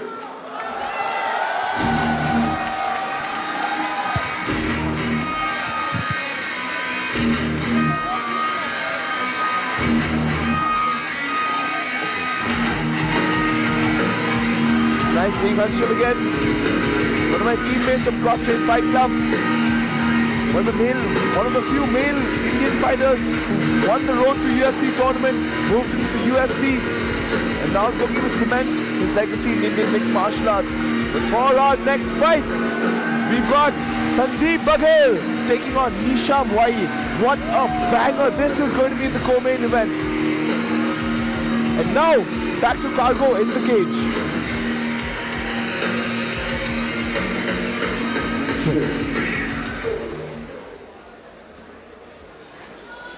Ladies and gentlemen, we are entering the second last fight, the co-main event of the evening. I would now ask you to have all eyes on the screen.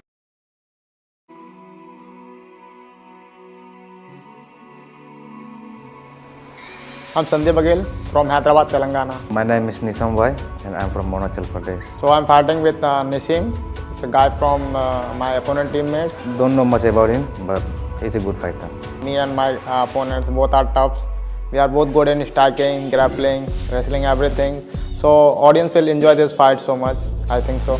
This will be a good fight and I think ये fight finish होने जा रहा है क्योंकि हम कभी भी decision में हम सब reserve नहीं करते fight को. So I think I have good striking and I take him ground and I will finish by submission. Sandeep, be ready.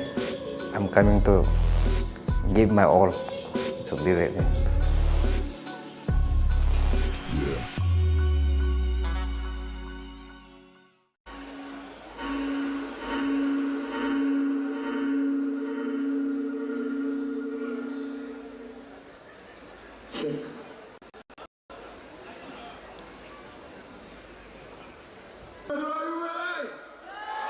Let's have the fighter from the blue corner.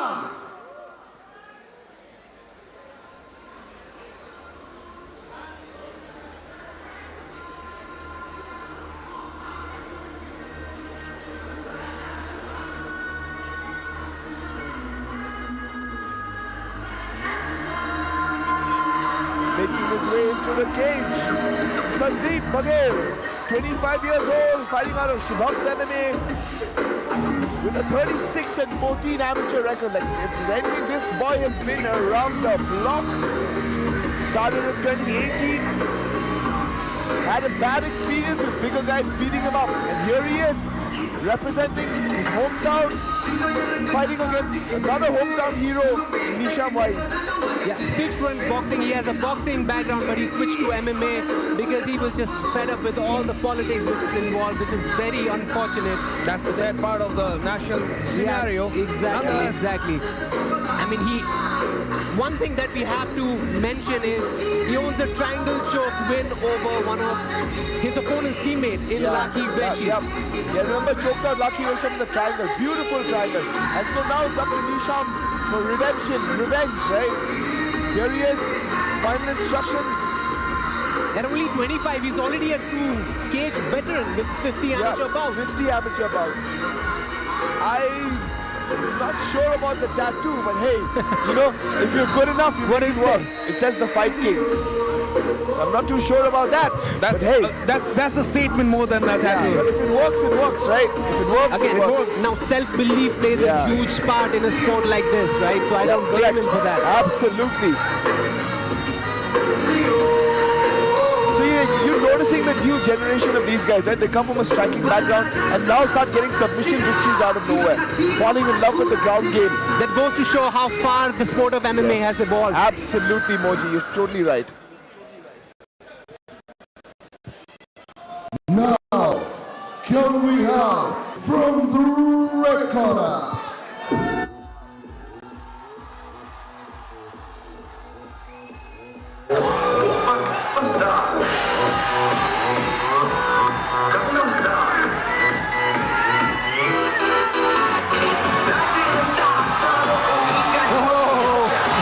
Like always. Look Like at always. Nisham Y, 22 years of age, representing Team Illegal with a pro record of 1-0.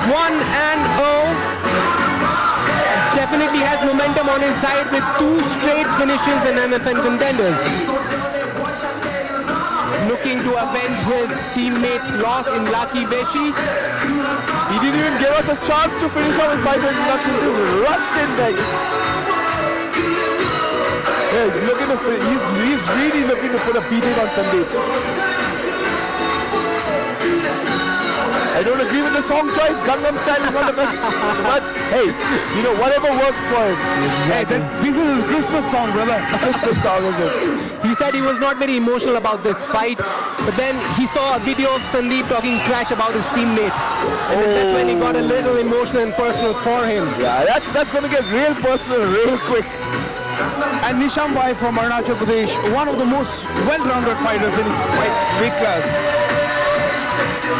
The last time I caught him competing was at the MFN Contender Series, where he had a bit of a rough fight, but still managed to finish the fight in the second and third round. Nisham Y said he was looking for a finish on the ground. Let's see if that goes according to his plan. And now, for the fighter introductions, Cargo in the cage. Ladies and gentlemen,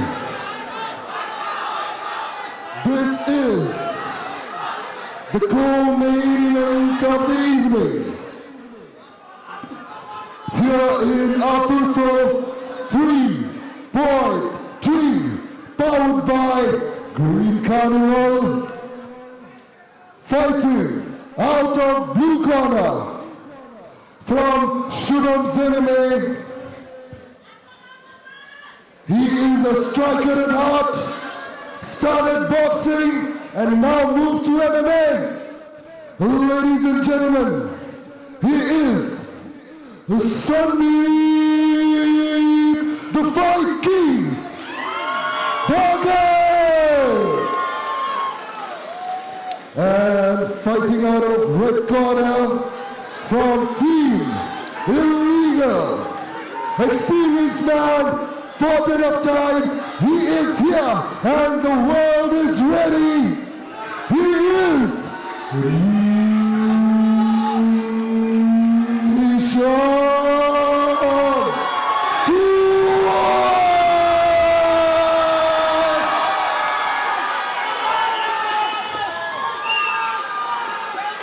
We're here for the co-main event of the evening, Nisham versus Sandeep. Both guys got beef with each other. The intensity is just out of the roof. It's been a crazy main card, all finishes up to now. There were no words said, but the eyes said it all. Yep. Nisham Y looking absolutely focused. Oh! Right at it. Take down. Feeling a process. Look at that, just carrying him around like a schoolboy and dropping him. Beautiful work by Nisham. Straight. Slammed him just right next to his corner. Yep. Oh, nasty elbows by Nisham. What a start by Nisham Y. Yeah, he just walked him down. Picked him up, carried him across the cage and dumped him near his corner.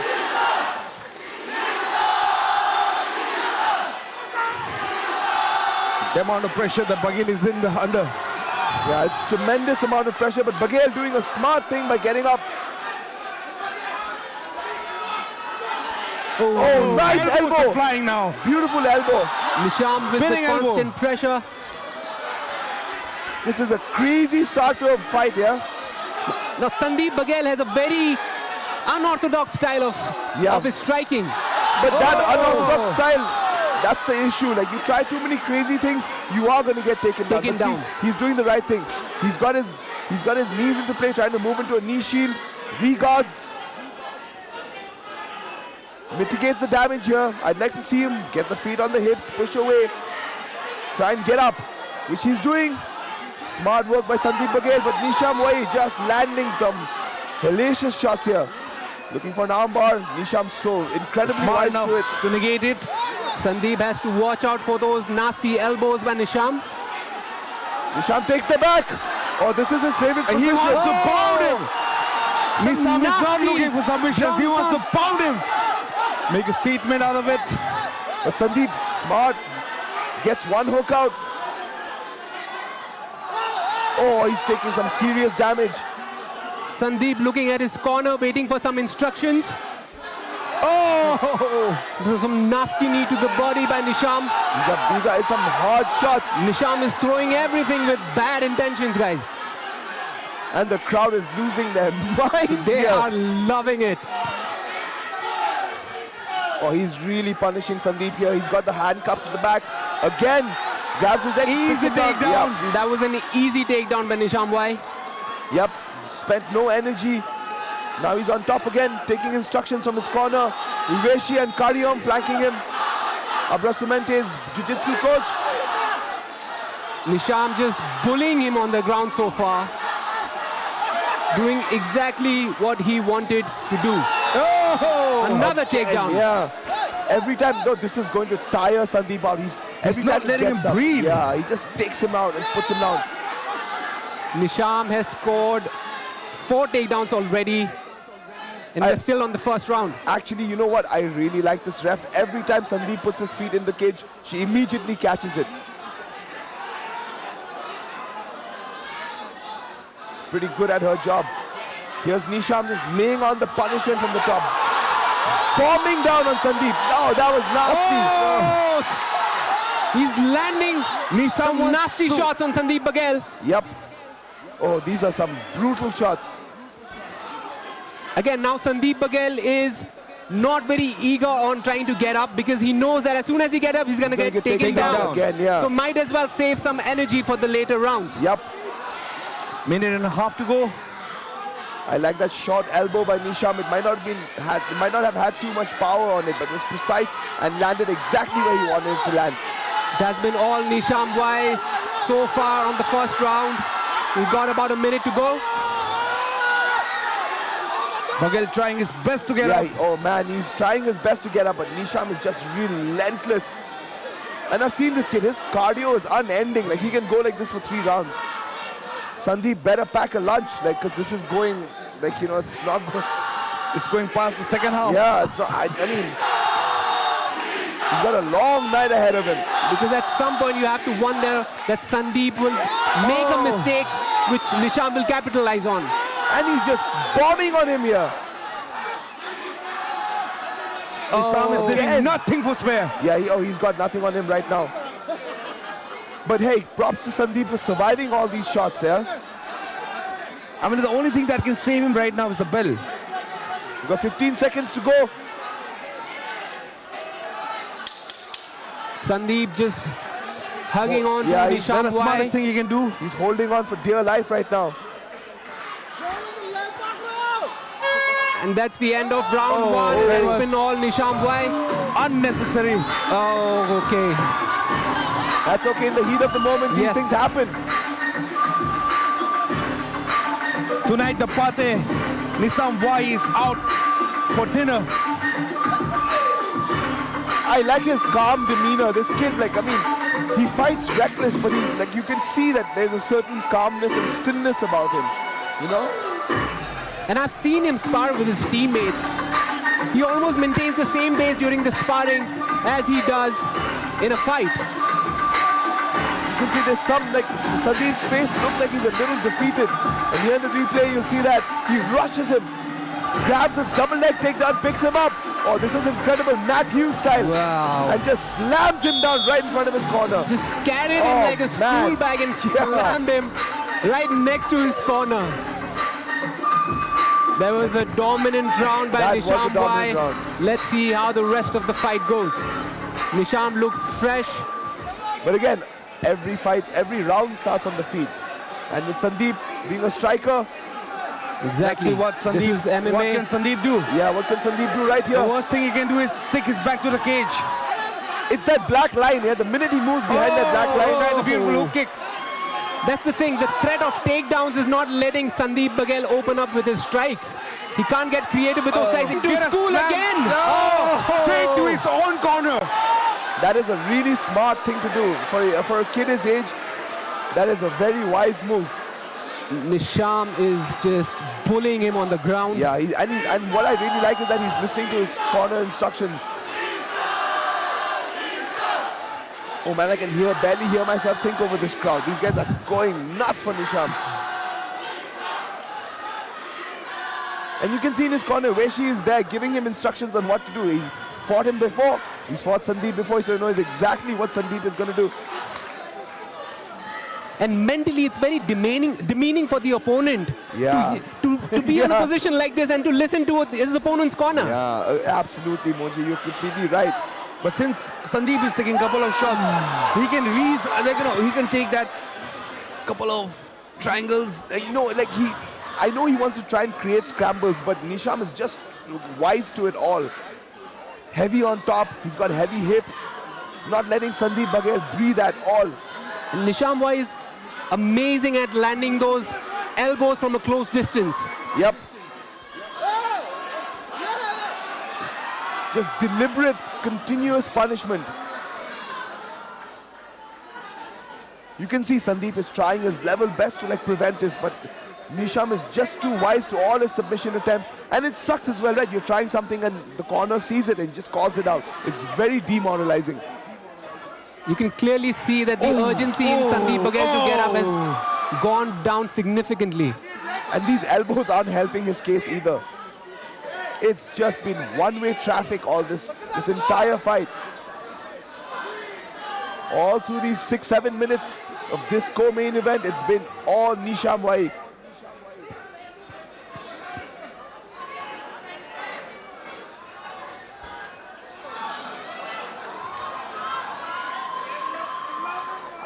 Although there's one thing I must say is I do like Sandeep's wrist control. He's kind of preventing a lot of serious shots from getting through.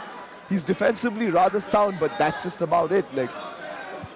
But for how long is the question? That's my point, Moji. You brought up a really, really good point. For how long can he keep this up? Nisham can do this all fine. Oh, it's been an entertaining night of fights, guys. Seriously, 3.3 Aturto 3.3, the first champion man. And we've still got the co-main event to go. Oof. It's crazy, Andrew. I couldn't agree more. Oh, finally moves to side control. He's looking to get knee on belly. Move to mount here. Oh, that was nice. A knee to the body. Beautiful knee to the body.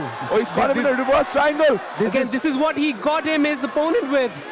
So Nisham has to be very careful about this one. Nisham has his... Oh, okay. His head is out here. Yeah, danger he's now. good. Yeah. He's still got his arm trapped in there. But Sandeep Baghel now in side control, in Nisham's side control. Back to square one for Baghel. It straight bounces to to mount. Beautiful mount. By And Nisham. Nisham has got a lot of time on the clock to work. He's got a minute, More than 10 a minute. seconds, yeah.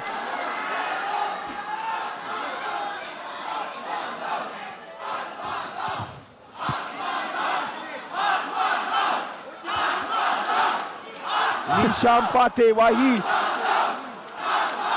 Listen to the crowd, man. Yeah, the crowd have lost their minds here.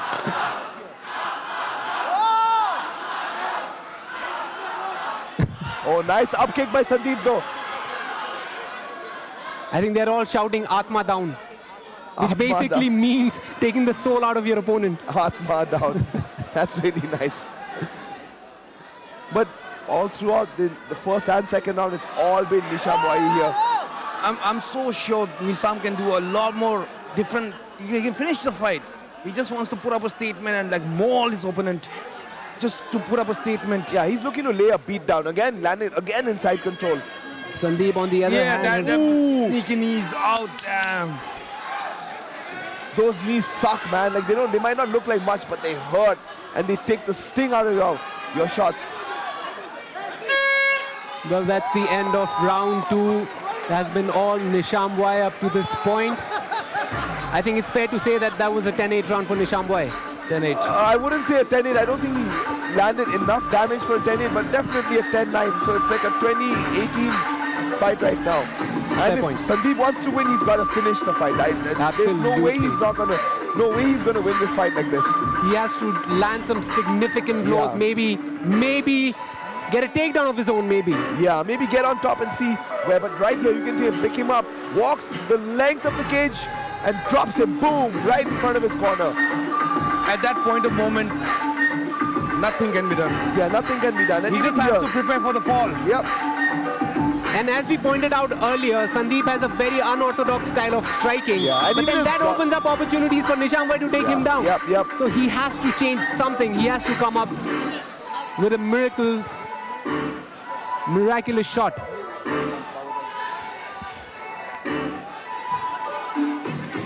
All right.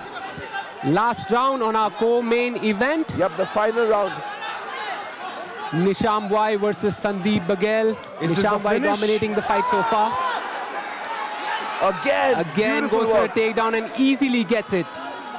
And now he's in Sandeep's corner. I know, maybe he's done that to prove a point. He's right in front of us. Sandeep this time did not even bother defending the takedown. He's talking to his corner. Nisham talking to his opponent's corner. Yeah, this is crazy. Wow. A truly dominant performance by Nishambwai so far. Nisham is going full Khabib on. What I really like about Nisham is he's using his head to control Sandeep. It's the head control, man. Oh! That one landed. Just when the ref asked for some action.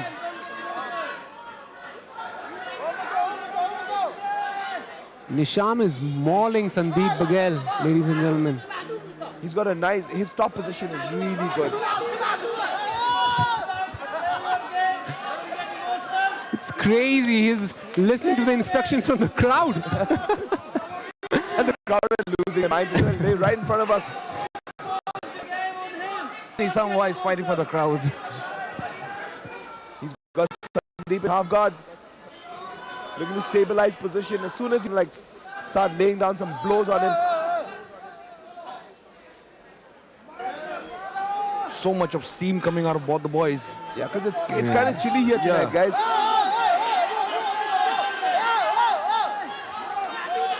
It's a cold night in Itanagar, and it's definitely a cold night for Sandeep Baghel. Definitely a night he would like to forget. Yeah, definitely. Has been a one-sided affair so far. Pretty much, Moji, pretty much. It's been, all Nisham in the driver's seat for this entire fight. Sandeep Baghel's got 3 minutes to make something happen here. He needs to pull a rabbit out of the hat.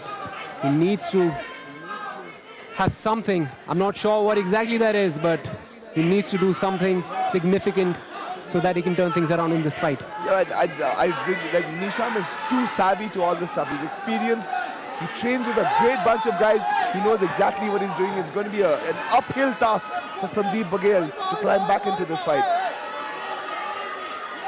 Oh, some nasty elbows to the body of Sandeep Baghel by Nishambwai. Those suck as well. Oh, they're terrible.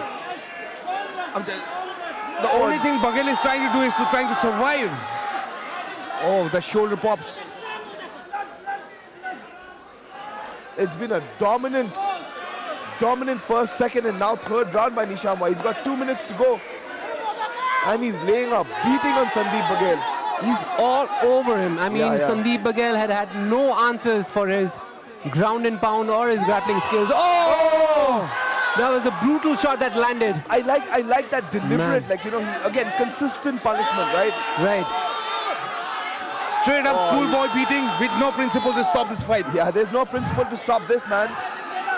Again, this mauling just sucks the soul out of you more than anything. It does, it definitely does.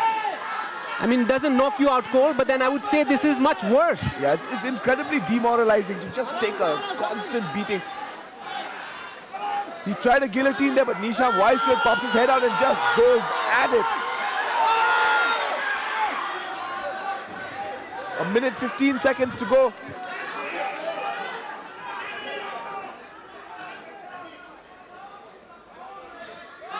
Nisham now on half guard on the other side. Now Nisham is going to go for something, I guess. He's got a minute to go.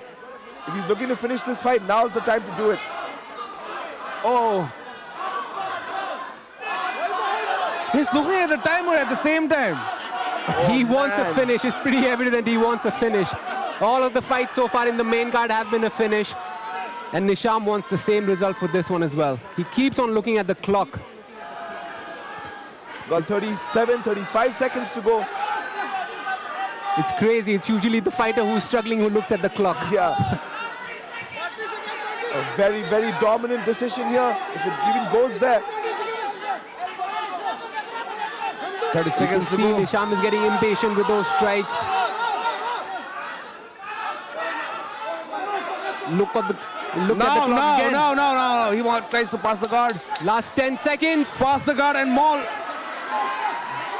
This is what he was looking for. Oh, vicious ground and pound by Nisham Y. Almost went half gorilla.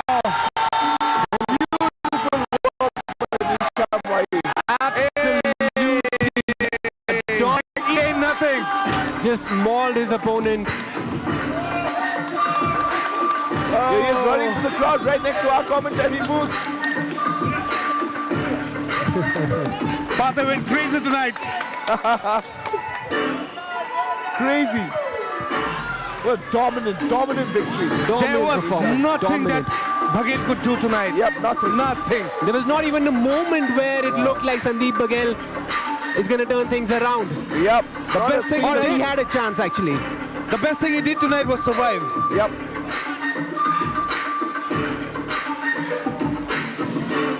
A hard, cold night for the Fight King. Nonetheless, beautiful show of respect amongst the fighters.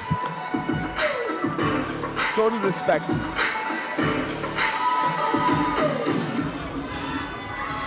And now for the decision. We take it to Cargo in the cage. For our viewers, this is the most unorthodox way, like in a very dominating way Nisham Y has fought, or else he's very technical. One of the best fights with Jeko is with Nisham Y. Go check it out in Aturto. And now for the results, here's Cargo Basar. Ladies and gentlemen, the results are in. With a full 3-round of bloody straining 5 minutes, winner by unanimous decision is in the 13-0 spirit red corner, Nisham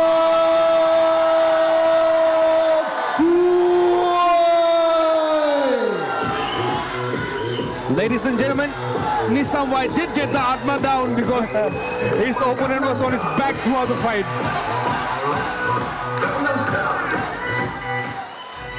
Alright, Nisham. Let him dance, Moji, let him dance. Congratulations, brother. Nisham, a dominant performance. शुरू से लेके and तक आपने fight को dominate किया. But then I was noticing in the last minute you kept looking at the clock 1 minute and the last 10 seconds. It looked like you wanted to finish the fight. Is that what you were looking for? Yeah, everybody wanted to finish the fight, but I was looking at the camera कि कौन आया है, क्योंकि हम बोला था आत्मा down मना. Sorry guys, इतना खास performance नहीं. It's just one person of me. You know, I just have to win this fight. I know you guys feel little bored. I know you don't like guys don't know ground and pound, but to me right now, win this is important. You know, because I've been to lose and I've been to run. And win is awesome. जैसे जीतना है कि नहीं? अब एक match जीतेगा, आपको confidence आता है. तो इसलिए आज हमारा गेम प्लान था कि चलो रिस्क होने से होगा, लेकिन हमको जीतना था. मेरा दोस्त वेसी गिल है, and to my all Arunachal people, ये लड़का वेसी अभी चाहे इसका थोड़ा लूज हो रहा है, but he is one of the best fighter from Arunachal Pradesh. You know, guys, last time कि क्या हुआ कि ये जेको के लिए लड़ा है, आदमी इसको इतना ट्रोल किए, but I know him from the bottom of my heart. He's such a nice guy. Vesi, please, Vesi, I want you to come inside the cage. Vesi, please. Come, Messi.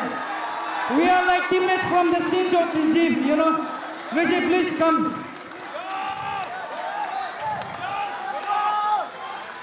Hey, please, one play for my friend.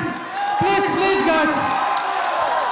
You know, guys, isn't it कि हम जीते तो हम अच्छे player हैं. He's fucking killer, man. But just I got one chance. He gave me the chance, and you know he's the best guy. I just want to give him some chance to say, you know, because he helped me a lot in this fight.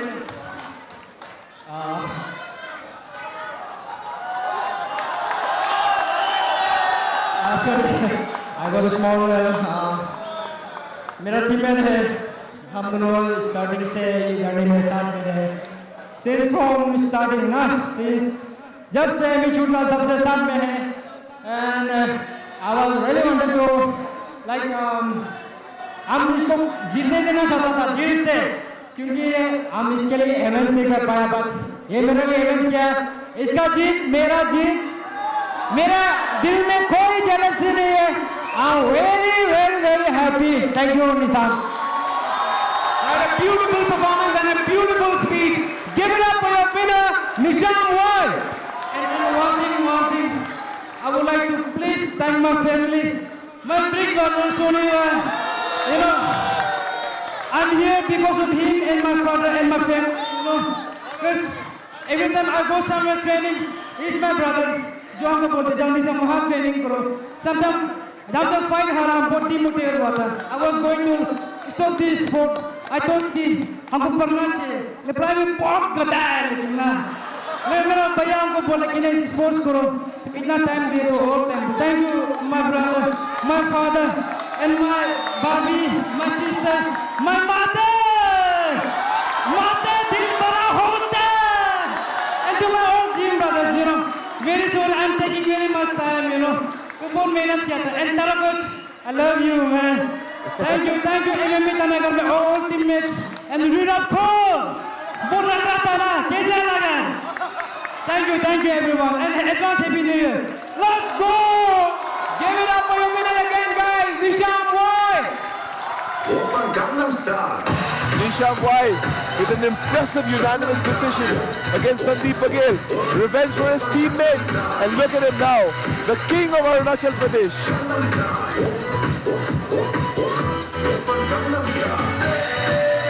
Alright, ladies and gentlemen, here is the replay. We've got Hisham, beautiful takedowns.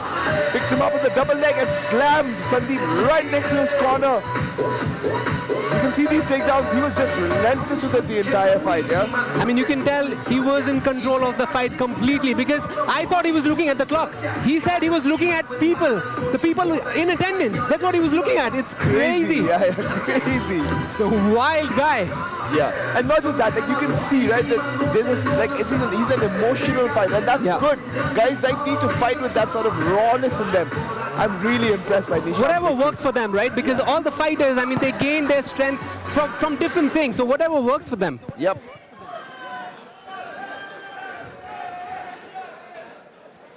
And now.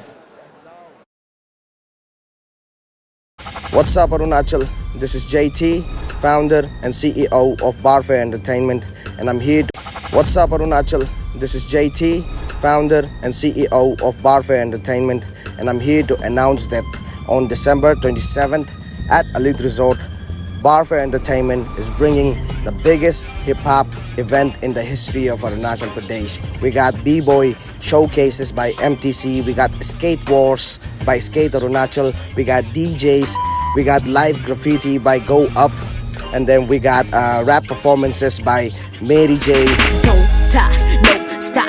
I got so much on my mind already. Simyo. No maingo que galero na mamig to bay ay abal kamando ko miram kisa dubo yeah patuda me bala no me yek de no que dobo yeah Nantred. You know that I got you like your favorite son. Okay, son. You know that I got you like your favorite son. And none other than my brother Sonu Lem. Boy 79111 हाथों में मेरे है blunt हाथों में मेरे है gun सांसें उड़ा दूं. And for the main event, we have one of the pioneers of Indian battle rap scene, the battle rap's national legend, MC Court. तूने अपने पिछले बैटल पे बोला दिल्ली के बारे में तू सारे राज खोलियो, पर अगर तुझको बोलना मेरे शहर के बारे में मुझको ही तो बहन की लोड़ी हिंदी में बोलियो. Coming down to battle our local champion, Kazikun. You know, they're going toe to toe against one another. And we also have the Apex female MC, CG, versus our local underdog, Outspoken. And we have X from Nagaland coming to battle Lozi. And we also have a lot of talented artists battling against each other like Dumai, Tani Flow, Machu, the list goes on, you know. This is the pivotal moment for hip-hop in Arunachal Pradesh. And if you miss this, then you miss out being a part of the history. Let's go. Barfare Ragnarok. Barfare Ragnarok. Barfare Ragnarok. Barfare Ragnarok. Barfare. 27 December. Be there. Shout out Barfare, man. Entertainment. This 27 December, Ragnarok!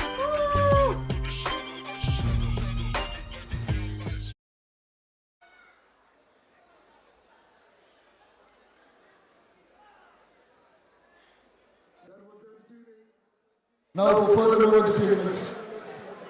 Ladies and gentlemen, we are going to make two champions here tonight. And with that said, one of you is going to be the lucky winner of the championship two-wheeler vehicles here today. And for that, as ritual, I would like to call upon this beautiful kid to none other than the CEO of Aturto. Ladies and gentlemen, can we have a big round of applause for Higyo Tarak, the CEO of Aturto, coming with the brown box with lots of chips in it. Carrying the sugar chips. And I would like to request the CEO to invite the person next. Good evening, Karnataka. Carton दूसरा लेने से. I hope आप लोग चल. आप लोग दूसरा ले जाने से. आज का फाइट को एंजॉय कर रहे हैं. Too much है. सब फाइटर्स लोग अपना पूरा दे रहे हैं. सब फाइटर्स लोग अपना लाइन का बेस्ट परफॉर्मेंस दे रहे हैं और हम लोग वही चाहते हैं. लास्ट फाइट से पहले आप लोग में से एक लकी विनर होगा ये टू व्हीलर का और इसको चुनने के लिए I would like to call on stage हम लोग का एडवाइजर मिस्टर ओके पाले. Ladies and gentlemen, can we have a big round of applause for Mr. Rocket Palin, who is the advisor for this event, Aturto, for the last few years. And also, you must be aware, he is also the chairman to Indrajit Namchur, Arunachal League, leading Arunachal in innovative ways. Ladies and gentlemen, a big round of applause for none other than Mr. Rocket Palin. Sir.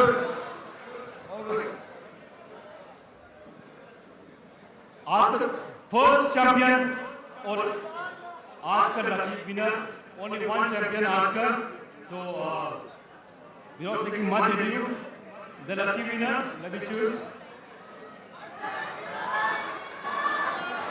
Ladies and gentlemen, the champion of the two-wheeler scooting is serial number 1546 name Kavya. Anyone Kavya here?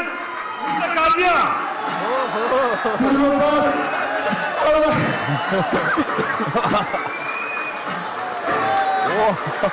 Already blinked out, man. Already blinked out.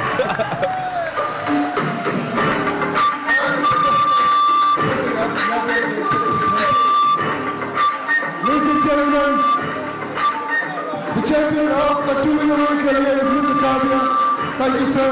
Ms. Oki Paling and the CEO of Aturto.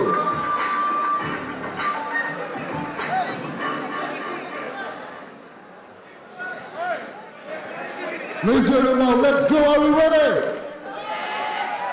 We ready? All right. This is the main event. This is the main event. And we are going to have all eyes on the screen.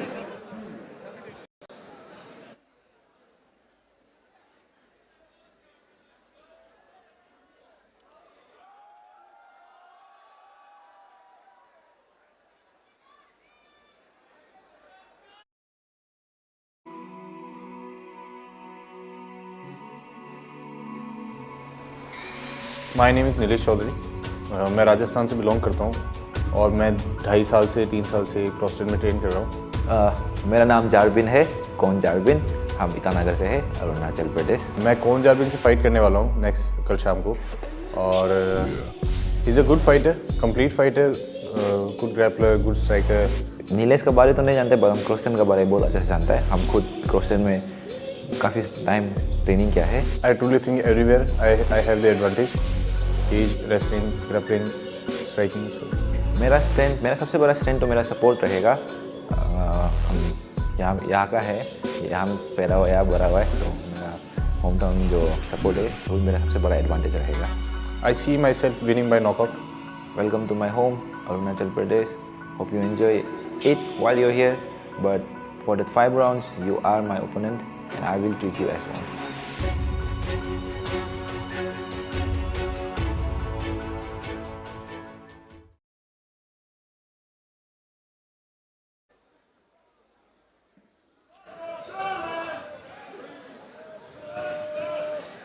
Ladies and gentlemen, are we ready for the fighter from Sango Arena, Blue Corner?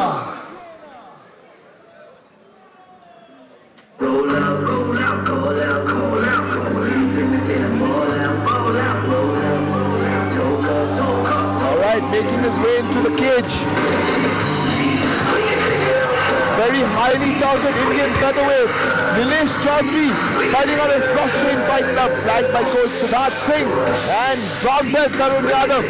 He's looking to come here, spoil the party, take out Kon Jarman and head back to Delhi with money, a belt and a new career as a featherweight.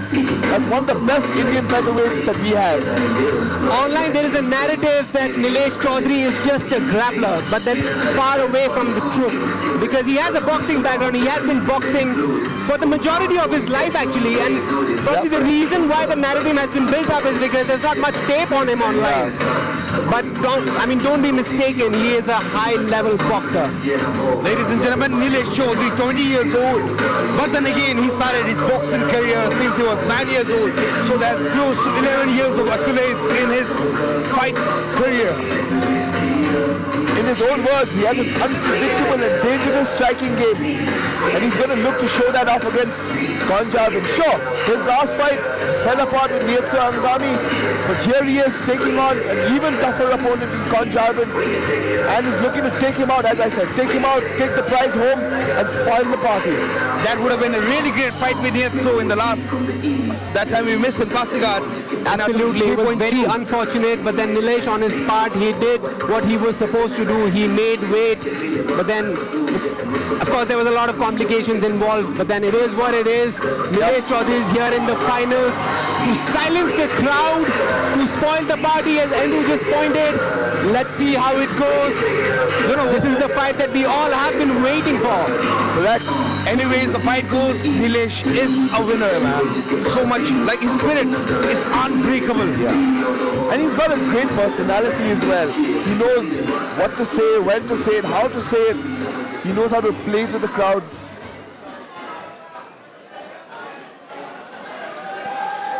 Now, for the main events, fighter from the red corner.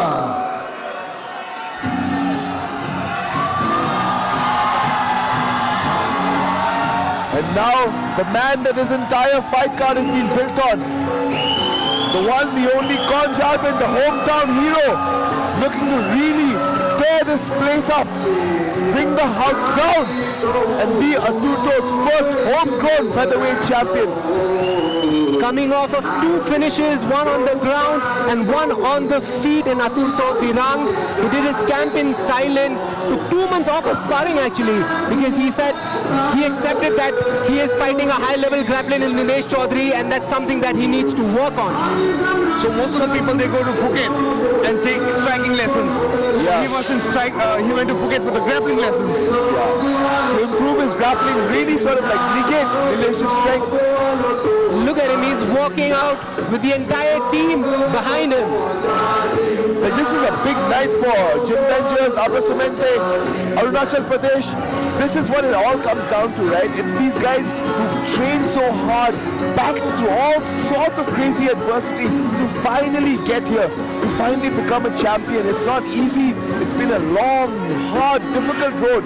But here we are, ladies and gentlemen. We've got Con Jarbin, one of the bigger favorites on this card. See, Jarbin has always been a gentle giant, but last night during the interview, he had a very mean demeanor. Yeah, he was a little testy last night. Like you could see that, he was not having any of it. Like, he was ready to fight.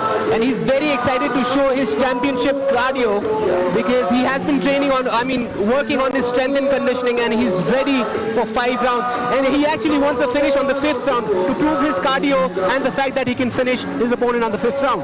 That's a tall task against someone like Nilesh, but if there's anyone who can do it, it's definitely Con Jarbin. Here he is with the final referee instructions, making his way into the cage. You can see the calm, the sereneness in his eyes. He's ready for this. He's ready for battle, ready for war. I've been waiting for this one for a long, long time. And that's the classic Jarbin roll into the cage. I have a question. And my question is, I've never seen Jarbin Aturto in his back. Is this the one who can take Jarbin on his back? I think a lot of questions are going to be answered tonight. Yep. Right, including that one. rings. And here's the tail of the tape. Nilesh, 20 years old. Jarbin, 27. Nilesh from Cross Train Fight Club. Jarbin from Team Illegal. And for final introductions, Cargo in the cage. Ladies and gentlemen, we are live from the sold-out event in Sango Arena for the full 5 rounds of 5 minutes. Making the stream possible is our streaming partner, Netbox, and making sure the media reaches out. We have our media partner, Newsify, and Eastern Journal here today, along with Sports Spectrum. This is Aturto 3.3, powered by Green Carnival 3, and people here out tonight and everywhere else, one question: are you ready? And now, introducing from the Sango Arena, blue corner, from Cross Train Fighting Club, Delhi, fighting in featherweight category for the title belt. Here, looking for the belt, the final winner here tonight, ladies and gentlemen, who has come for this main event is none other than Nilesh, the farmer boy, Chaudhary. And his opponent, fighting out of 13-0 Spirit, red corner, from Team Illegal, Italian, fighting in featherweight category. The hometown hero is none other than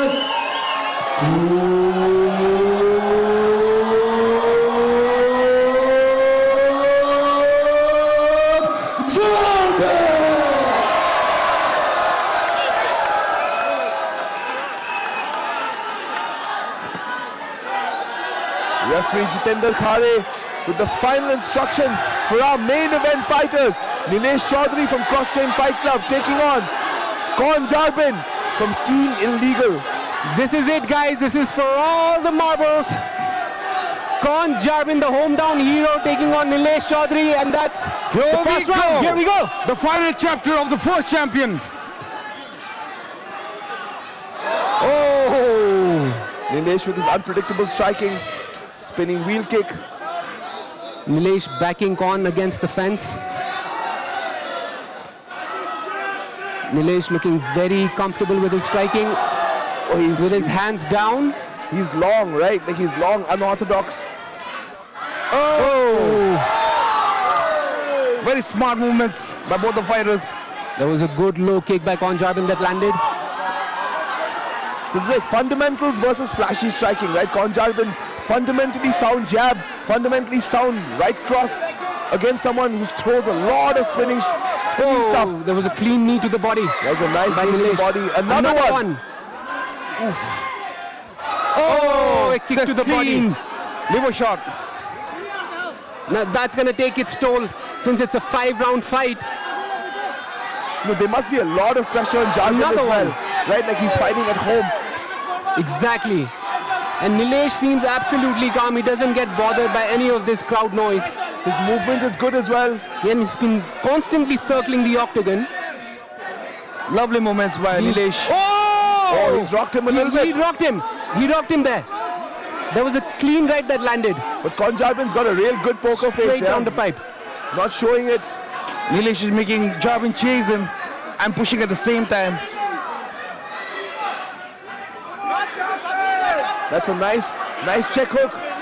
That's money. That's money for Nilesh Chaudhary. He keeps his check hook is very good. Oh, went for the oblique kick. He's got a whole bunch of weapons, yeah. Everything. Khan goes for the first takedown of the fight and gets it. Nilesh is looking to set up that guillotine, but Conjalbin lands in Nilesh's half guard. Now Khan's gonna push a little. Conjalbin the top. Nilesh looking for an armbar. He's got an armbar here. Oh, it's tight. Tight. It's Jalbin. Oh, it's nasty. Oh, it's tight. Oh, Jalbin has locked in a triangle here. Oh, this is Nilesh's move, and he's got it really very tight. careful with this one. Oh, this is a bad position. This is a bad position for Conjalbin.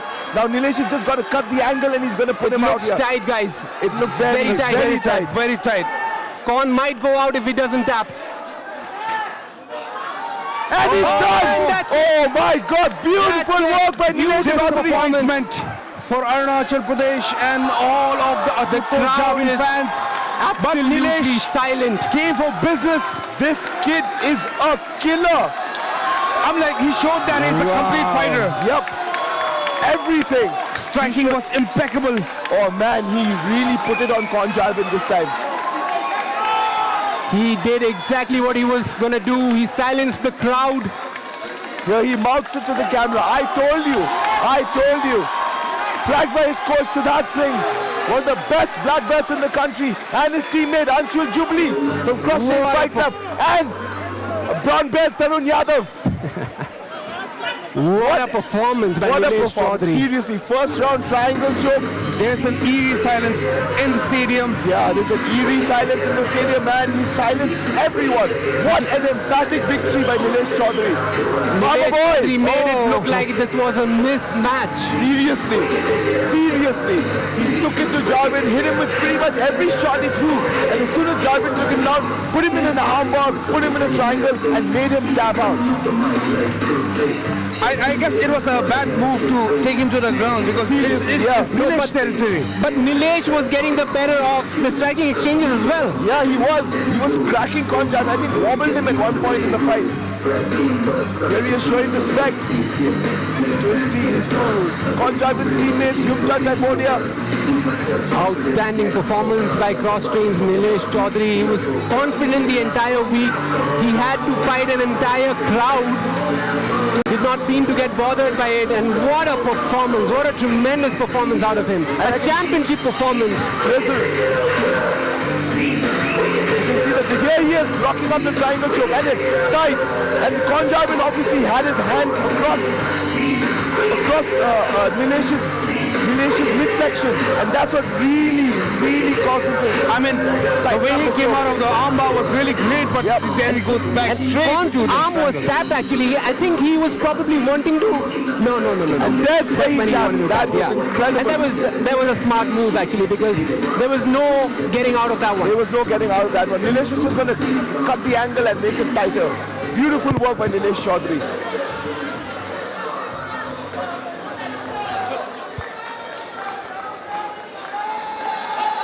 No need for the judges' card. The fight will be called by Cargo Basar again. Ladies and gentlemen, the results are in. History has been made.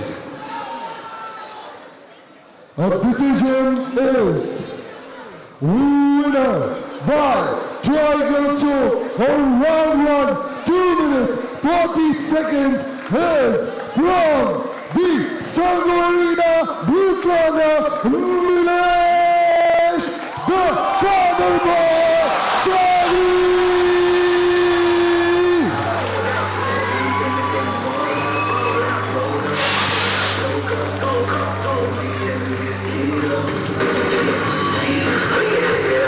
Nilesh Chaudhary, ladies and gentlemen. Give it up for the Aturto featherweight champion of the world, guys. Nilesh Chaudhary. Nilesh, आप शुरुआत इस साल की शुरुआत से बहुत ही confident थे। आप मुझे अगेन मैं आपको याद दिलाऊंगा कल वेट्स के दौरान आपने जब वेट किया तब मैंने आपको congratulate किया for the weight and you said are you congratulating me for the belt क्योंकि you were already convinced the belt आपकी है and how happy are you with this performance? I am very happy. First thing, I want to thank to my team, my coaches. I really blessed to be part of CrossFit. I know people hate, a lot of people hate. I don't care. If you hate me, fuck you. Understand? I don't care. People hate me. I love people who love me. I love them.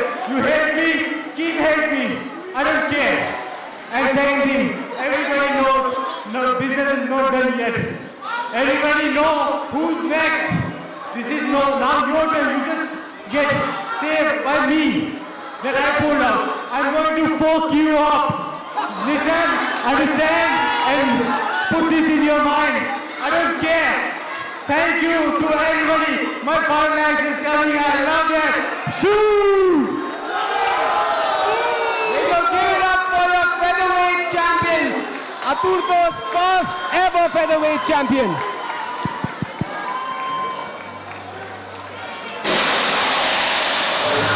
And ladies and gentlemen, there you have your first featherweight champion from Aturto. Crazy, man. Nilesh Chaudhary with a 5 lakh cash prize and the belt. What an emphatic win. What an emphatic win. For you guys joining us at home, thank you so much. We had a grand old time in Aturto 3.3, crowning our first champion here in Nilesh Chaudhary. And he's got a ready-made defense in Milso Angami for his next fight. What a fight that is going to be. Here he is with the belt, taking the belt home to New Delhi. And the 5 lakh cash prize. Man is rich tonight.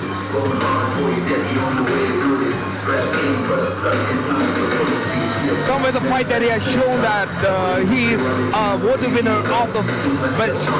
Yeah, he deserves it. I mean, he took the fight to Kon Jamin. Ladies and gentlemen, I have Kon Jamin here with me. Jamin.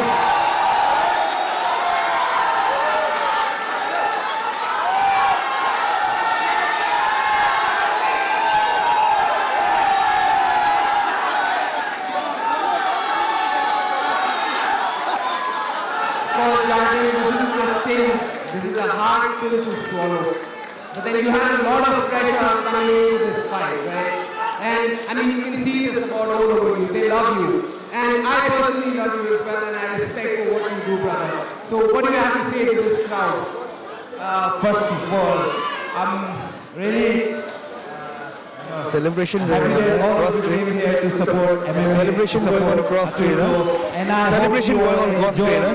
MMA. This is MMA, and anything can happen, and anything big.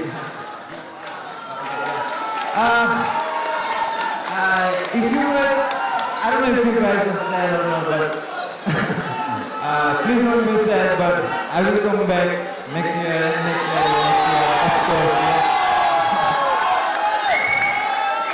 It's alright if I didn't win today. It's alright. Like Christmas is in just a few days and New Year, so we have a lot more things to be happy about. So thank you everyone for coming out. I'm sure you'll come back stronger and better. Give it up for Kon Jamin! Ladies and gentlemen, nonetheless, Kon Jamin lost the fight, but he's the perfect example of perseverance, hope, and humbleness. And there you have it. Aturto, you got your first champion, Nilesh Chaudhary, winner by triangle choke. Ladies and gentlemen, thank you for being here today. Dad, Jujo uncle, guiding through. And everybody knows that we are here in Sangha Arena. We are partnered with Sangha Village. After party in Sangha Village, see you all, everybody over there. Have a very good evening. And my name is Karthik. All right, for everyone watching at home, for Moji Basar, for Prem, and for me, Andrew Lu, thank you so much for joining us. We'll see you guys next year at Aturto.